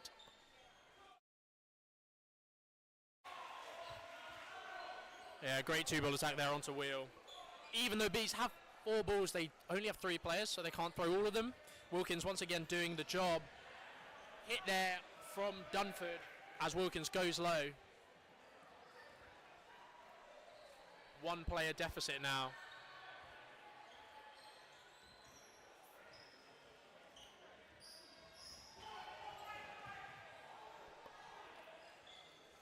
Bit of miscommunication there as Key and Dunford both throw.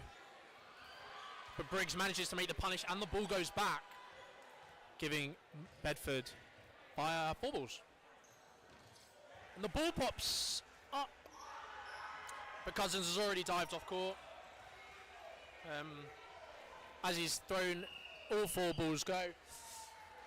Not a lot of time left there. The game's over. The first set, a really controlled set by Bedford. By Bedford Mighty Eagles. Very controlled and clinical.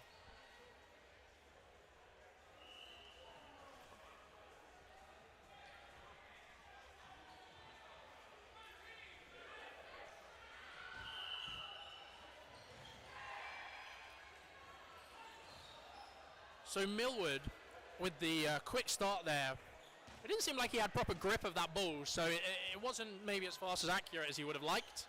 But Gow with a big dodge to make it. Josiah hits out badly. Wheel doesn't manage to make the revenge hit.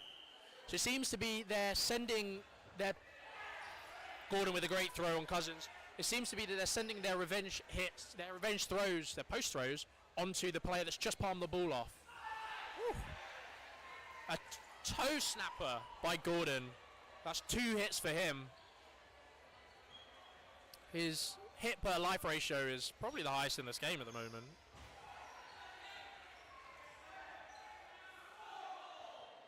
Will goes opportunistically against Josiah. Doesn't manage to make the hit.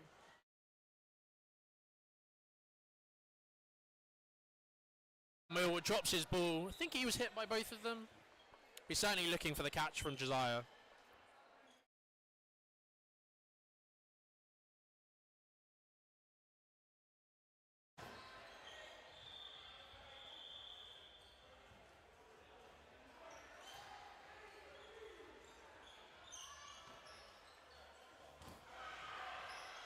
Briggs with a very high shot there on Dunford, with a post reply from Wheel off the shoe of Gordon.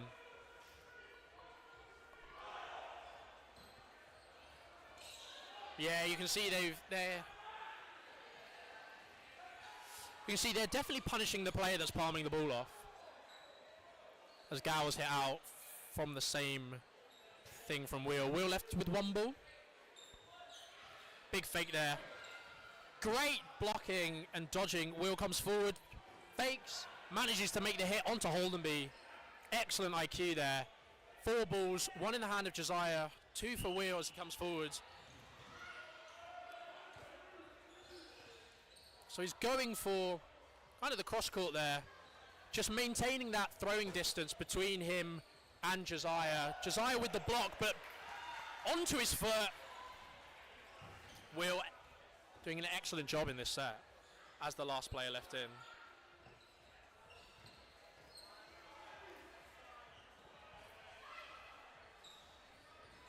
Another high shot from Briggs.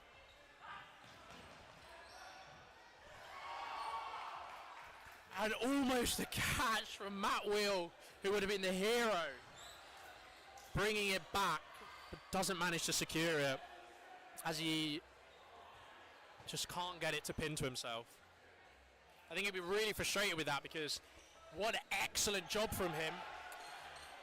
And his reward is he gets subbed off. So we've got Ryder back on, and no substitutions on the side of Bedford.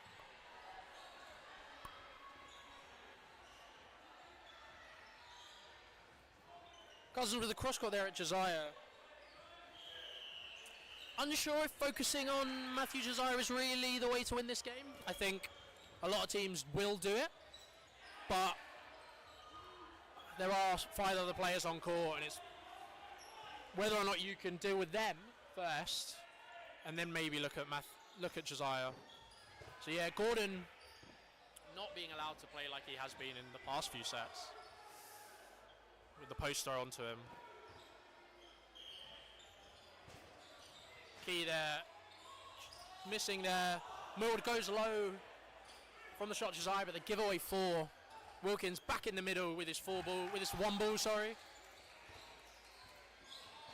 As they send 2 at Josiah, the post row comes through, but the revenge hit, so 3 for 1, leaving Briggs and Gower in. Cousins with a kind of out-of-body curve shot. It doesn't look comfortable for the elbow.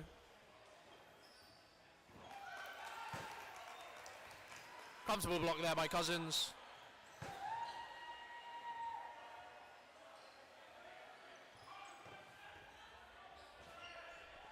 Millward not looking at quite a seeking throw, as they're allowing the other 2 players to play with 3, sorry. As Briggs hits out Key there, as he dodges kind of into it. Great tracking from Briggs.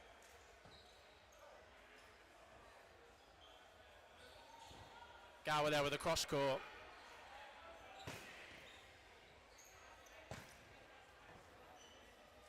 Question is, are Bees taking it slightly too slow? Obviously a tactical decision to slow play this set. High ball, but it blocks straight into the ceiling, so no chance of that being a ricochet catch. Easy block from Dunford there as Gower goes from the back of court. Ball retriever gets that back to the B side. Yeah, easy dodge over by Briggs. I think 30 seconds was called. Bounce there by Dunford. They're taking a while to get this ball back in. Benji Millward makes the catch. The ball goes up. Great fake into the hit by Cousins. Millward goes low. Dunford comes forward with the fake. Briggs left in 1v3. And that's the set. Very well controlled there by Bees, bringing it to 7 apiece. Comfortable with their blocking and their movement, not allowing anyone to really get themselves in a position where they can make any mistakes. I think excellent communications across the board. Substitution here, Cousins and Dunford brought off for Wheel and Newton back on. No substitutions on the side of Mighty Eagles.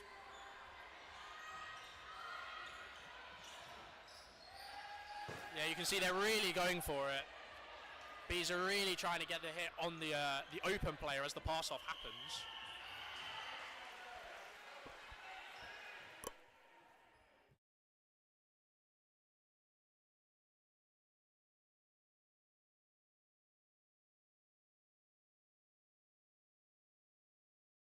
So unfortunate hit there for Badley as he's hit out first.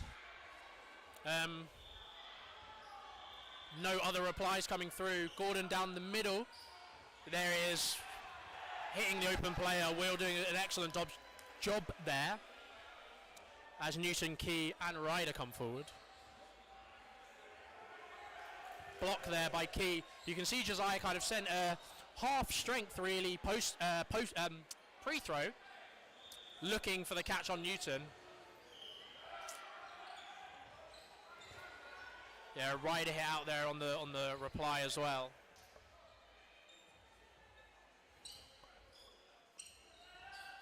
They've sent 2 balls at Key. Millwood releases straight away, but it's not really a threatening shot.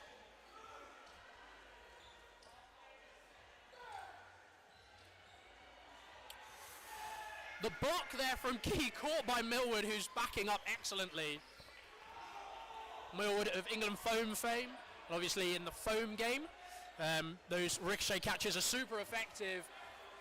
Josiah tries to kind of do the spin catch, but he's hit by all 3 balls instead.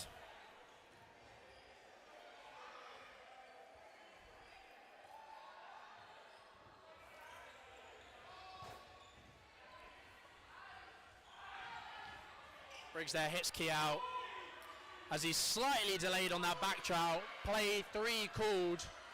They go all 3 at Wilkins, straight into the arms of Briggs. What a reaction catch that was to bring it 2v2.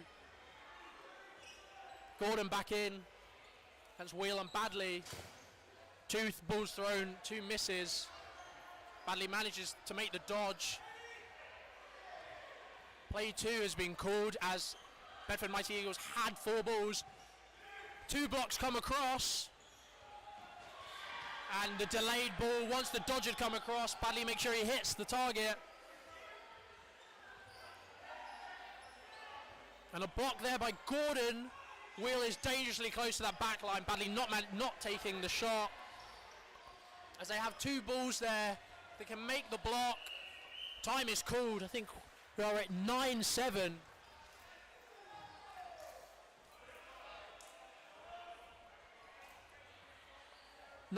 There. If my mic is cutting out whilst I'm talking, I apologise. I am muting myself every so often to take a drink. So if the audio just cuts out completely, that's because I'm taking a drink, and I'm not sure we're an ASMR channel just yet.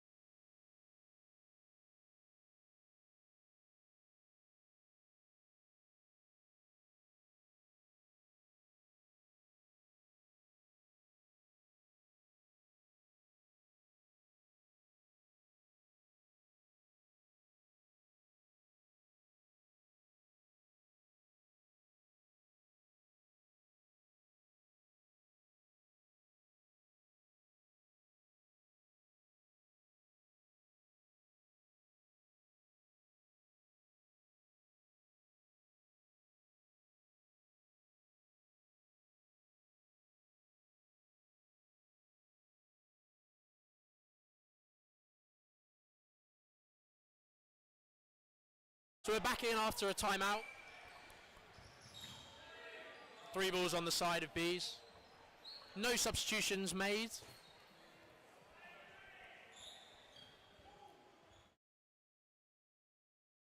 Ryder not managing to find the outer side of Gower.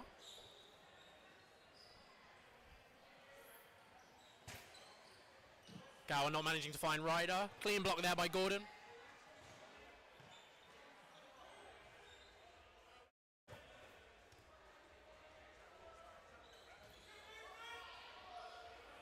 Okay, thanks for letting us know. We will make sure that we'll take a look at the cutting out. Actually, I'll just switch mics. Hopefully this mic is slightly better.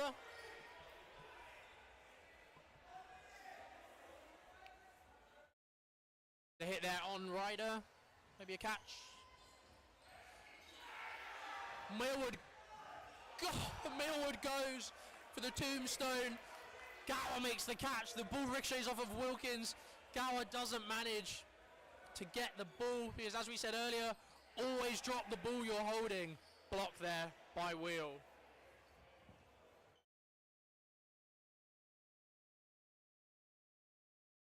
Gordon just manages to get out of the way.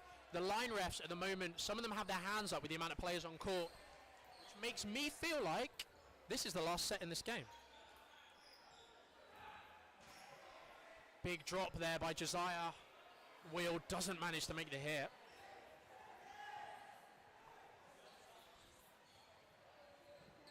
Yeah, the shouts there just to survive. The hit there from Briggs, and Badley makes the hit. And it's 2 apiece.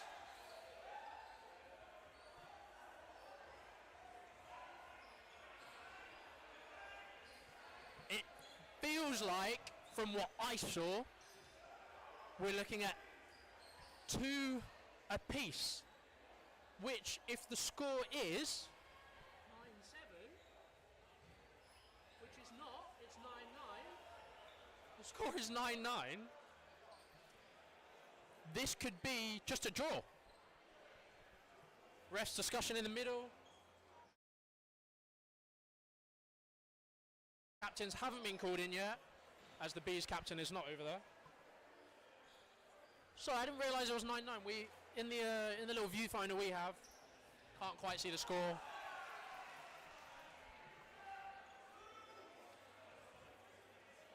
Lots of discussion.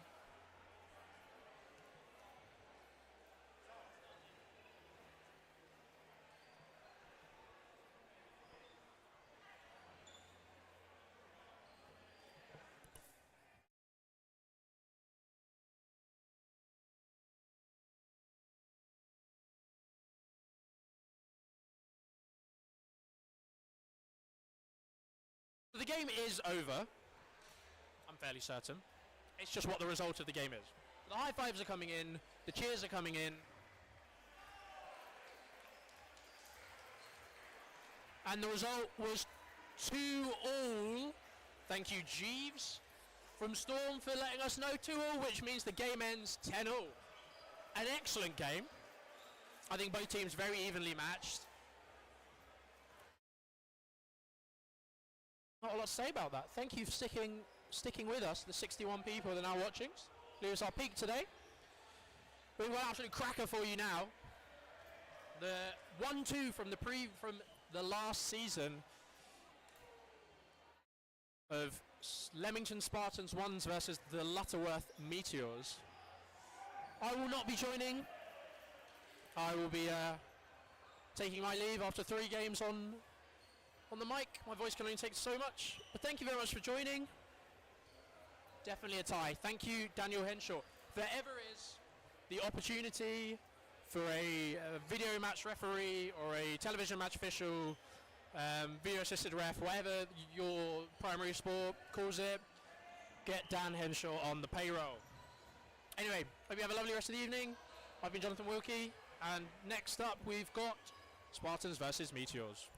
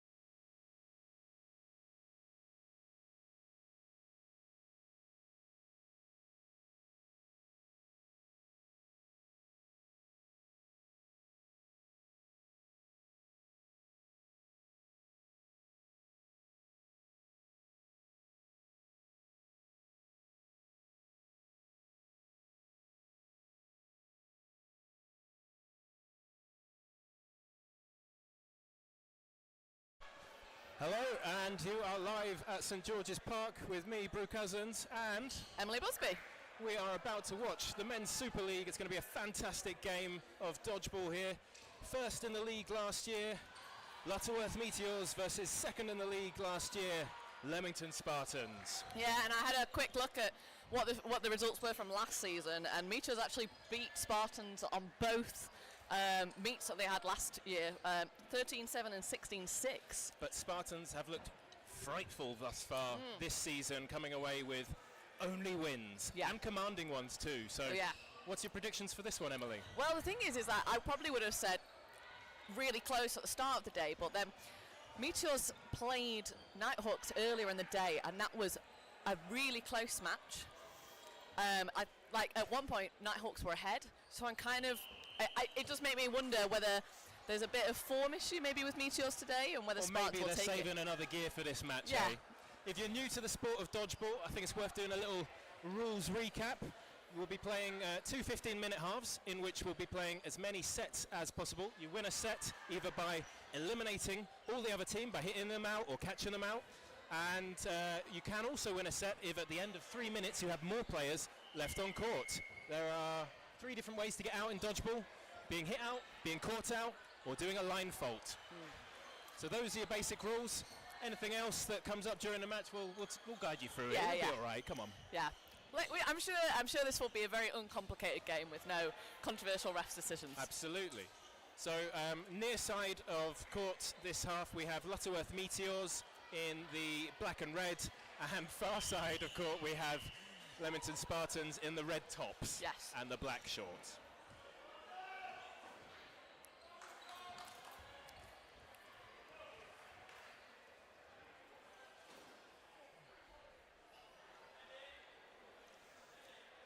Oh, yeah, just getting the referees in. Still missing... No, there we go. All 4.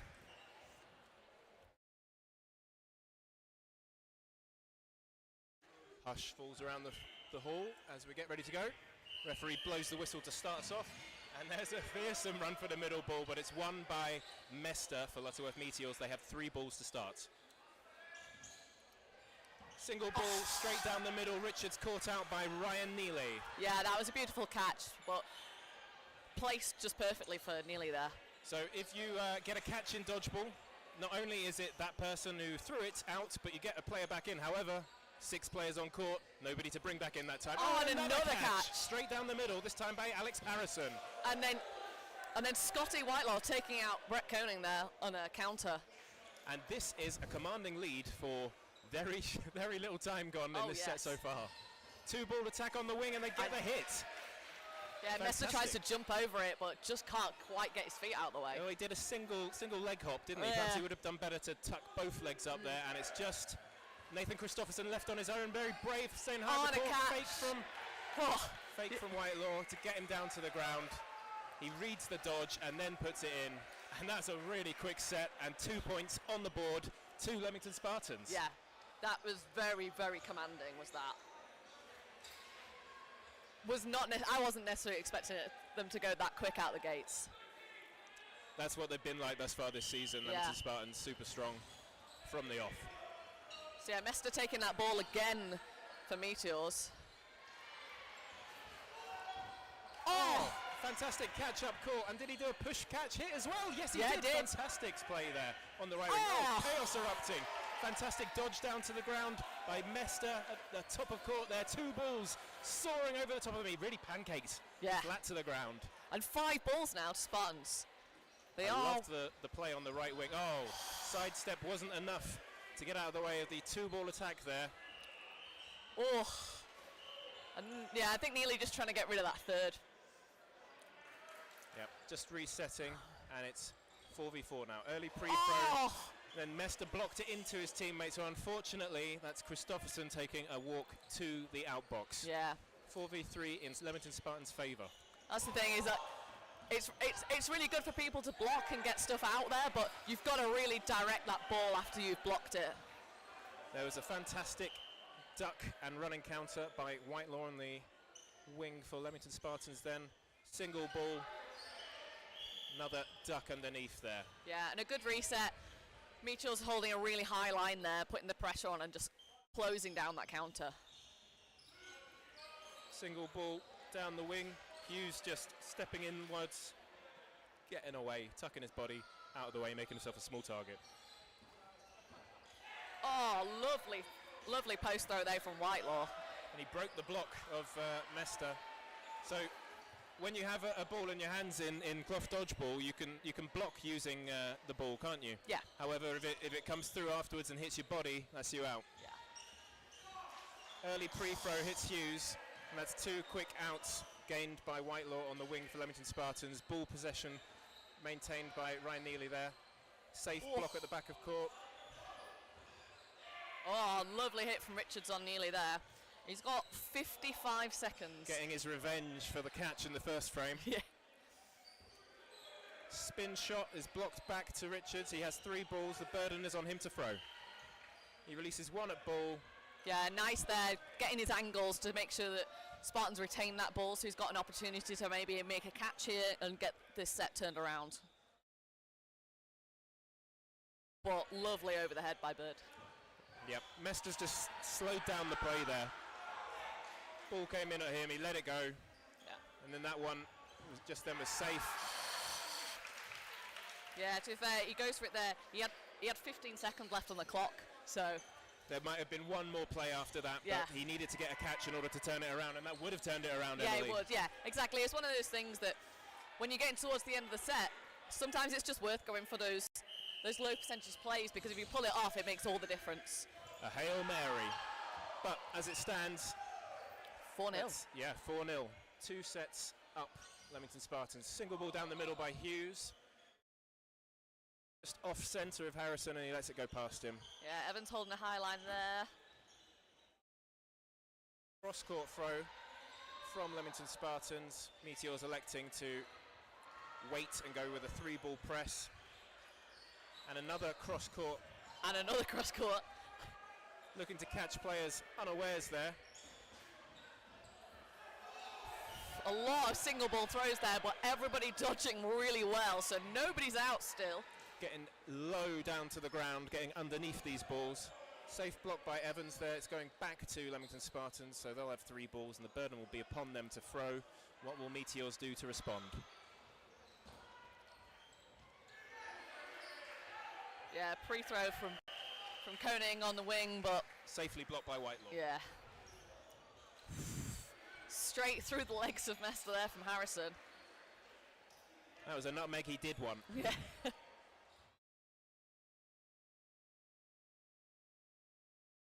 Oh, the catch by Hughes! Yes, Doherty looking to make a cover shot on the cover shot. Yeah. Oh, and a lovely cross court there. So it's 2 players up now for Meteors. A much slower set this, but going Meteors' way.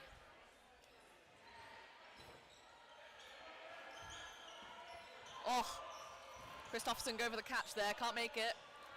And Neely also out from the hit on the right wing for Leamington Spartans. 2-ball attack on Harrison. Yeah, absolutely clinical, hitting him really nicely in the shins. Not a lot I could do about that. He had moved inwards. Yeah. Play 2 called, they released 3. First one's blocked, the second 2 miss. Another one released early, high up. Ref calls bounce.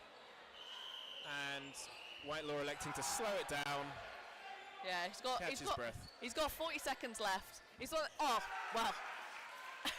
I was just about to say that, you know, with 2 sets in hand, he could probably afford to take his time with that. But also, I guess the longer he's throwing, the more tired he gets. So maybe it's just easier to finish. With 40 seconds left, you probably need to make a hit, especially if you've got 5 balls. Yeah. And you're going to go aggressive, and you're going to go for the player who's looking to catch. Yeah. Because they're not going to dodge it. So I don't mind that. Yeah. That being said, it was a good catch. Yeah. And we're at 6-6. Single ball released to Evans, who blocks it to the side, and his team collect 3 balls. Oh! Hit on Doherty, he looks for the catch. And then a trade. Court. And another trade. high up court. And then a hit. So Richards tries to catch the ricochet off Harrison, but he just can't quite get low enough to grab it. Really? Because he was slugging right across the Yeah, bottom of the ground there. So yeah, 3-on-3. 3 balls released on Mester, and the second of those hitting, and the third indeed. So Meteors have 2 players left in versus Spartans 3. There's a cross court onto Pilau, who takes a walk to the outbox. Yeah, lovely hit there. They really needed that. This has evened up the game. Free throw early, and then return shot. Oh! Is there a line fault there? No. Christopherson presses up the court, looks to put the pressure on Mester, and there's a counter from Neely as Christopherson pushes back off the court.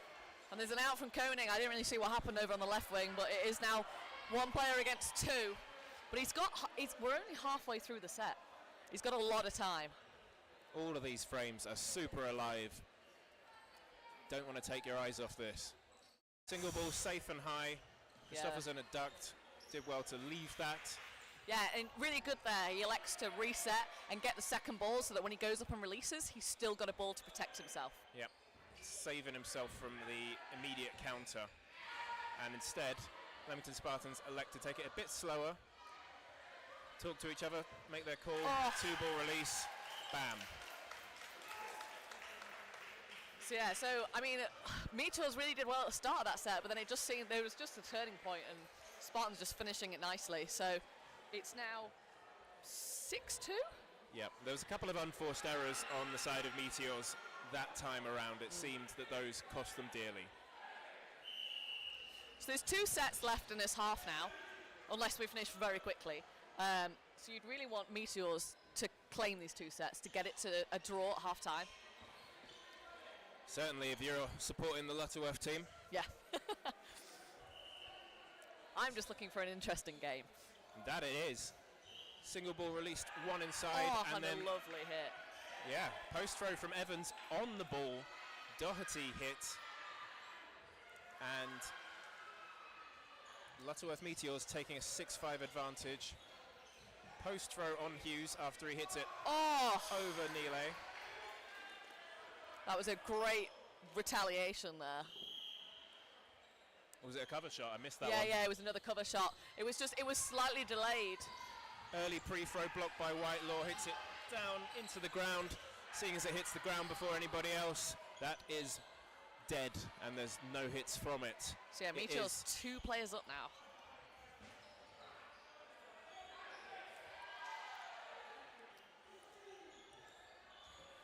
Coming together to make a play. Single ball released, it's low and into the wing from Harrison, and then a counter from Koenig, jumped over by And a Neely, trade. and then he looks to counter and instead gets himself caught out, and Bird is out on the other side as well. Yeah, he traded with Evans, so but a catch, so gets to come back in anyway. So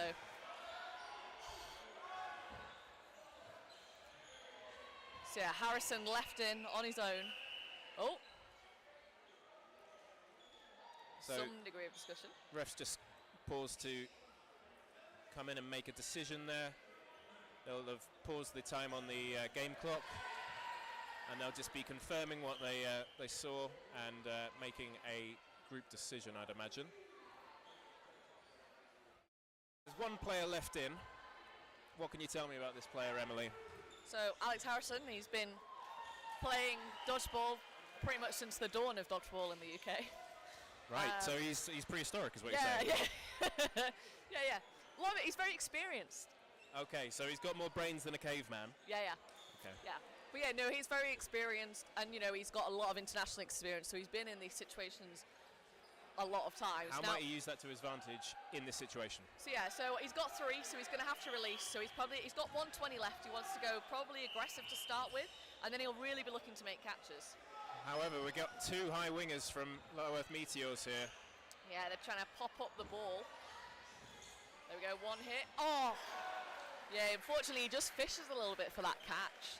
So he just kind of sticks his hands out into it. But I think it's worth going hell for leather at that stage. If you're 1v6, it's super hard to turn it around, and you need to get a catch pretty early on in order to make it feasible, really. Yeah, you kind of got to go for every play. So,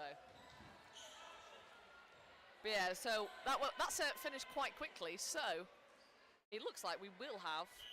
Oh no, well, yeah, probably 2 sets left still, and the last set will be a short set. Leamington Spartans with a 1-set advantage. The score being 6-4 to them. Hit on Harrison. Yeah, claiming a hit on Evans, but it looks like it just bounced in front of him. High pressure from Lutterworth Meteors, but they gradually get themselves back of the court because there's cross courts coming in at them, and they have to be wary of those. Oh, very powerful throw from Hughes, but nearly ducking underneath that. He's done a few of those at the back of court. Yeah. Great play. Oh. Great leap from Hughes there, just getting his feet out of the way.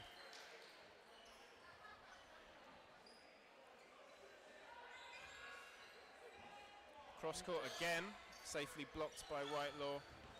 Oh. Counter in, comes behind David and hits Koenig.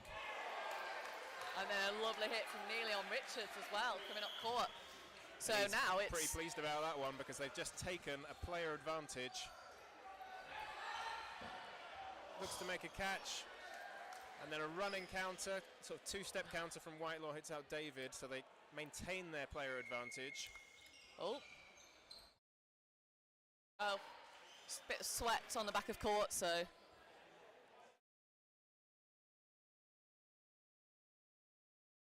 Oh, and Whitelaw's doing his shoelace as well. All action. Yeah.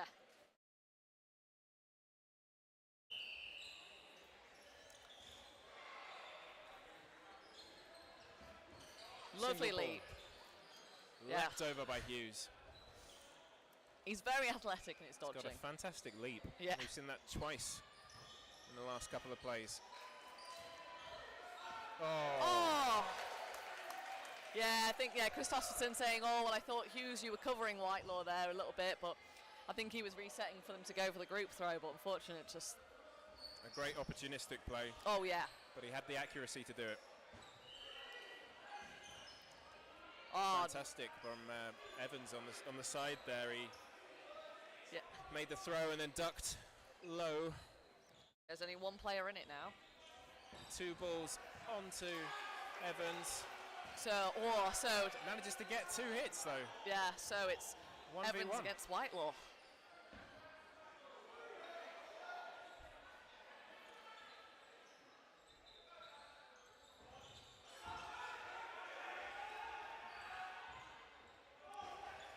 Both players just looking to keep a hold of a ball to block safely with. Although Whitelaw's just opened up just then. Yeah, Whitelaw's opting to give the second ball to his ball retriever. Oh! But yeah, lovely hit on the end. Just gets a really low ball right on the bottom half of Evans' legs. He's had good reactions thus far in this this half, and it looks like Spartans are going to take a lead into the second half. Yeah. So, looks like it's going to be a final 1-minute set to end this first half.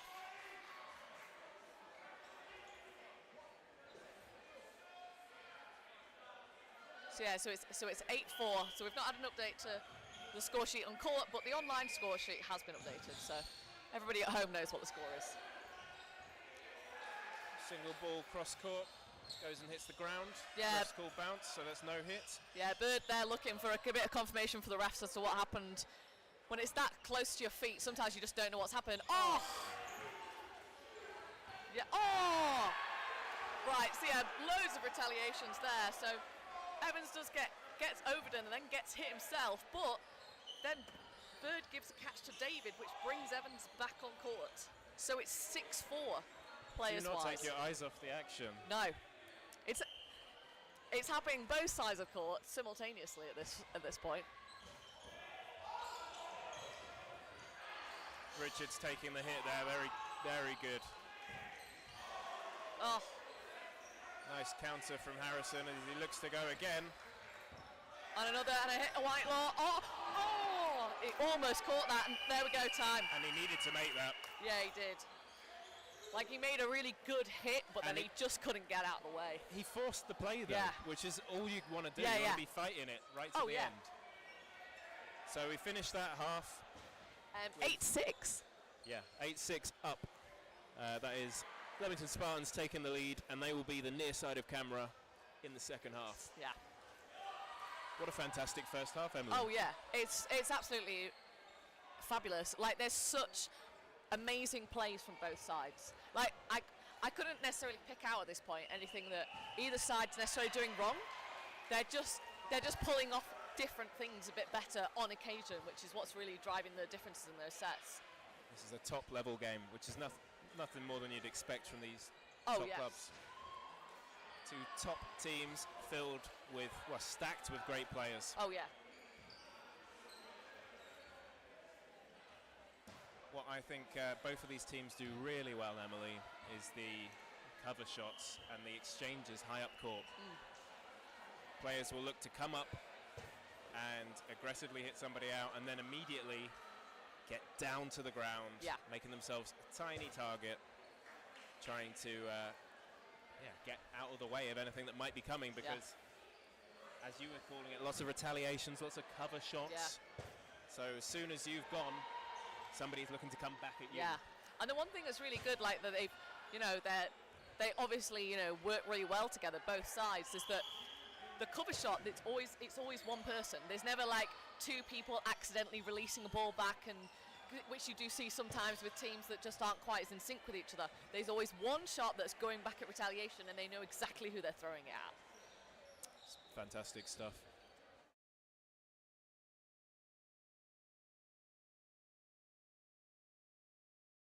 So this is the point where I wish that we had a microphone in the team talks, because I really want to, Neely's speaking with a lot of emotion in that team talk with Spartans over there, and I'd be really interested to know what he's saying.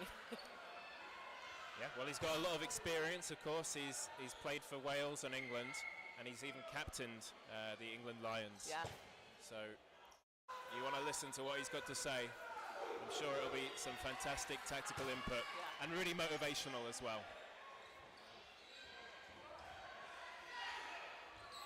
So the second half's about to start. There'll be 15 minutes on the clock. We'll play as many sets as we can within that, and it's all to play for.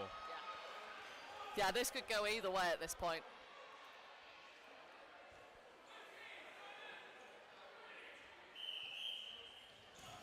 The middle ball runoff won by Richards there. Meteors with 3 balls to start. They're just collecting those. They're looking to make a set play. Oh, that lovely fake there from Whitelaw really put off Meteors. You could see they all stopped in their stride. But they forced Woodgate to make a fantastic lateral dodge there. Really moved a lot inside to get away from the ball. Lovely jump dodge there from Christopherson. Yeah, he's good at getting up and down. Oh, cover shot from Whitelaw, breaks the block of Hughes, was it? Yeah, breaks the block of Hughes. I think there's also cheering as to whether he's made a catch, but it doesn't matter anyway. Hughes is already out, and there's nobody in the outbox for the Spartans. Catch. Oh, 2 catches!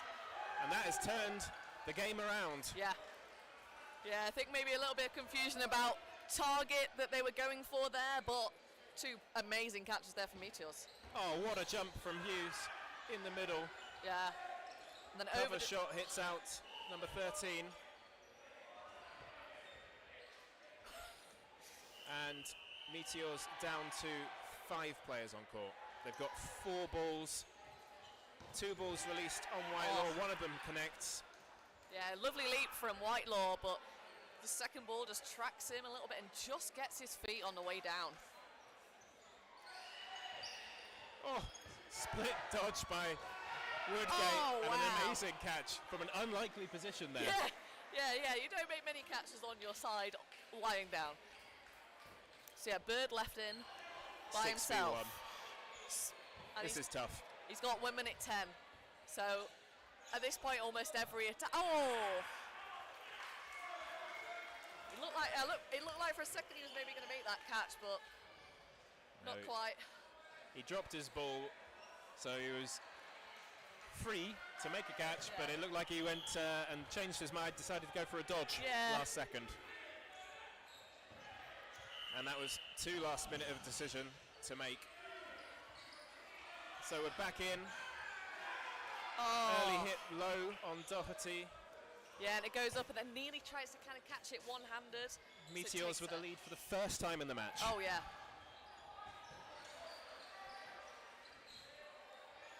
Single ball goes inside from Harrison, and now it's Meteors with a 3-ball press. 2 balls at the wing, hitting the back of Whitelaw. Yeah, he lovely. goes out. Yeah, they've not had a Meteors. lot of success with hitting Whitelaw with 1 ball, so good to see them change up to get that double throw hit and get the gap. Oh! Early ball caught by Richards, who's elated. That's 2 catches in quick succession in the second half for the mustachioed man. Yeah. Safe block from Christopherson, putting the ball back into the side of Leamington Spartans. The burden will be on them. There's high pressure on the wings from Lutterworth Meteors. Single ball into the ground, no hit. They're calling for a double counter. There's a block by Woodgate. He looks to counter, but his teammate isn't ready, and he decides against it. They've got 3 balls though, so the burden will be on them. So yeah, again, a lot to do. 4 players down. And Meteors, I think they'll look to really slow this down now. They don't need to win this quickly. They're in a commanding point in this frame. Oh, they go for 2 balls on number 9. He releases down the wing, hits out David. There's a leap of faith. Thinks he hits Woodgate. Woodgate says no. Yeah, so I think he made the hit, but there was a line fault as he leapt off court. So the line fault would have been first.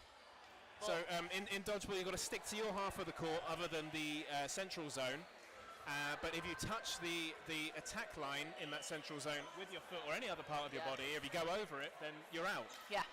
Yeah, so you are allowed to leap into the other half, and release the ball while you're in the air to attempt to basically get yourself closer to that player so the hit's more accurate. But if you line fault first, then it doesn't matter because you're already out before you've even leapt off the ground. So a wasted leap of faith there. Yeah. Getting himself out. And could there be a route back in for Leamington Spartans on the near side of the camera this frame? Yeah, there could be now. Like, they're 1 player down. They had a commanding position, yeah, didn't they did. And it's interesting to, for anybody that's, a European player, is that a leap of faith in the European game, if you make the hit, you're allowed to go back to your side, so you're not out. So it's a different type of play in the European game because it's worth the risk to get closer to make sure you make that hit because you're not out if you make it. However, here, it doesn't matter even if you make the hit, you're out. So in doing that, Evans knows he's going out, and it's like, is that worth it? Because you're definitely going to be a player down. He's probably trying to get into the heads of the other team, intimidate them a little bit because they were in a commanding position, but it hasn't paid off this time around. No. However, they do still have a 1-player advantage. Yeah. 8-8 the score.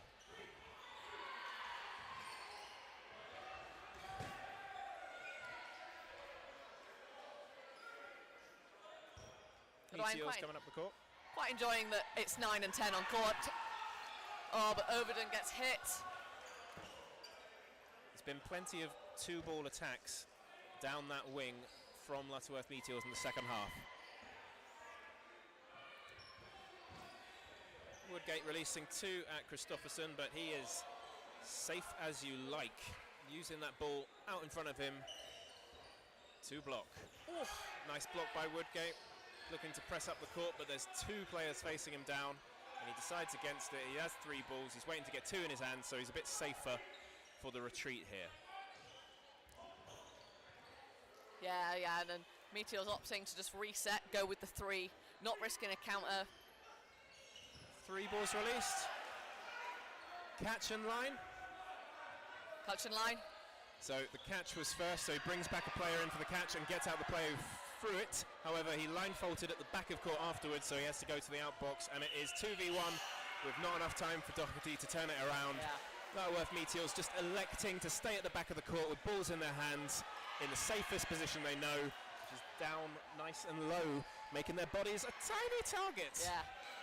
Yeah, I mean, that's a great catch from Woodgate. It's just unfortunate that he line faults, because if he doesn't line fault in that situation, it's a drawed set.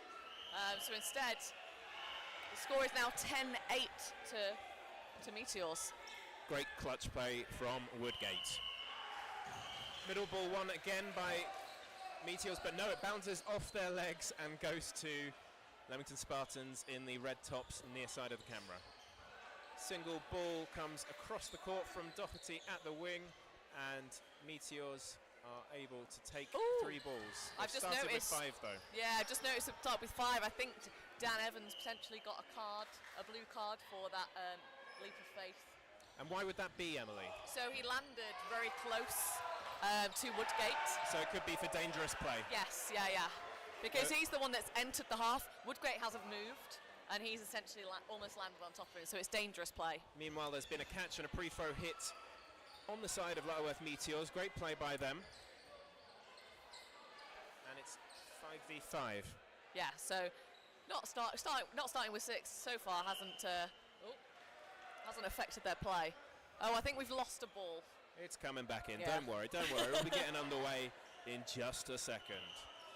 Players called to just start at the back of court, and then we'll recommence, and they'll have to step onto the court, and we are going again now. Let's go. Lovely duck there from Overton. I loved how he just made his body a tiny target there. Yeah. Fantastic stuff.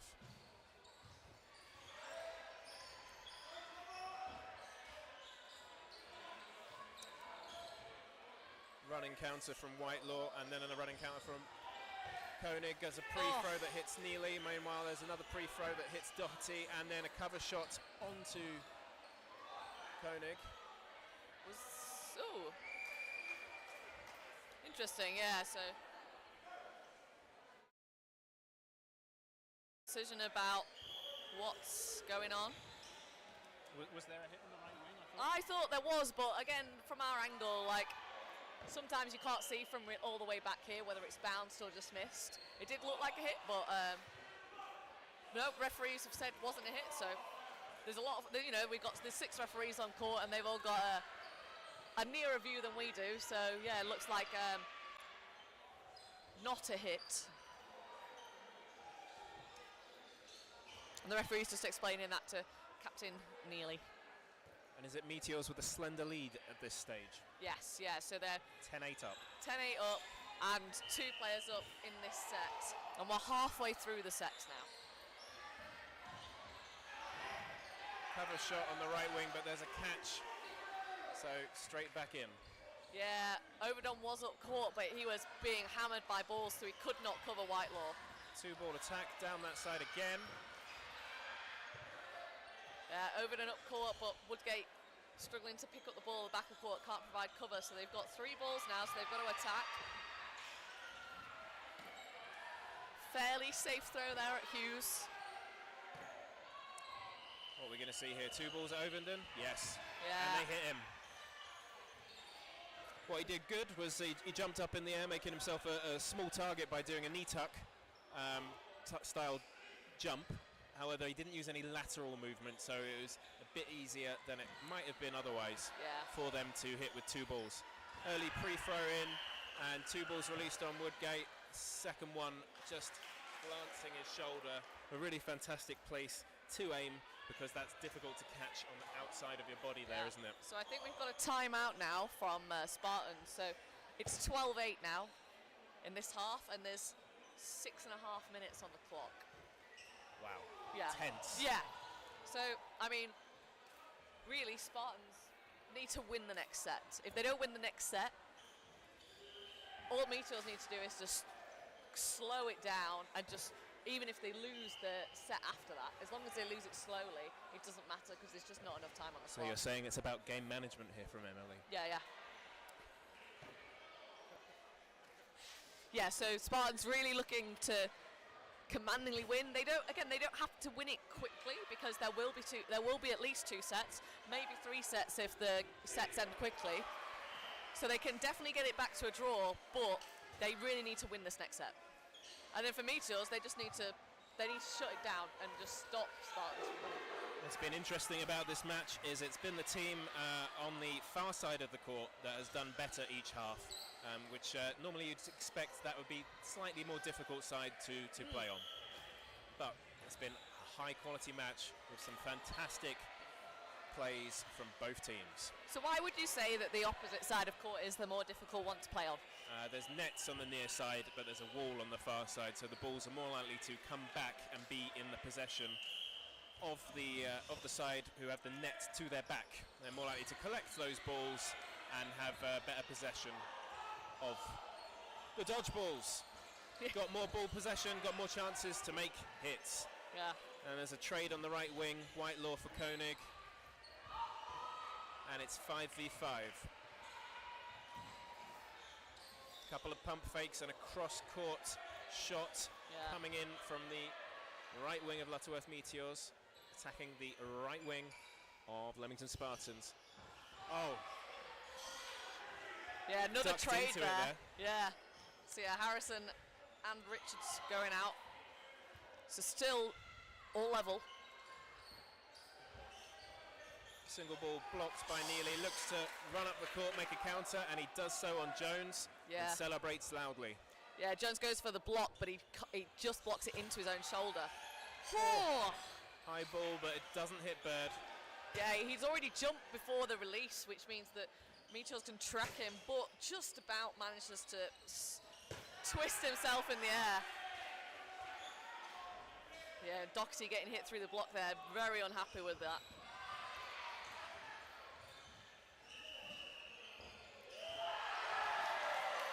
So that was a hit on number 4 Brown by Bird, and then a ricochet catch by Woodgate, number 10 for Spartans.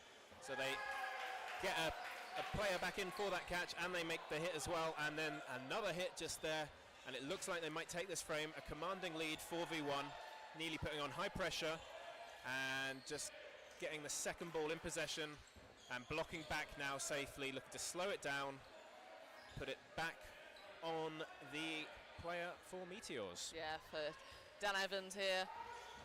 So I think, yeah, so Neely recognising that there's still enough time on the clock for a set, maybe another set afterwards, depending on how quickly the next one starts. Pre-throw hits Woodgate.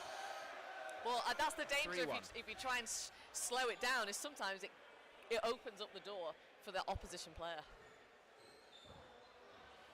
They slowed it down extra that time, so they were ready for the pre-throw, which is what they should have done on the previous play. Yeah. And clinical at the end there, Emily. Yeah, so, but good to see them learning from what had literally just happened to them. So it's now 12-10 to Meteors, and there's just over 3 minutes on the clock, so there will be 2 sets. So unless there's 2 draws, there will be a winner of this game. It can't end in a draw. Wow. Yeah. Exciting stuff. So yeah, 3:40 on the clock. Middle ball won by Woodgate.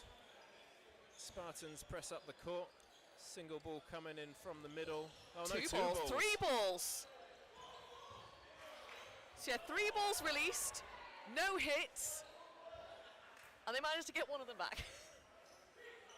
4 balls in the possession of Meteors. They release 2 at Neely, who makes some crazy moves at the back of court. Yeah. Just evades the back line and the ball there. Yeah, I was for sure certain there he was going to line fault, but just manages to cling on to court. Shifted his weight really well. Oh, fantastic post throw onto Bird. Well done, number 13 for Meteors. Oh, and a lovely catch from looking Harrison. to press up the court, and a catch by Evans. Hit out on the toes by Harrison though. Yes, he's taking a walk to the outbox. Harrison. Yeah, so I think out. Harrison thought that maybe the ball had bounced, it wasn't a catch, but fantastic stuff from Evans. So yeah, so now 1 player up for Meteors. There's 1:50 on the clock, so there's still a lot of time left to play in this set. Oh, single ball by Neely. Hits Brown.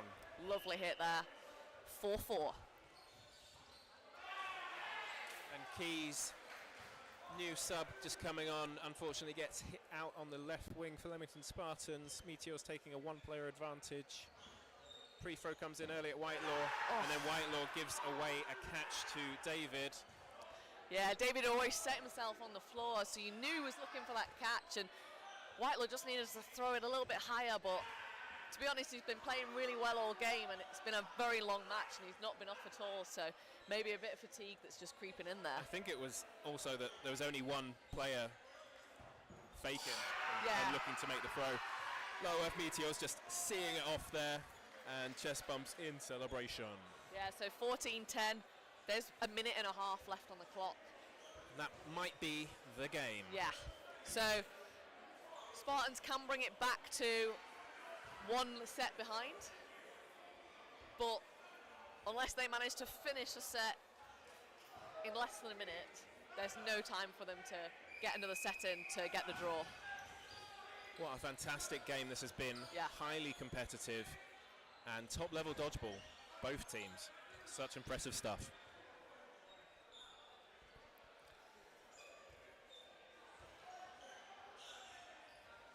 Cross court released, but it's ducked underneath, and a high one up court. Whitelaw ducks underneath and then looks to make the counter hit on Richards. Meanwhile, Evans also taking a walk to the outbox, but Lutterworth Meteors now with 4 balls. Yeah, Bird with high a really pressure nice. from Keys. Oh! Looking to make a tombstone catch, but instead he gets hit out. Putting high pressure on. They're trying to win the set quickly. Yeah. And a lovely hit there from Woodgate on Brown. They really are pushing it, aren't they? Yeah, there's 20 seconds left on the clock.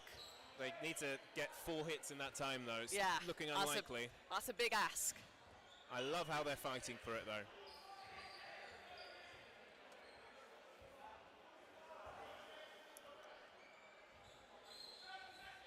Oh, slash 30 seconds, so my clock's slightly off, apparently. Richards looking for a tombstone catch. 2 hits on the left-hand side there for Leamington Spartans. They are 5-2 up. 20 seconds on the clock. 2 players left to eliminate for Leamington Spartans. They're putting on high pressure on the one side. They've released the ball early. They've got no balls now. 2 balls coming in. Whitelaw looks to make a catch, but there's 2 balls on him, and he can't do anything. 10 seconds. And Meteors will probably look to hold. Oh, single ball hit on the right-hand side. Neely on Koenig, and that's it. That's the time. That's the game. So they do win that final set. That's it's not 12-12. It's 4. There we go. So unfortunately, the score on court, on the little flip, hadn't been updated.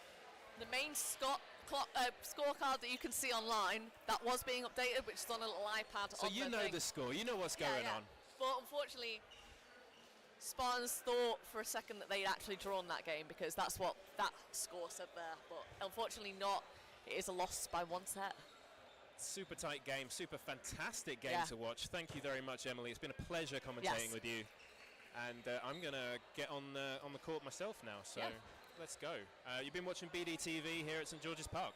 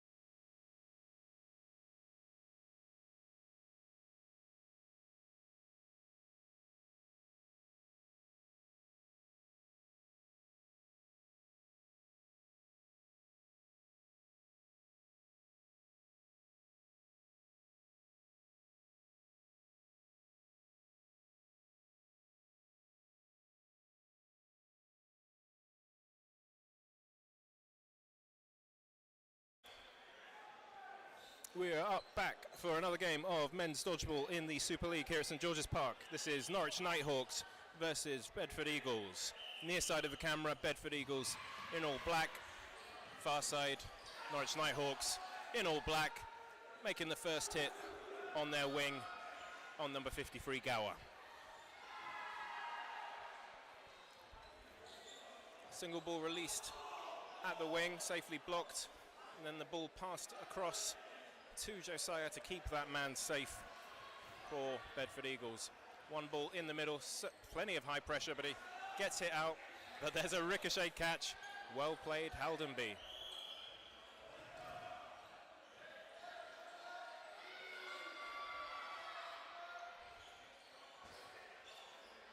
Plenty of pump fakes on the run up, looking like they're going to counter, but no, they're going to reset and take 3 balls, go for the 3-ball press. One ball released at the wing from the middle, safely blocked.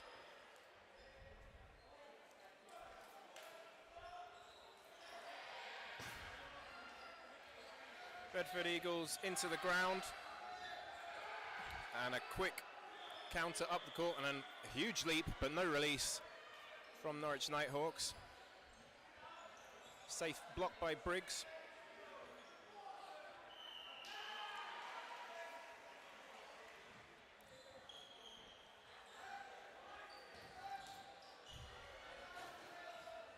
Single ball released down the middle, nice little jump over there by Haldenby. Will it be the same again? No, it's a release from the side at the wing, and then a running counter at the ball, but a safe block on the backtrack.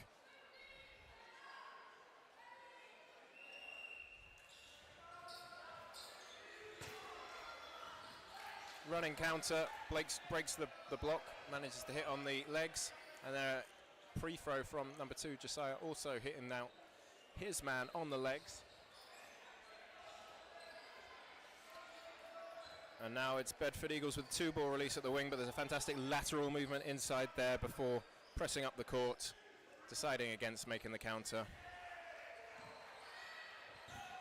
High ball, but Briggs just tucks his neck out of the way, doesn't want to get hit in the face there.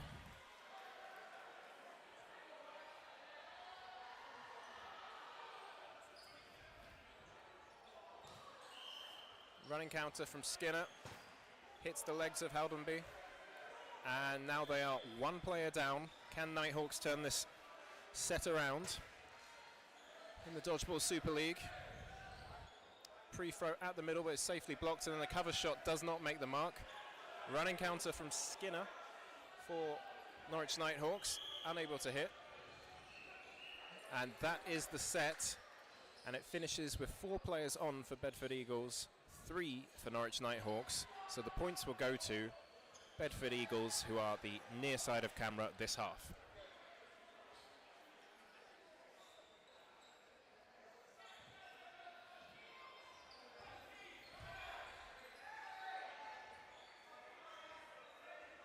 The lineup for Norwich Nighthawks is Borley, Johnson, Meaden, Skinner, Smith, Todd and Whitley.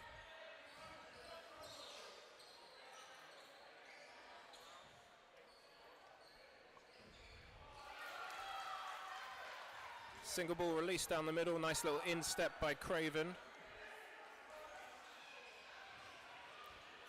Briggs can't believe he got hit, but yes, the referee's saying he did. Takes a walk to the outbox, and he gets commiserated by his ball retrieving friend there.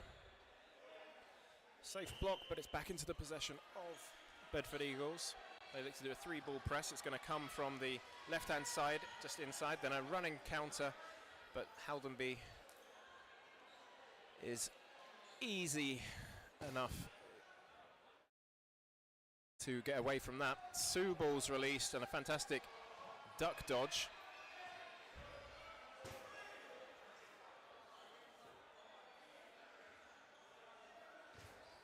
Single ball down the middle.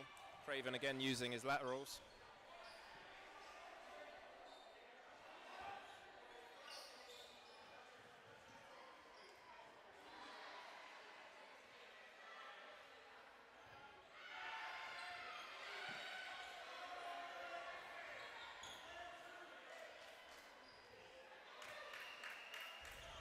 Running counter at the ball.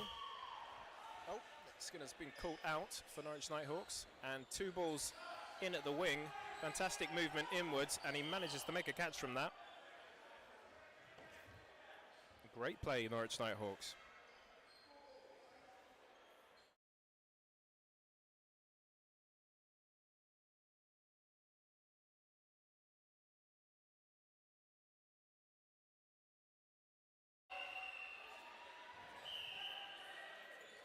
And the single ball once again in the middle for Bedford Eagles. Will they get another ricochet catch off the middle?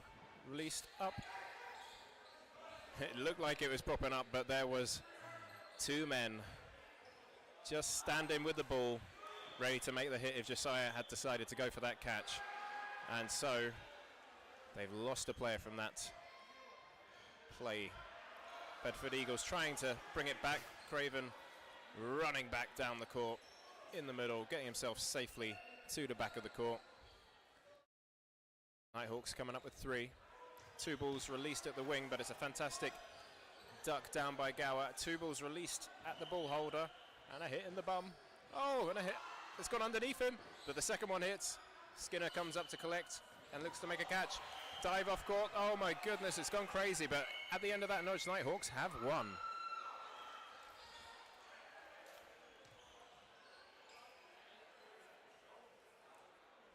What a dramatic end to the set there.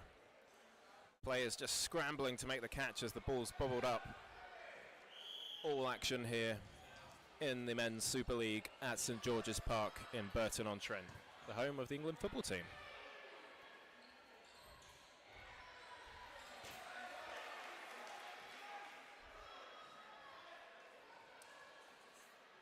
The team sheet for Bedford Eagles, who are playing the near side of camera this half.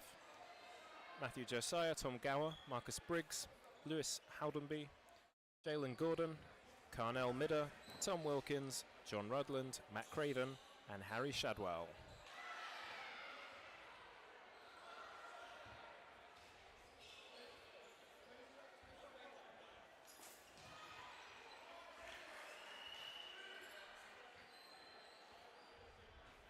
Referees just taking a break to discuss what went on there. I imagine they will be looking to determine whether there was any dangerous play that occurred. Dodgeball's a non-contact sport, but there is that little part of the court in the middle which both teams can go in, and that's where 2 players were frantically trying to go for the ricochet catch.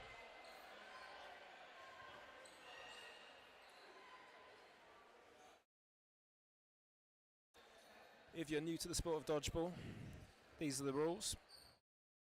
You play for 3 minutes, and you do as many 3-minute sets as you can in the course of half an hour with 2 15-minute halves. You try and eliminate the entirety of the other team by hitting them out. That's making a direct hit with the dodgeball on a player in the other team from your half into their half. They are not allowed to exit the court or step on any of the lines surrounding the court. And if a catch is made, oh, that's good news if you make the catch, because not only do you get the player out who threw it, you get 1 player back in for your team, and that'll be the first player who was hit out for your team.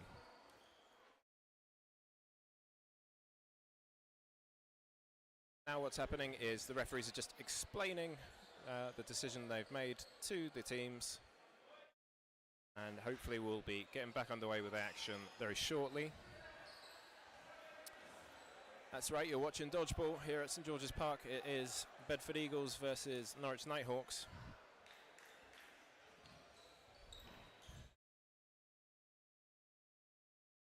In the top flight of men's dodgeball. Norwich Nighthawks just surviving from relegation last season on the last day, and Bedford Eagles just getting promoted.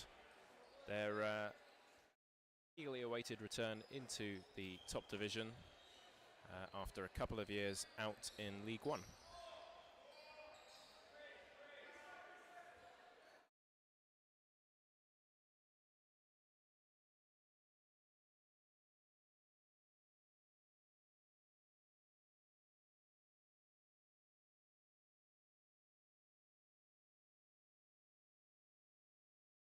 If you're interested in giving Dodgeball a go, you can check out the British Dodgeball website. There's a club finder on there, and you can find your nearest club, go along to a session and give it a go. It's super fun, would recommend. And there's also a load of resources on there as well if you're interested in becoming a coach or setting up your own club. That would be the place to visit.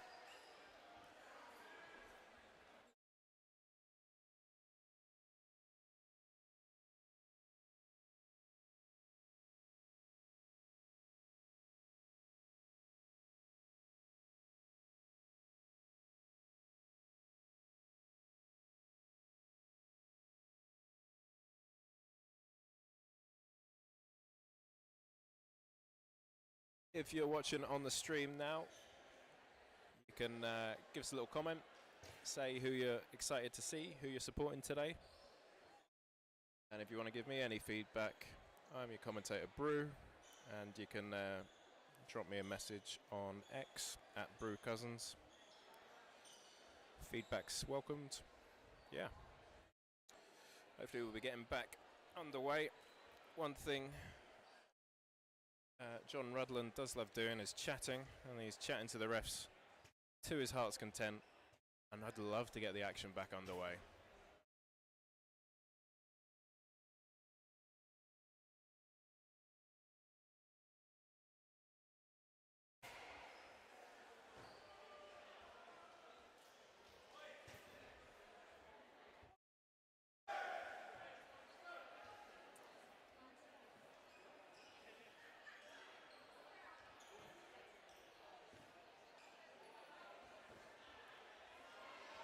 Over on court 2, we have another game in the Men's Super League. It is Nottingham Sheriffs versus Leamington Spartans. And that game is just about to get underway by the looks of things. And we have action on courts 3 and 4 in the Women's Super League and Women's Division 1.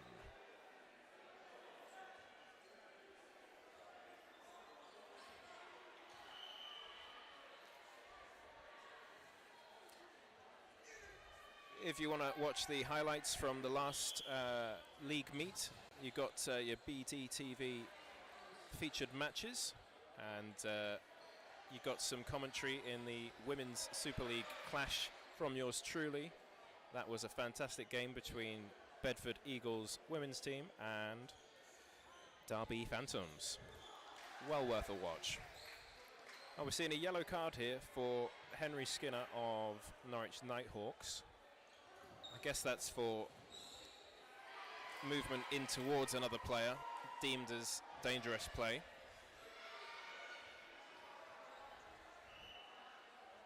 Not sure there was any malice in that, but that's the decision.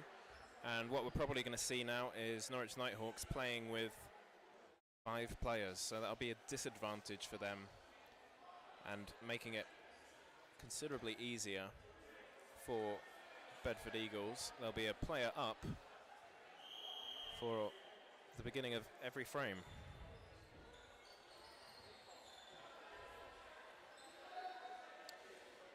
Let's go over the teams once more for you.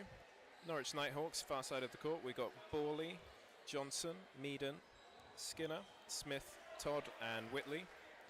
Meanwhile for Bedford Eagles, they've got a bigger roster here, but there'll only be 6 players on court at once. They've got Josiah, Gower, Briggs, Haldenby, Gordon, Midder, Wilkins, Rudland, Craven and Shadwell. And it is Rudland who is still chatting to the ref in the middle, when it would be great if we could get going.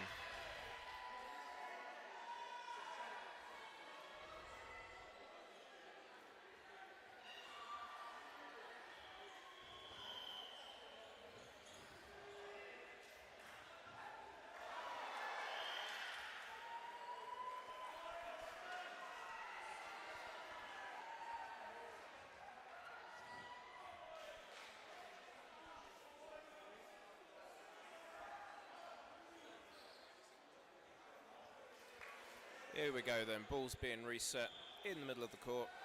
Looks like we're about to get the 3rd set underway with the scores tied up. Each team has taken one set, so the score is 2-2. You get 2 points for winning a set, and 1 if you draw it. That would be done by having the same number of players left on at the end of the 3-minute period. But for now, score's 2-2. 1 yellow card to Norwich Nighthawks. They've got 5 players starting this frame, and it appears to be advantage to Bedford Eagles at this early stage in the game. Fast run off down the middle, but it's a disrupted pass back, so they're taking their time, Norwich Nighthawks, with the 3 balls, making a call, coming up, releasing 1, nice and high at Haldenby, who had jumped, but he just pulls his hand out of the way last second so as not to get caught fishing.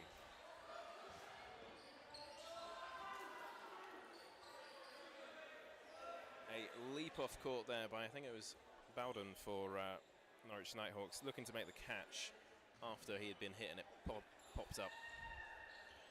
Single ball released down the wing, and Briggs presses up the court, looking a danger but not actually releasing. Cross court from Josiah, fast counter at the ball. Number 1 Haldenby blocks for Bedford Eagles. Early ball from Briggs is blocked on the wing by Norwich Nighthawks. And there's plenty balls being thrown at ball holders here.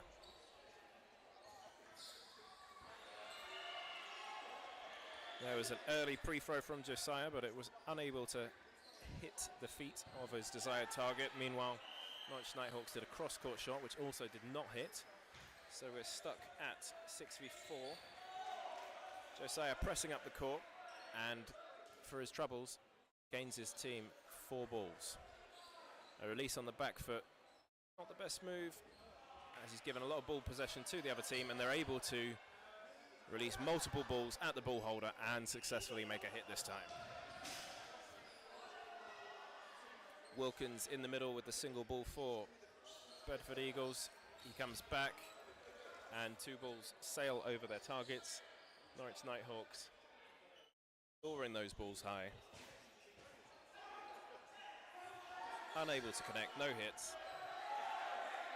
Almost looked like a push pass from the middle as a pre-throw came in at him, number 1 Haldenby, but there was a catch on the wing for Norwich Nighthawks, bringing in their first player out and making the score a little bit more respectable. They're 1 player down now in this 3rd set in the Men's Super League at St George's Park.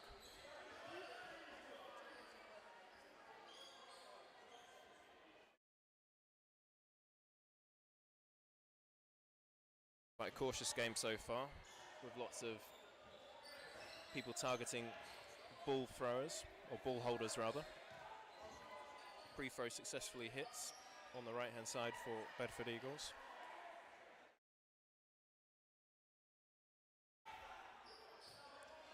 And another hit from Wilkins on the right hand side, and that closes out the set. Bedford Eagles winning by having more players left on court at the end of the 3-minute period.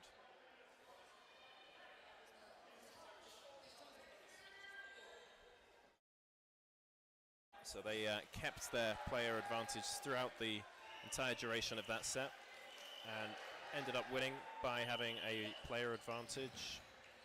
I think it was a couple more players.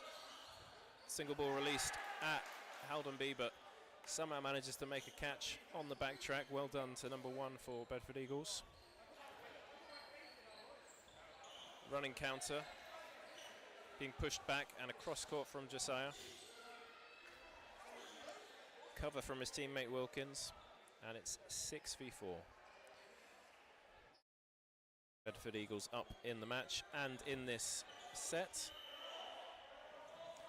They're going to slow it down and take 4 balls. Play ball has been called, so they've got to release within 5 seconds. They release 2 at the ball. They make a hit and a cover shot hit, but the first hit bounced up in the air, and a catch was made by Norwich Nighthawks, and then he presses up the court and makes another hit on Haldenby. So now we're left with 3v3. Bit of a turnaround. Single ball hits the ground. That ball is dead. If the ball hits the ground, it can't count as a hit on anyone. cautious approach. And a single ball released at the wing.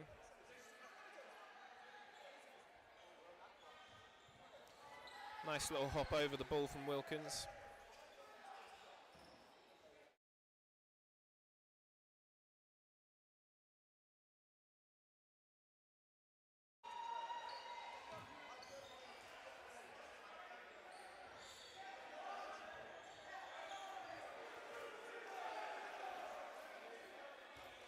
Briggs just staying too high up court there.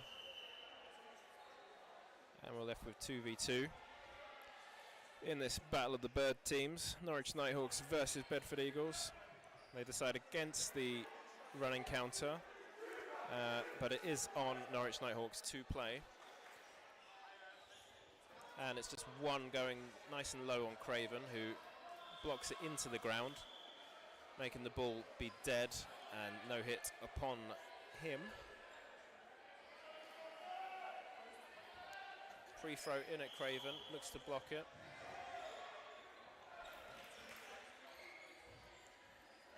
And the burden once again on Norwich Nighthawks. They've got 3 balls. Will they release 1 or 2? Just 2 at Briggs, who does a sidestep and then looks to press up the court. Double counter, single ball blocked and the other one missed, and a running counter hits Briggs. Fantastic play from the Norwich Nighthawks winger. And a nice safe duck down. Craven looking to disguise his throw a little bit, but that's easily blocked. And fighting to the end. Well done Norwich Nighthawks, turning it around and getting themselves another set, drawing the match currently. Score at 4-4. Timeout called, so we'll have 1 minute pause in play.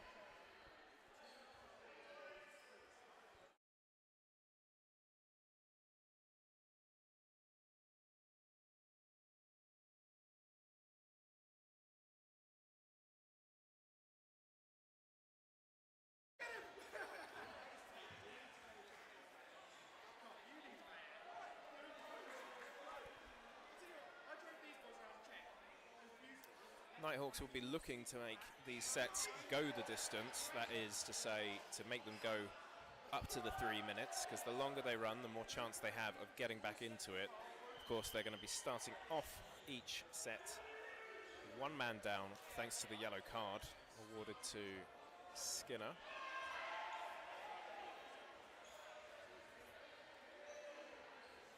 They're really going to have to dig deep here if they want to survive this first half with a respectable scoreline. Maybe they can push on in the second half.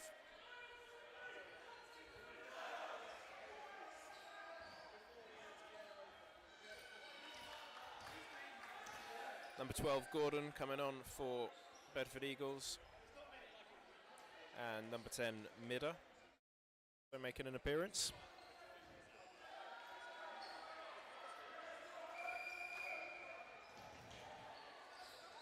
Nighthawks making a sub as well, but they still have just the 5 players. So they're 1 player down as we get this 5th set underway. Split jump by Briggs. Ball goes through his legs. Power throw from Gordon down the middle.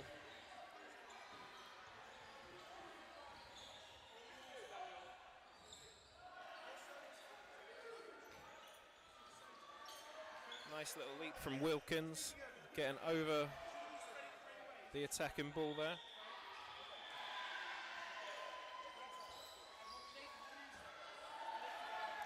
And Josiah caught out on the right hand side, and Gordon hit on the toes, and it popped up and hit his teammate Wilkins. And there we go. And it's Skinner who's back in. He's served the punishment for the yellow card, and he comes back in for a catch, I think.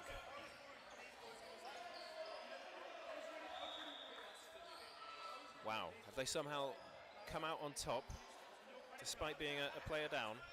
This is incredible from Norwich Nighthawks. 1 1 minute left on the clock. They have a 2-player advantage. Single ball released cross court at Briggs. Hops to the side.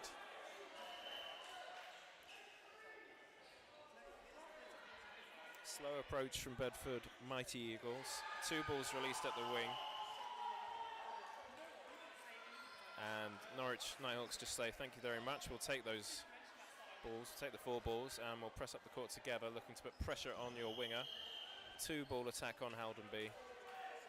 Left himself up a bit high, looking to be aggressive and perhaps protect his teammates, but he's got himself out. 2-ball attack on Briggs, who does a little hop to the side and manages to block it, just staying within the bounds of the court. Of course, if he touched the sidelines there, he should be out.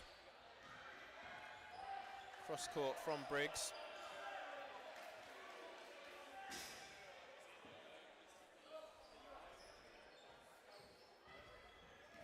High pressure from Briggs, early pre-throw. Few exchanges there, but nobody is near their targets, which means Norwich Nighthawks take that frame. All of these frames going to 3 minutes, but being won by the team with more players left on court at the end. So 2 points on the board for that set for Norwich Nighthawks, and we're into half-time. Norwich Nighthawks with a slender lead. The score is 6-4 to Norwich Nighthawks.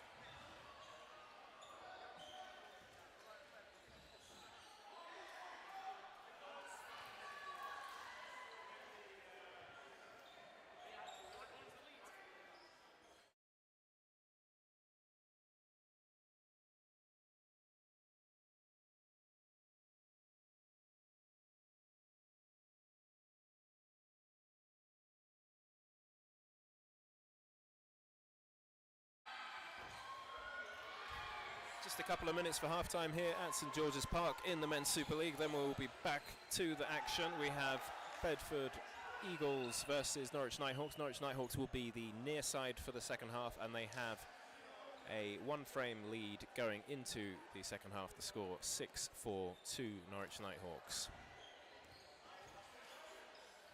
If you're enjoying the commentary, let us know in the chat. Sound off. Be heard.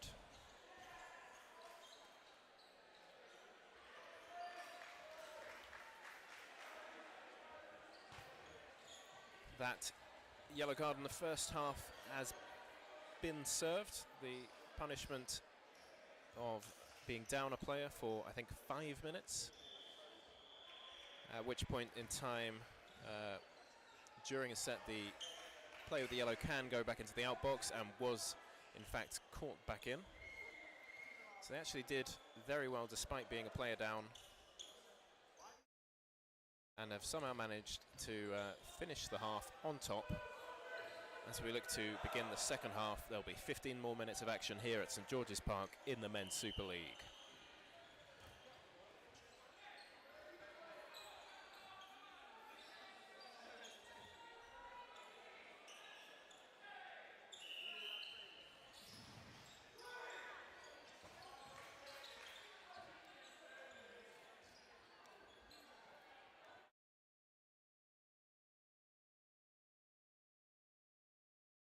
Step over the ball from Gordon.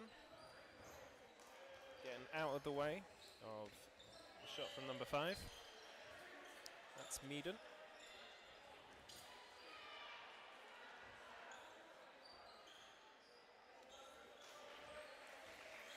Fantastic hop by Midder, and then a post throw coming in from Josiah, but there was a split of the legs from 47 Todd, and nobody is out. We still have 6v6. Single ball, nowhere near any target, and then a after throw from Josiah connects with number 5 for Norwich Nighthawks. That's B. Meaden now in the outbox. Referee's calling an exchange there, so Josiah actually hit out also, and it's 5v5 as he shakes his head and takes a slow walk to the outbox. Catch from Todd, and then a hit out, and that'll be his teammate number 5 back in, as well as one of the Bedford Eagles players should be going out to the outbox.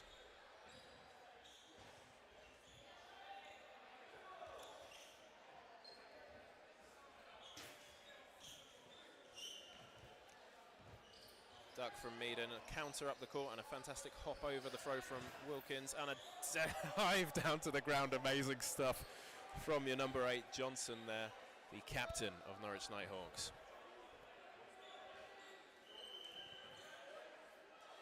High pressure from Wilkins when they got the one ball, and he looks to go super high, but he's got himself out, and in fact they managed to get out another player. Well done to Nighthawks in that exchange. High risk, high reward, but no reward for Bedford Eagles that time, and it looks like they're going to struggle to take the points this time around. Norwich Nighthawks going to have 3 balls, so the burden will be on them to throw. Gordon's placing the ball down. Is he just looking to catch now? They release one, it bounces on the ground before hitting him, so that's no hit.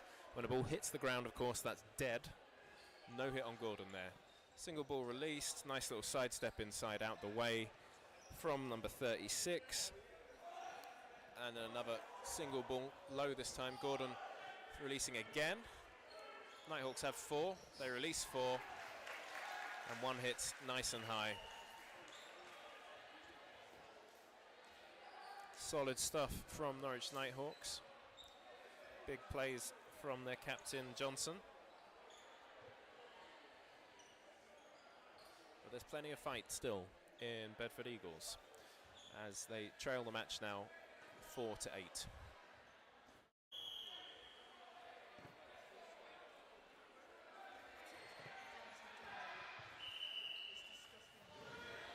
Skinner winning the runoff for Norwich Nighthawks. A fantastic early release, hitting the toes of Midder.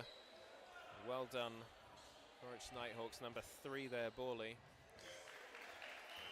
Single ball released at the wing of Norwich Nighthawks, by Norwich Nighthawks at Bedford Eagles, sorry. Norwich Nighthawks, of course, near side this half. Running counter. Josiah spreads himself across the court on his way back. The throw doesn't come in at him. Cross court, safely blocked. High pressure from Briggs. Manages to actually hit out Meaden. Or he doesn't, maybe. Early pre-throw, and unfortunately for number 8 Johnson, he's released his ball over towards the other side. And because that ball was rolling along the ground, that's an invalid throw, and he is out. Just lost his balance when the pre-throw came in early in a desperate attempt to get out of the way. They need a little bit of calm, and that's what he's calling for on the box, from the box. 2 balls released at the wing. Slowly press up the court, but the call is made by his teammates. 4 balls, 4 balls. So they collect 4, and what are they going to do with it? They have Wilkins now on the side.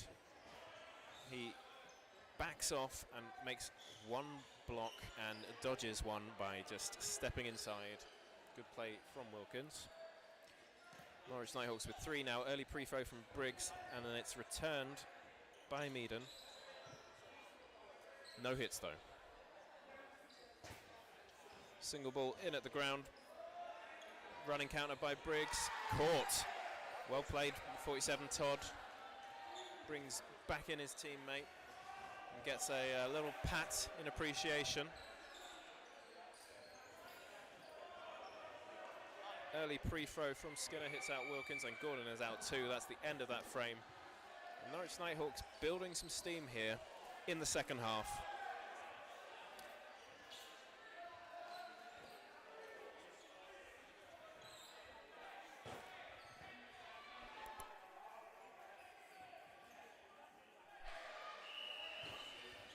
Whistle blows for the next set.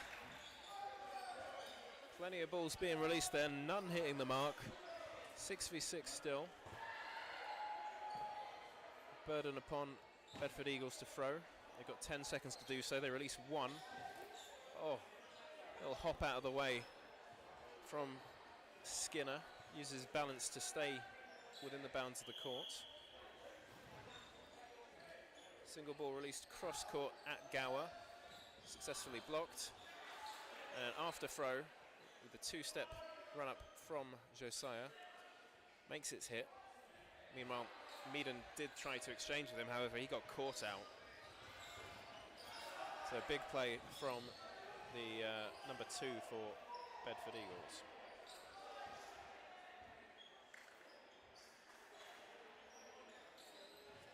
Early pre-throw very high on 47. Soars over his head.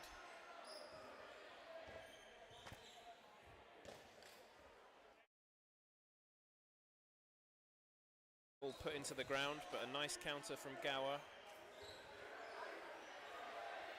Oh, that hit the ground also.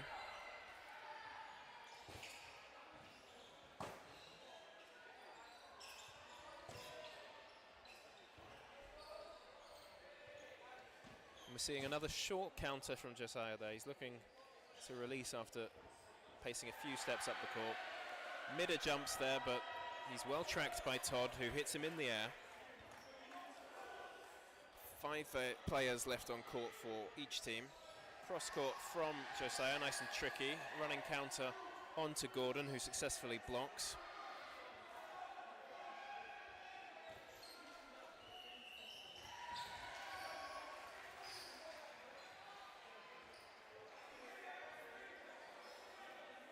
Skinner pressing up the court, but Gordon makes him think twice, presses him back.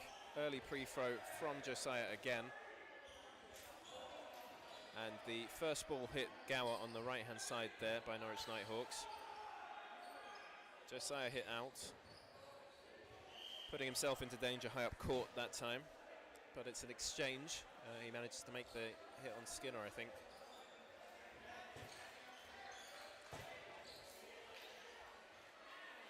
Wilkins making a hit there to tie things up 3-3.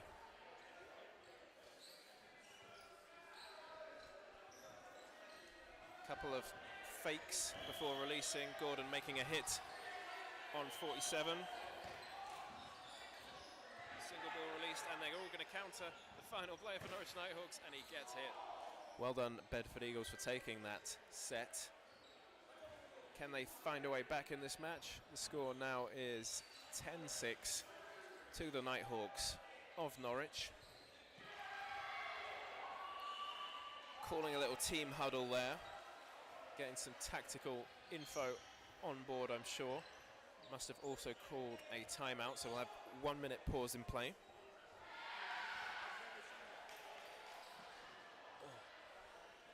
If you're enjoying the action here at St George's Park in the Men's Super League, give us a little like on the stream.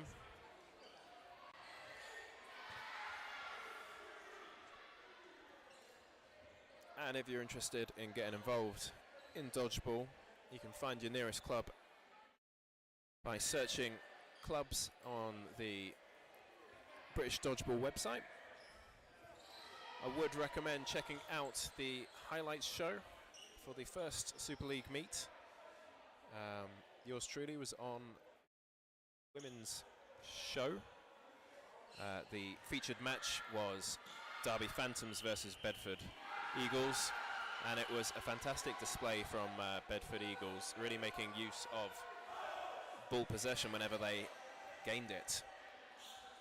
But their men's team here are struggling a wee bit. They managed to take the last frame, but they are losing. They're down by 2 frames in the second half at St George's Park in the Men's Super League. The score 10-6 to Norwich Nighthawks, who are the near side of camera with their backs to camera now. Oh, Gower caught on the back track, just handles the ball, even though he's going for the catch deliberately. That counts as a hit because he didn't make it. A little exchange there, but no hits made. The balls are thrown pretty low. Single ball down the middle from Gordon. Makes a hit on number 36 of Norwich Nighthawks.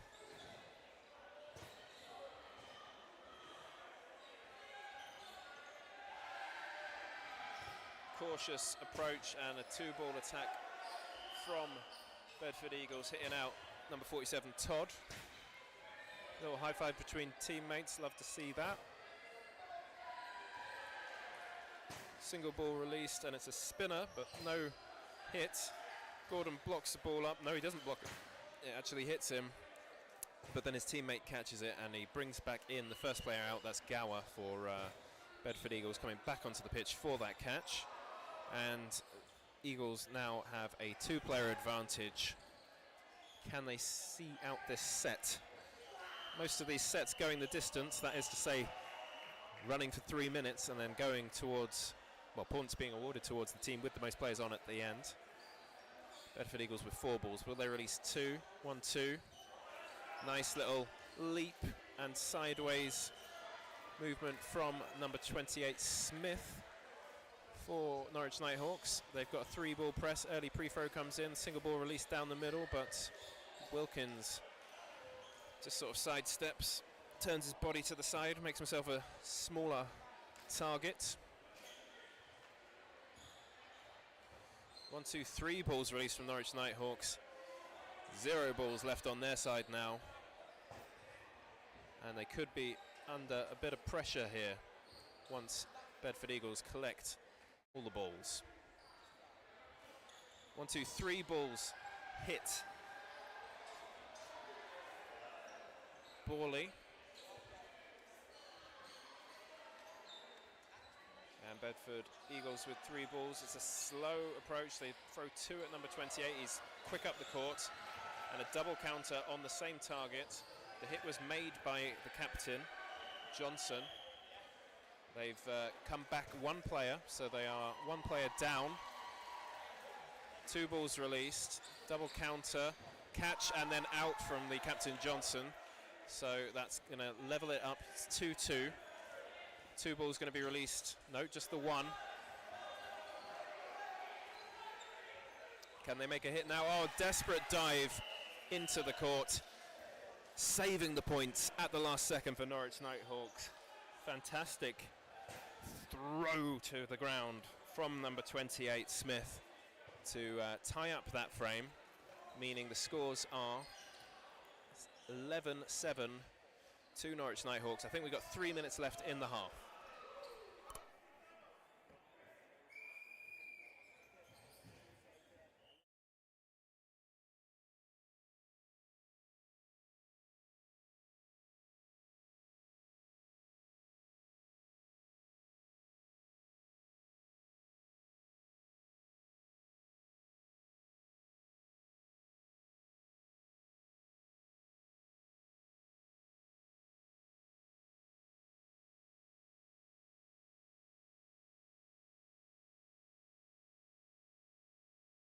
So we are 6v5.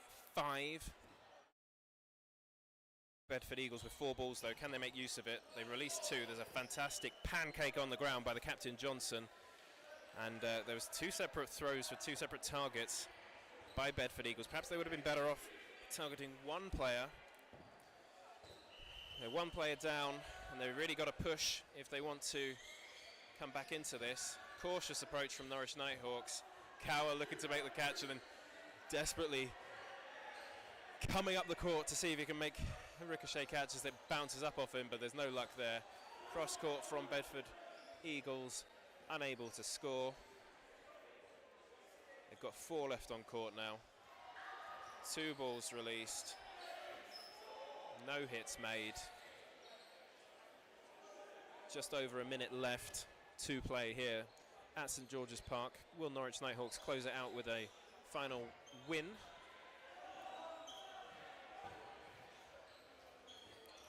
Nice ball retrieving from Midder there, saving his team the possession. They're going to have 3 balls, and Johnson calling himself out for something there. Did not quite catch that one.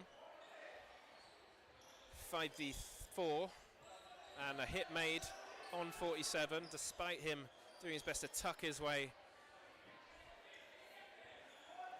behind his teammate number 3.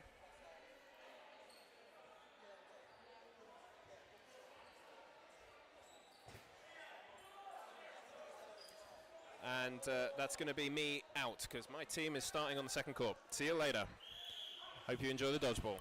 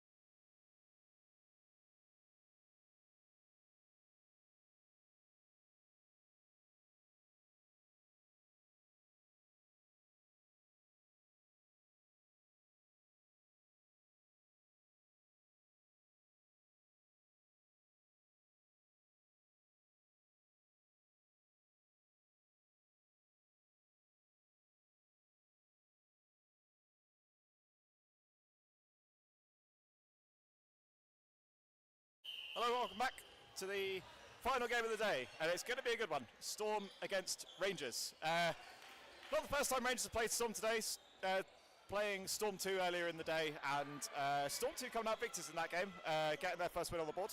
And Rangers face a slightly sterner test in the face of Storm 1, as Ndumbe is not particularly welcoming to Parsons, kicking things off with an early hit. Okay, apparently if you see... Huh? Okay, cool. Apparently the video, if you're seeing struggle with the video, then rest assured it's being worked on. But I'll do my best to try and describe to you exactly what's going on. Anyway, no real early casualties apart from Parsons and now Sheehan for Storm. Sees us a 5-on-5. Game settling down a little bit into a one-ball tempo. Brittle Craven testing out Carrington and his equal to it on the dodge.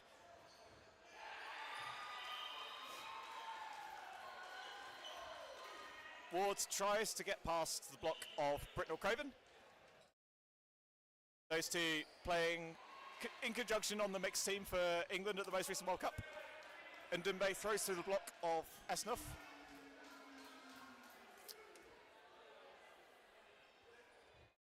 And Storm have 4 balls to play with. They manage to get a dislodged ball. They send 3 of them at Ward and they make the mark. Clever throwing from Brittle Craven and Ndumbe to get past the block. 5v2 in favour of Storm. Greg and Stone Street left in. Stone Street sends one at Ndumbe and Ndumbe repays the favour in kind. No hits made. Rangers electing to set with 3. Single ball sent towards Brittle Craven. Anderson, Laverty and Brittle Craven entrusted with the 3 balls for Storm. Stone Street looks for Laverty. And Anderson sends one back towards him. No, Stone Street makes the mark on Laverty after a bit of discussion. Play 2 here on Storm. Good throwing from Gittings and Brittle Craven sends one just wide of Greg. Storm with 3 balls now, slow getting the third one out the net. Gittings adjusted with it. Plenty of pace coming out. Brittle Craven and Greg exchanging blows. Put another throw from Stone Street onto Gittings and he's equal to it. Storm now with 4 to play with. They send 2 at Stone Street and he gets over them both.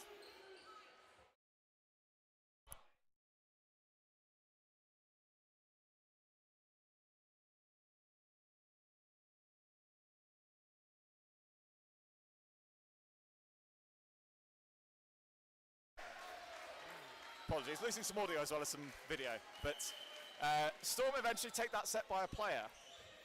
They take the first set 2-0.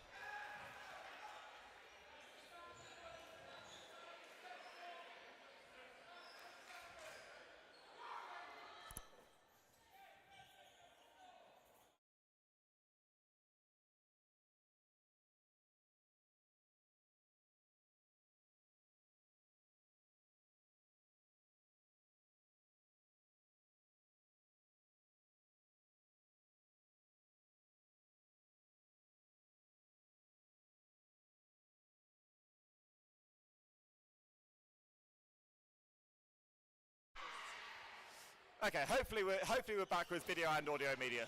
But here we are. Rangers 2-0 down in the set, but 2 players up in this one. Ward sends one towards Gittings, and Laverty sends one back at Stone Street, caught him unawares. Good heads-up play from Laverty. Cover was high from Stone Street to try and protect Ward, but Laverty does the business.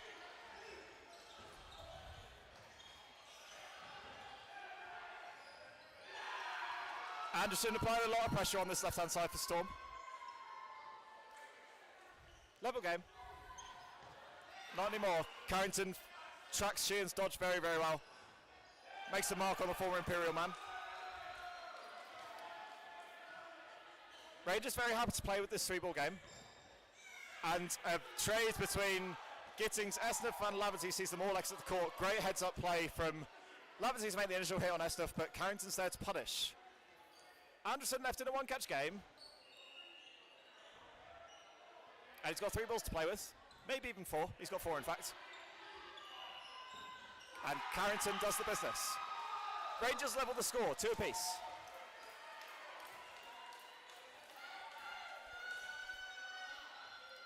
Rangers matching Storm on their set plays in that game, which is totally not what might have been expected in this one, but this Rangers team certainly got it in them to beat any of the best. Stone Street kicks it off by taking out Sheehan.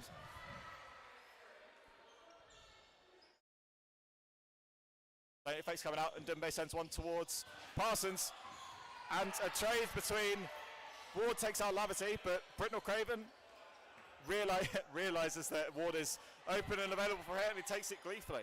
Storm coming out worse, coming out level on that trade, apologies, but still worse in the set with that initial hit.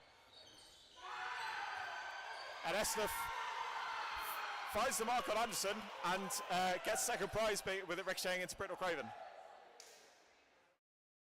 Esnaf been entrusted with a lot of these single ball releases from the middle, and now Gittington and Dumbe with a bit of a mountain to climb.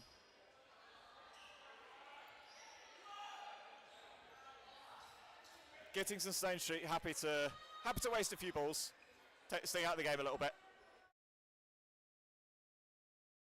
Play 2 here on Storm. 2 balls go towards Parsons, and Carrington elects to not go for that counter on the Ndumbe, realising they have 4 to play with.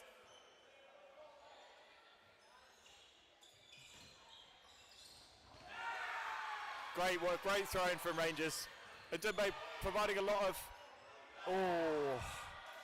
a little skew up at the end there for Rangers. So ball ricocheting up off Stone Street, and Parsons catches Gittings a little unaware and sends one over his head, and Gittings nearly had it. That would have been a bit of a momentum shifter if Gittings had sucked that, but not on this occasion. Rangers playing simple stuff and playing it well. They take the lead here, it's 4-2. Estef winning that middle ball.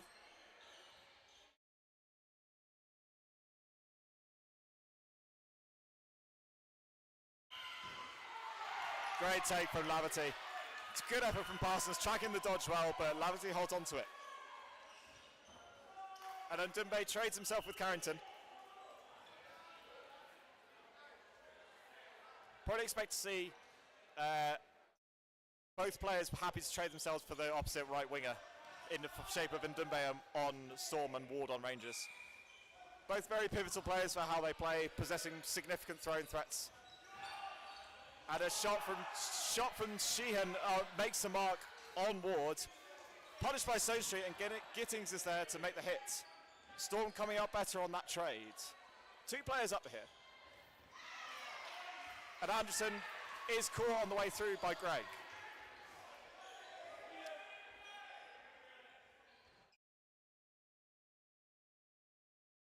Estef tests up Britnell Craven. Double running counter opportunity on Greg if they wish to take it. They do. And Lavity makes the mark on everyone, and Gittings is there to finish the set emphatically. Those were the fireworks I was expected to see in this game, and expected plenty more of them. Storm level it, 4 apiece.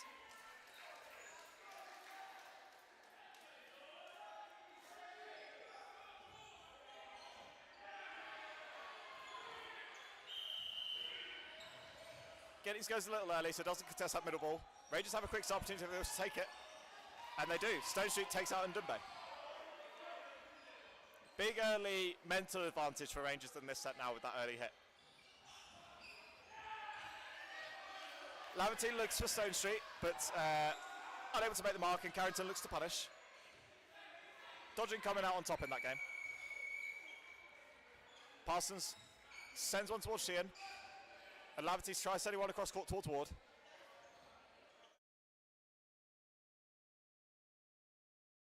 Rangers more than happy to dictate the pace of the game with 3 balls. Carrington sends one towards Gittings. An opportunistic effort from Parsons. 3 balls for Storm. Still a full complement of Rangers to hit. Block out from Britnell Craven on toward. And a trade between Lavity and Parsons on the far side. Rangers still with a player up.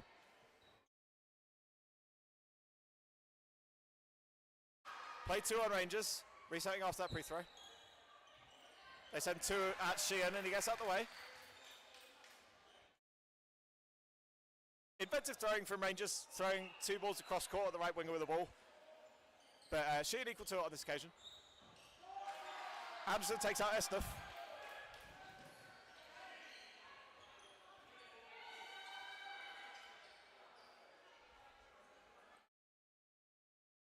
Brindle Craven loose for Carrington. Proving as elusive as ever. 4 apiece here. Warden exchanging a couple of cross courts with Sheehan.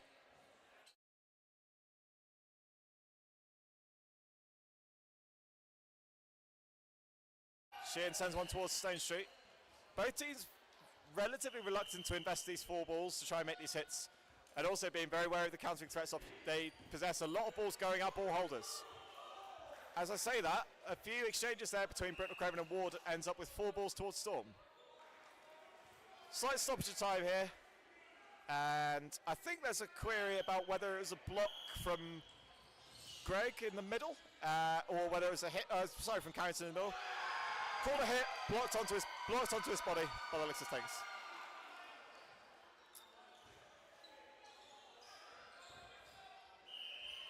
Back underway, Storm with the player advantage.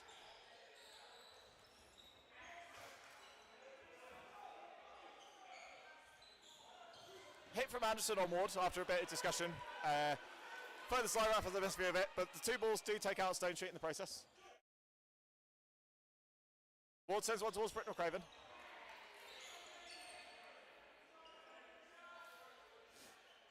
Very delicate situation for Storm to manage here. And Brindle Craven manages it as well.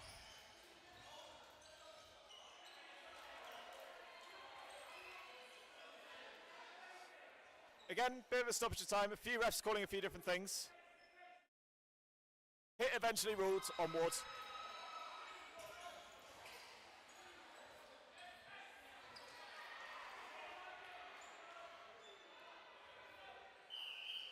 One catch game here for Greg. Storm might not give him the opportunity to do so. They send one towards Sheehan, sends one up. And eventually last time. Storm eke out a 2-player advantage. 6-4 in favour of Storm.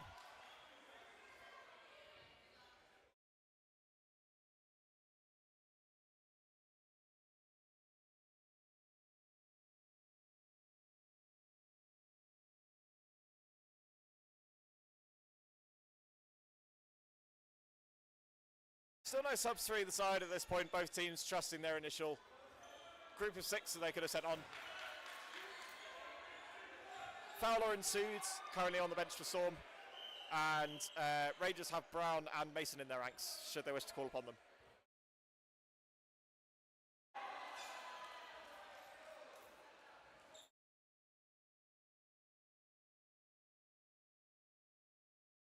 Essentially another stoppage of time here for the coaches to get the right time, etc. Anyway, we'll be back underway soon enough. Esnuff wins that middle wall once again.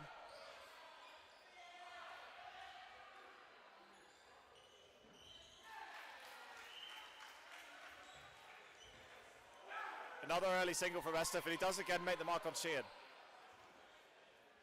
2 wingers of Rangers doing a lot to cover where the throw's coming from. Esnuff releasing quite a lot from the middle, but getting quite a lot of joy.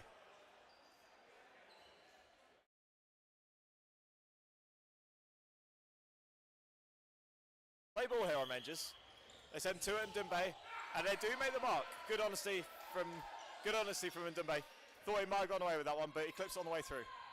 Struggling to get in this game a little bit after a couple of early good sets. And great work from Wards taking out Brittle Craven. And there's a bit of debate about whether Parsons was hit before or after the catch. Before, by the looks of things, Parsons was out and then caught immediately back in by Ward. Still with a full complement of 6 for Rangers. Laverty sends one towards Carrington and showing great flexibility to get out of the way. But apparently not, by the refs. Laverty does clip him on the way through. Blocked up in the air, it's dangerous. Both teams deciding to have a bit of a standoff, leave that one well alone.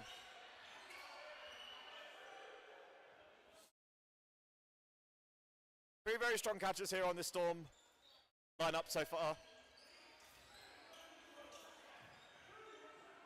Rangers with a 2-player advantage, but still a very delicate situation. Not formality at this point.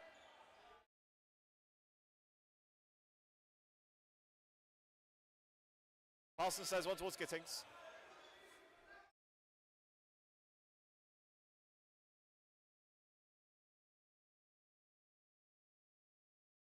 Sheehan sends one towards Esnaf.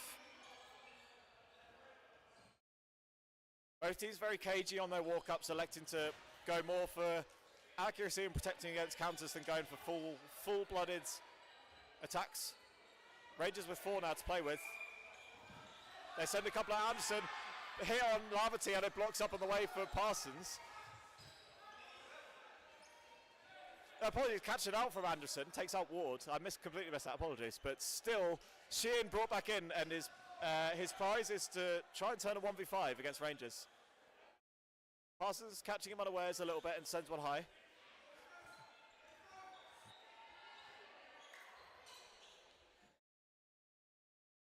Yeah, I think Rangers realising they might not need to throw here.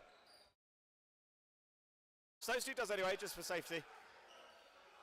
Sheehan plays out of time. Rangers take the 2 points. 6 apiece.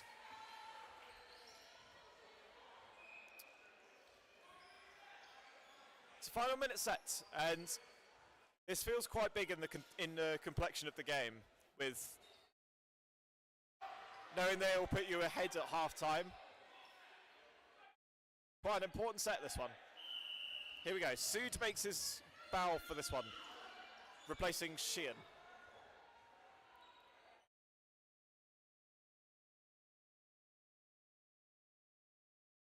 Great hit from Wards through the block of Britnell Craven.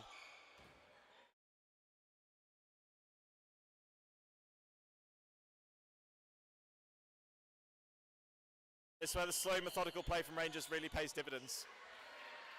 Burning off quite a lot of time with a lot of these attempts. Still with a 1-player advantage. Esnaf sends one towards Sood.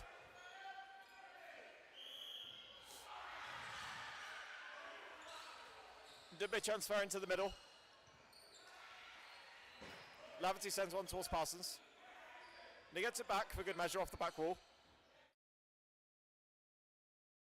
Storm might need to blink soon. Ward makes a hit on Anderson, and I think that's a hit after the whistle on from Ndumbe, and Rangers take that minute set and lead at the half, 8-6.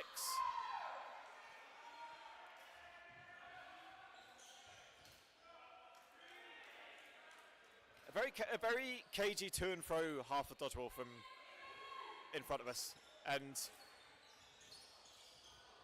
Rangers, particularly Ward's influence, certainly grew as the half went on, and that naturally led to them winning a few more sets, it has to be said. Ndumbe and Britnell Craven need to find another gear a little bit to be able to live with the wingers from Rangers. Estef also getting a huge amount of joy from these single balls from the middle, and Storm need to wisen up. You saw that they changed out Sheehan, who's getting targeted quite heavily for Sood, just to give someone something different to think about, a fresh pair of legs, fresh pair of eyes. Feel like Storm will have to utilise their bench to get out of this game. We'll see.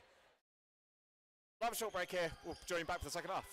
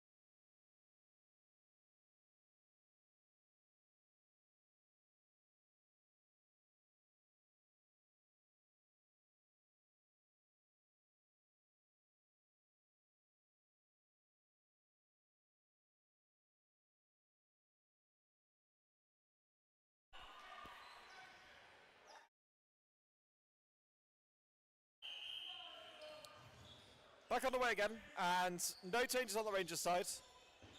And yeah, Sood is still on for Sheehan, for Storm. Estef winning that middle wall once again. Trade between Parsons and Ndumbe.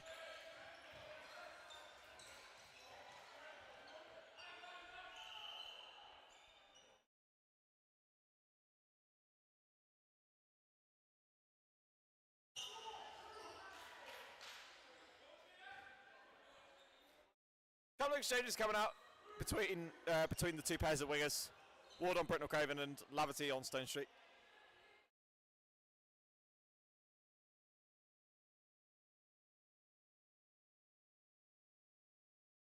Ward doesn't blink on that attempt from Britnell Craven. Estef sends one towards Gittings.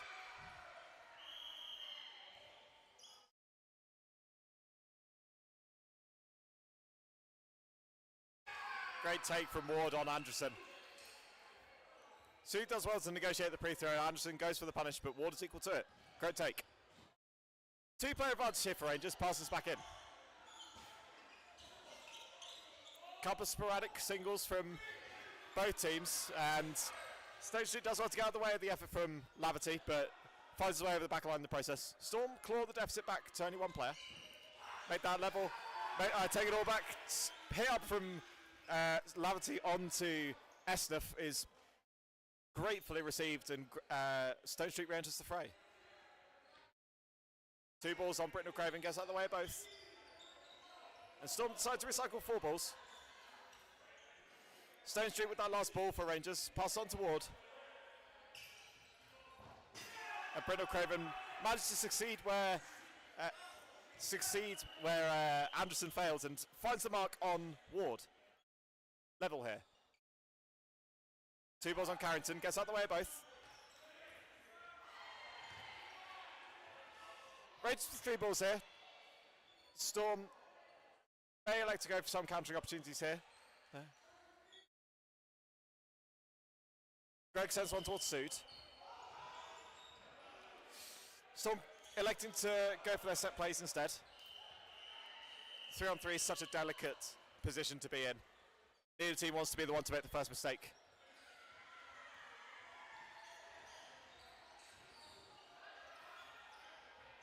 With Rangers being up in the game, a draw suits them better than it does Storm.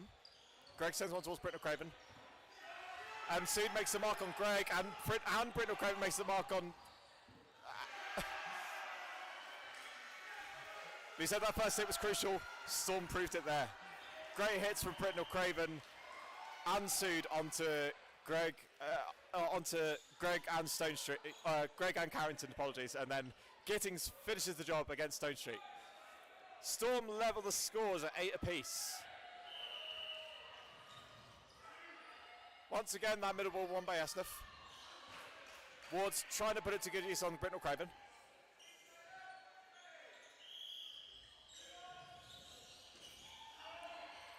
And I think Ward's gone over the sideline there. Good heads-up play from Anderson to punish so quickly. Ward forced off court. Britnell Craven sends one towards Estef, and Bad's in front of him, but he does get the ball back. Second prize.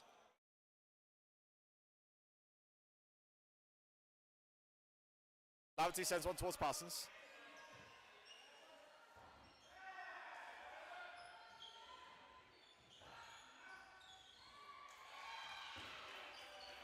Once again, an effort from the middle from Estef.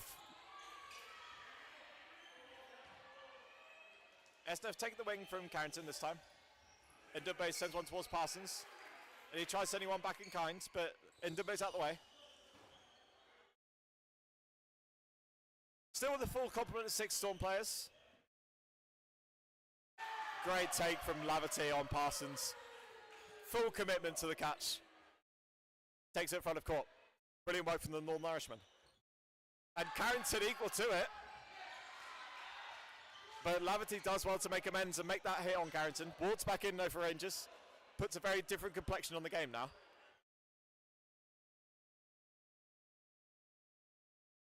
Once again, another single from the middle from Estef, and Ndumbe sends one back towards Stone Street.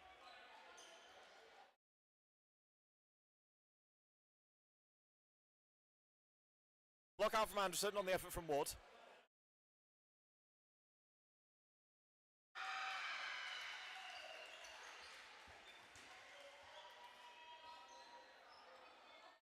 Both teams electing to focus a lot of fire on the 2 ball holders whenever they have 3. Case in point there from Stone Street on Ndumbe, realising the strength of the opposing wingers, as well as the fact that the middle of neither team is particularly inviting to throw out, blessed with good catches wherever you look. And Anderson eventually managed to make the mark and get double prize, gets the ricochet hit onto Esnaf as well. Storm now favourites in this game, despite Ndumbe exiting the court. 2 players up. And a great hit from Anderson on Greg. Greg looking for the catch. The shot from Anderson just a little too good. Stone Street left in a 1v4. He's got 4 balls to play with.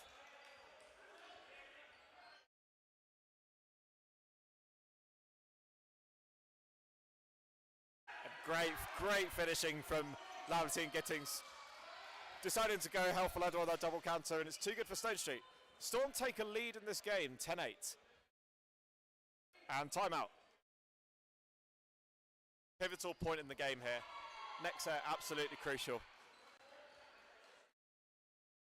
Storm win it, then they're probably about 9 times your hours times left, but they're probably guaranteed at least a draw if they win the next one.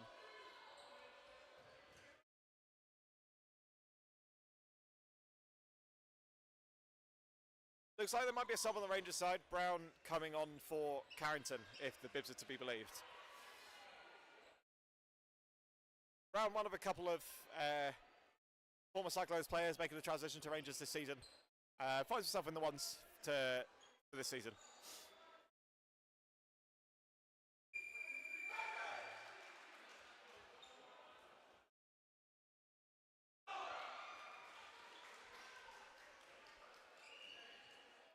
All right, both teams looking ready to go.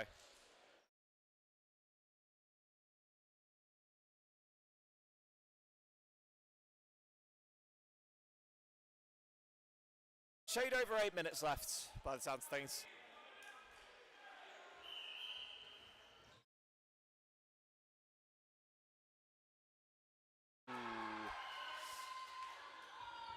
Great early start here from Rangers. There's a lot of chaos unfolds. Ward making the initial double hit on Gittings and Sood. Brindle Cravens then traded out in the middle for Stone Street. Storm take a, Rangers, apologies, take a 5-3 lead early doors in this set.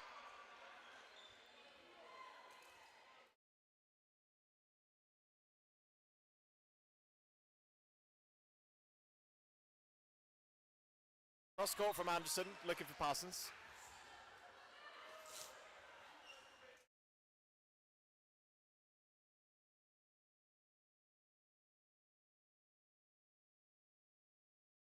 Yeah, we might have lost visuals, but we'll try our best to describe it to you.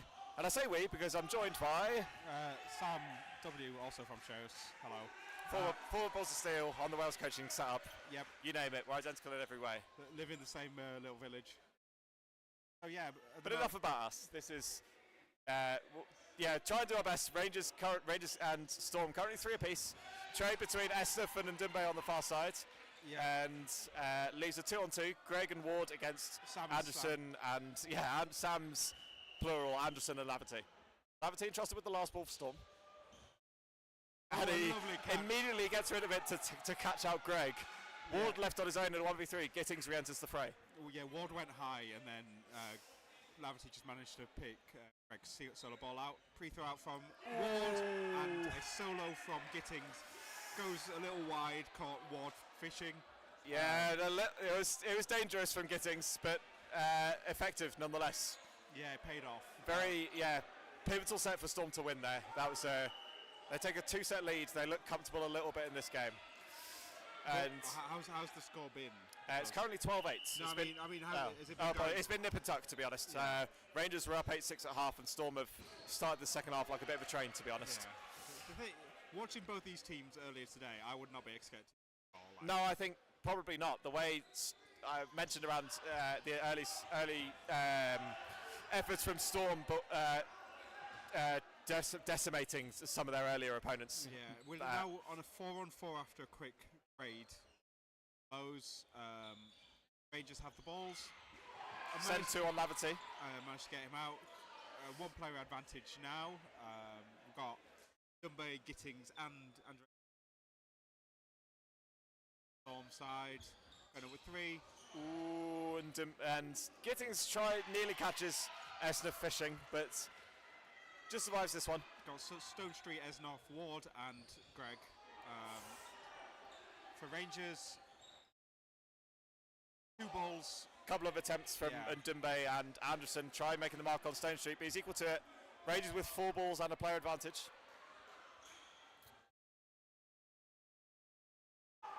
And they make the mark on Gittings. Stone Street does want to negotiate the pre-throw from Ndumbe.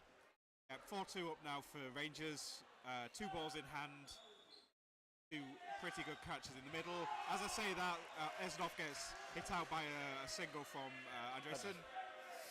3-on-2, 3-4 Rangers. Changes the complexion of the game quite significantly with that. No, it's a 1-hit game rather than a 1-catch game. Plays very much into the favour of particularly Ndumbe, blessed with one of the biggest arms in the game. 3 balls. Block out from Stone Street, and it was tantalisingly just in front of Greg, looking up for a ricochet, but decides to prioritise his life. Block out from Andresen, comes up for the counter, but okay, we might have some visuals back, so this is looking good. Hopefully our description was apt enough for all of you. 2 balls looking for Wards, gets over him, double counter opportunity on Ndumbe, and he managed to catch that out Stone Street. Eventually, I think there might be a bit of a ruling on here. Unsurprisingly, with Ndumbe taken to the ground, he's left his mark. Bit of slight stoppage while we stoppage is moppage, as we say. Yeah. That's a real sickener for Rangers. Did everything right, but some bit of luck, bit of heroics from Ndumbe. Takes out Stone Street in the most unlikely of fashions. That might have just sealed the game for them, honestly. Still only a 1-player advantage here for Storm. True. Not done and dusted, but Britnell Craven's exactly the play he'd want being brought in at this stage. That's who says he has been hit out quite cheaply, though, True. Unfortunately.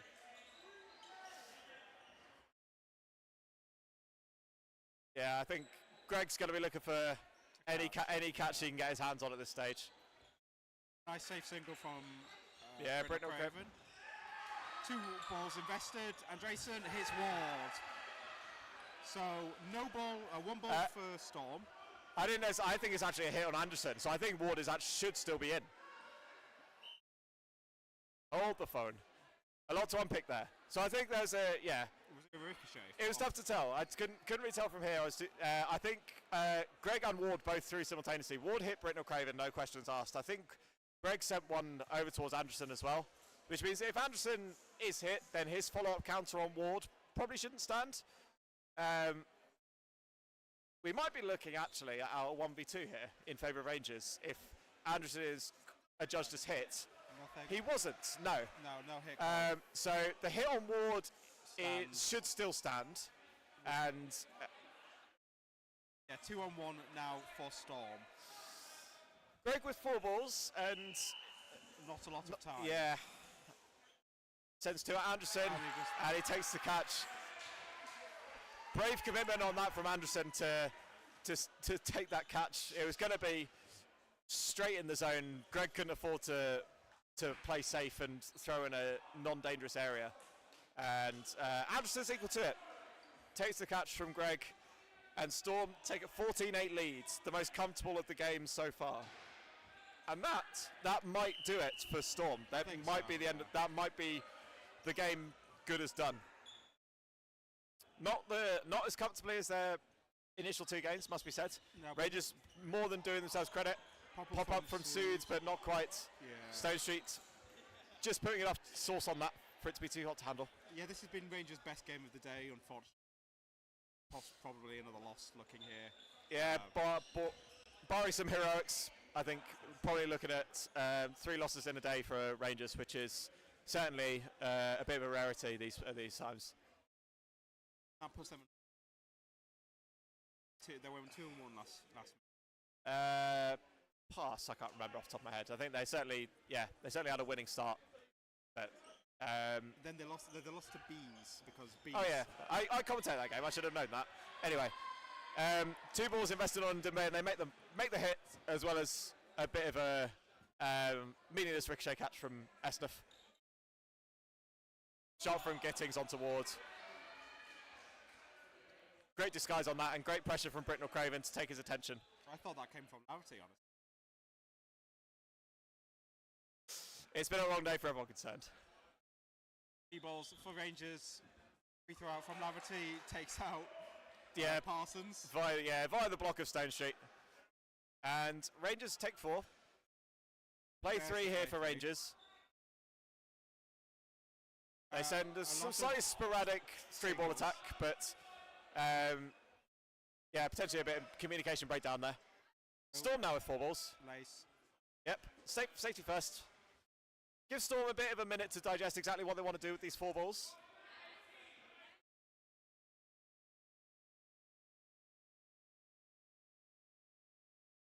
Storm with 4.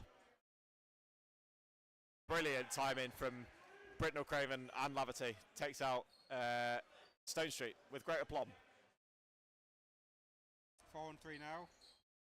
Free throw not finding purchase. Good movements from Brown. Gets out of the way, Britnell Craven. Going to be just about next meet. Yep, Storm with their own 2s. I think they've still got to play, as well as the two other title contenders. Storm certainly cementing their title credentials today. Potentially not as not as convincingly in this game as they might have wished, but a win's a win at the end of the day. Like you can't. Yeah, this is a mark of a good side, winning when you're not playing your best, and Storm has certainly done that against Rangers. A side that have previously been quite a thorny opponent for them, probably fair to say. And I think Laverty's given himself out for invalid in there. Yeah, it was a little wild. Shots get hit. It's not going to stay on the return. Good heads-up play from Anderson. Very delicate situation here for Storm. Mason, one of the strongest catchers in the league, but they don't have to. There we go. And is that game?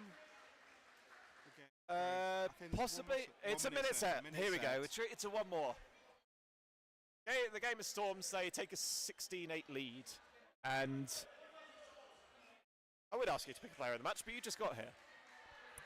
I'm gonna pick James Fowler because he's only just come on against his former club. Against his former, give his victory lap. I think Andresen's been playing. Anderson has certainly had a very stellar second half. He's always been last in for Storm, holding down the anchor. Yeah, made some quite crucial hits and catches as well. Yeah. He certainly put the final nail in the coffin of Storm. A great, clever play from Ward, takes out Laverty. Brown gets traded out by Anderson. Storm with 4 to play with as well. Yeah, a couple of skittish singles from Rangers. Oh, and Parsons nearly doing well to make the mark there.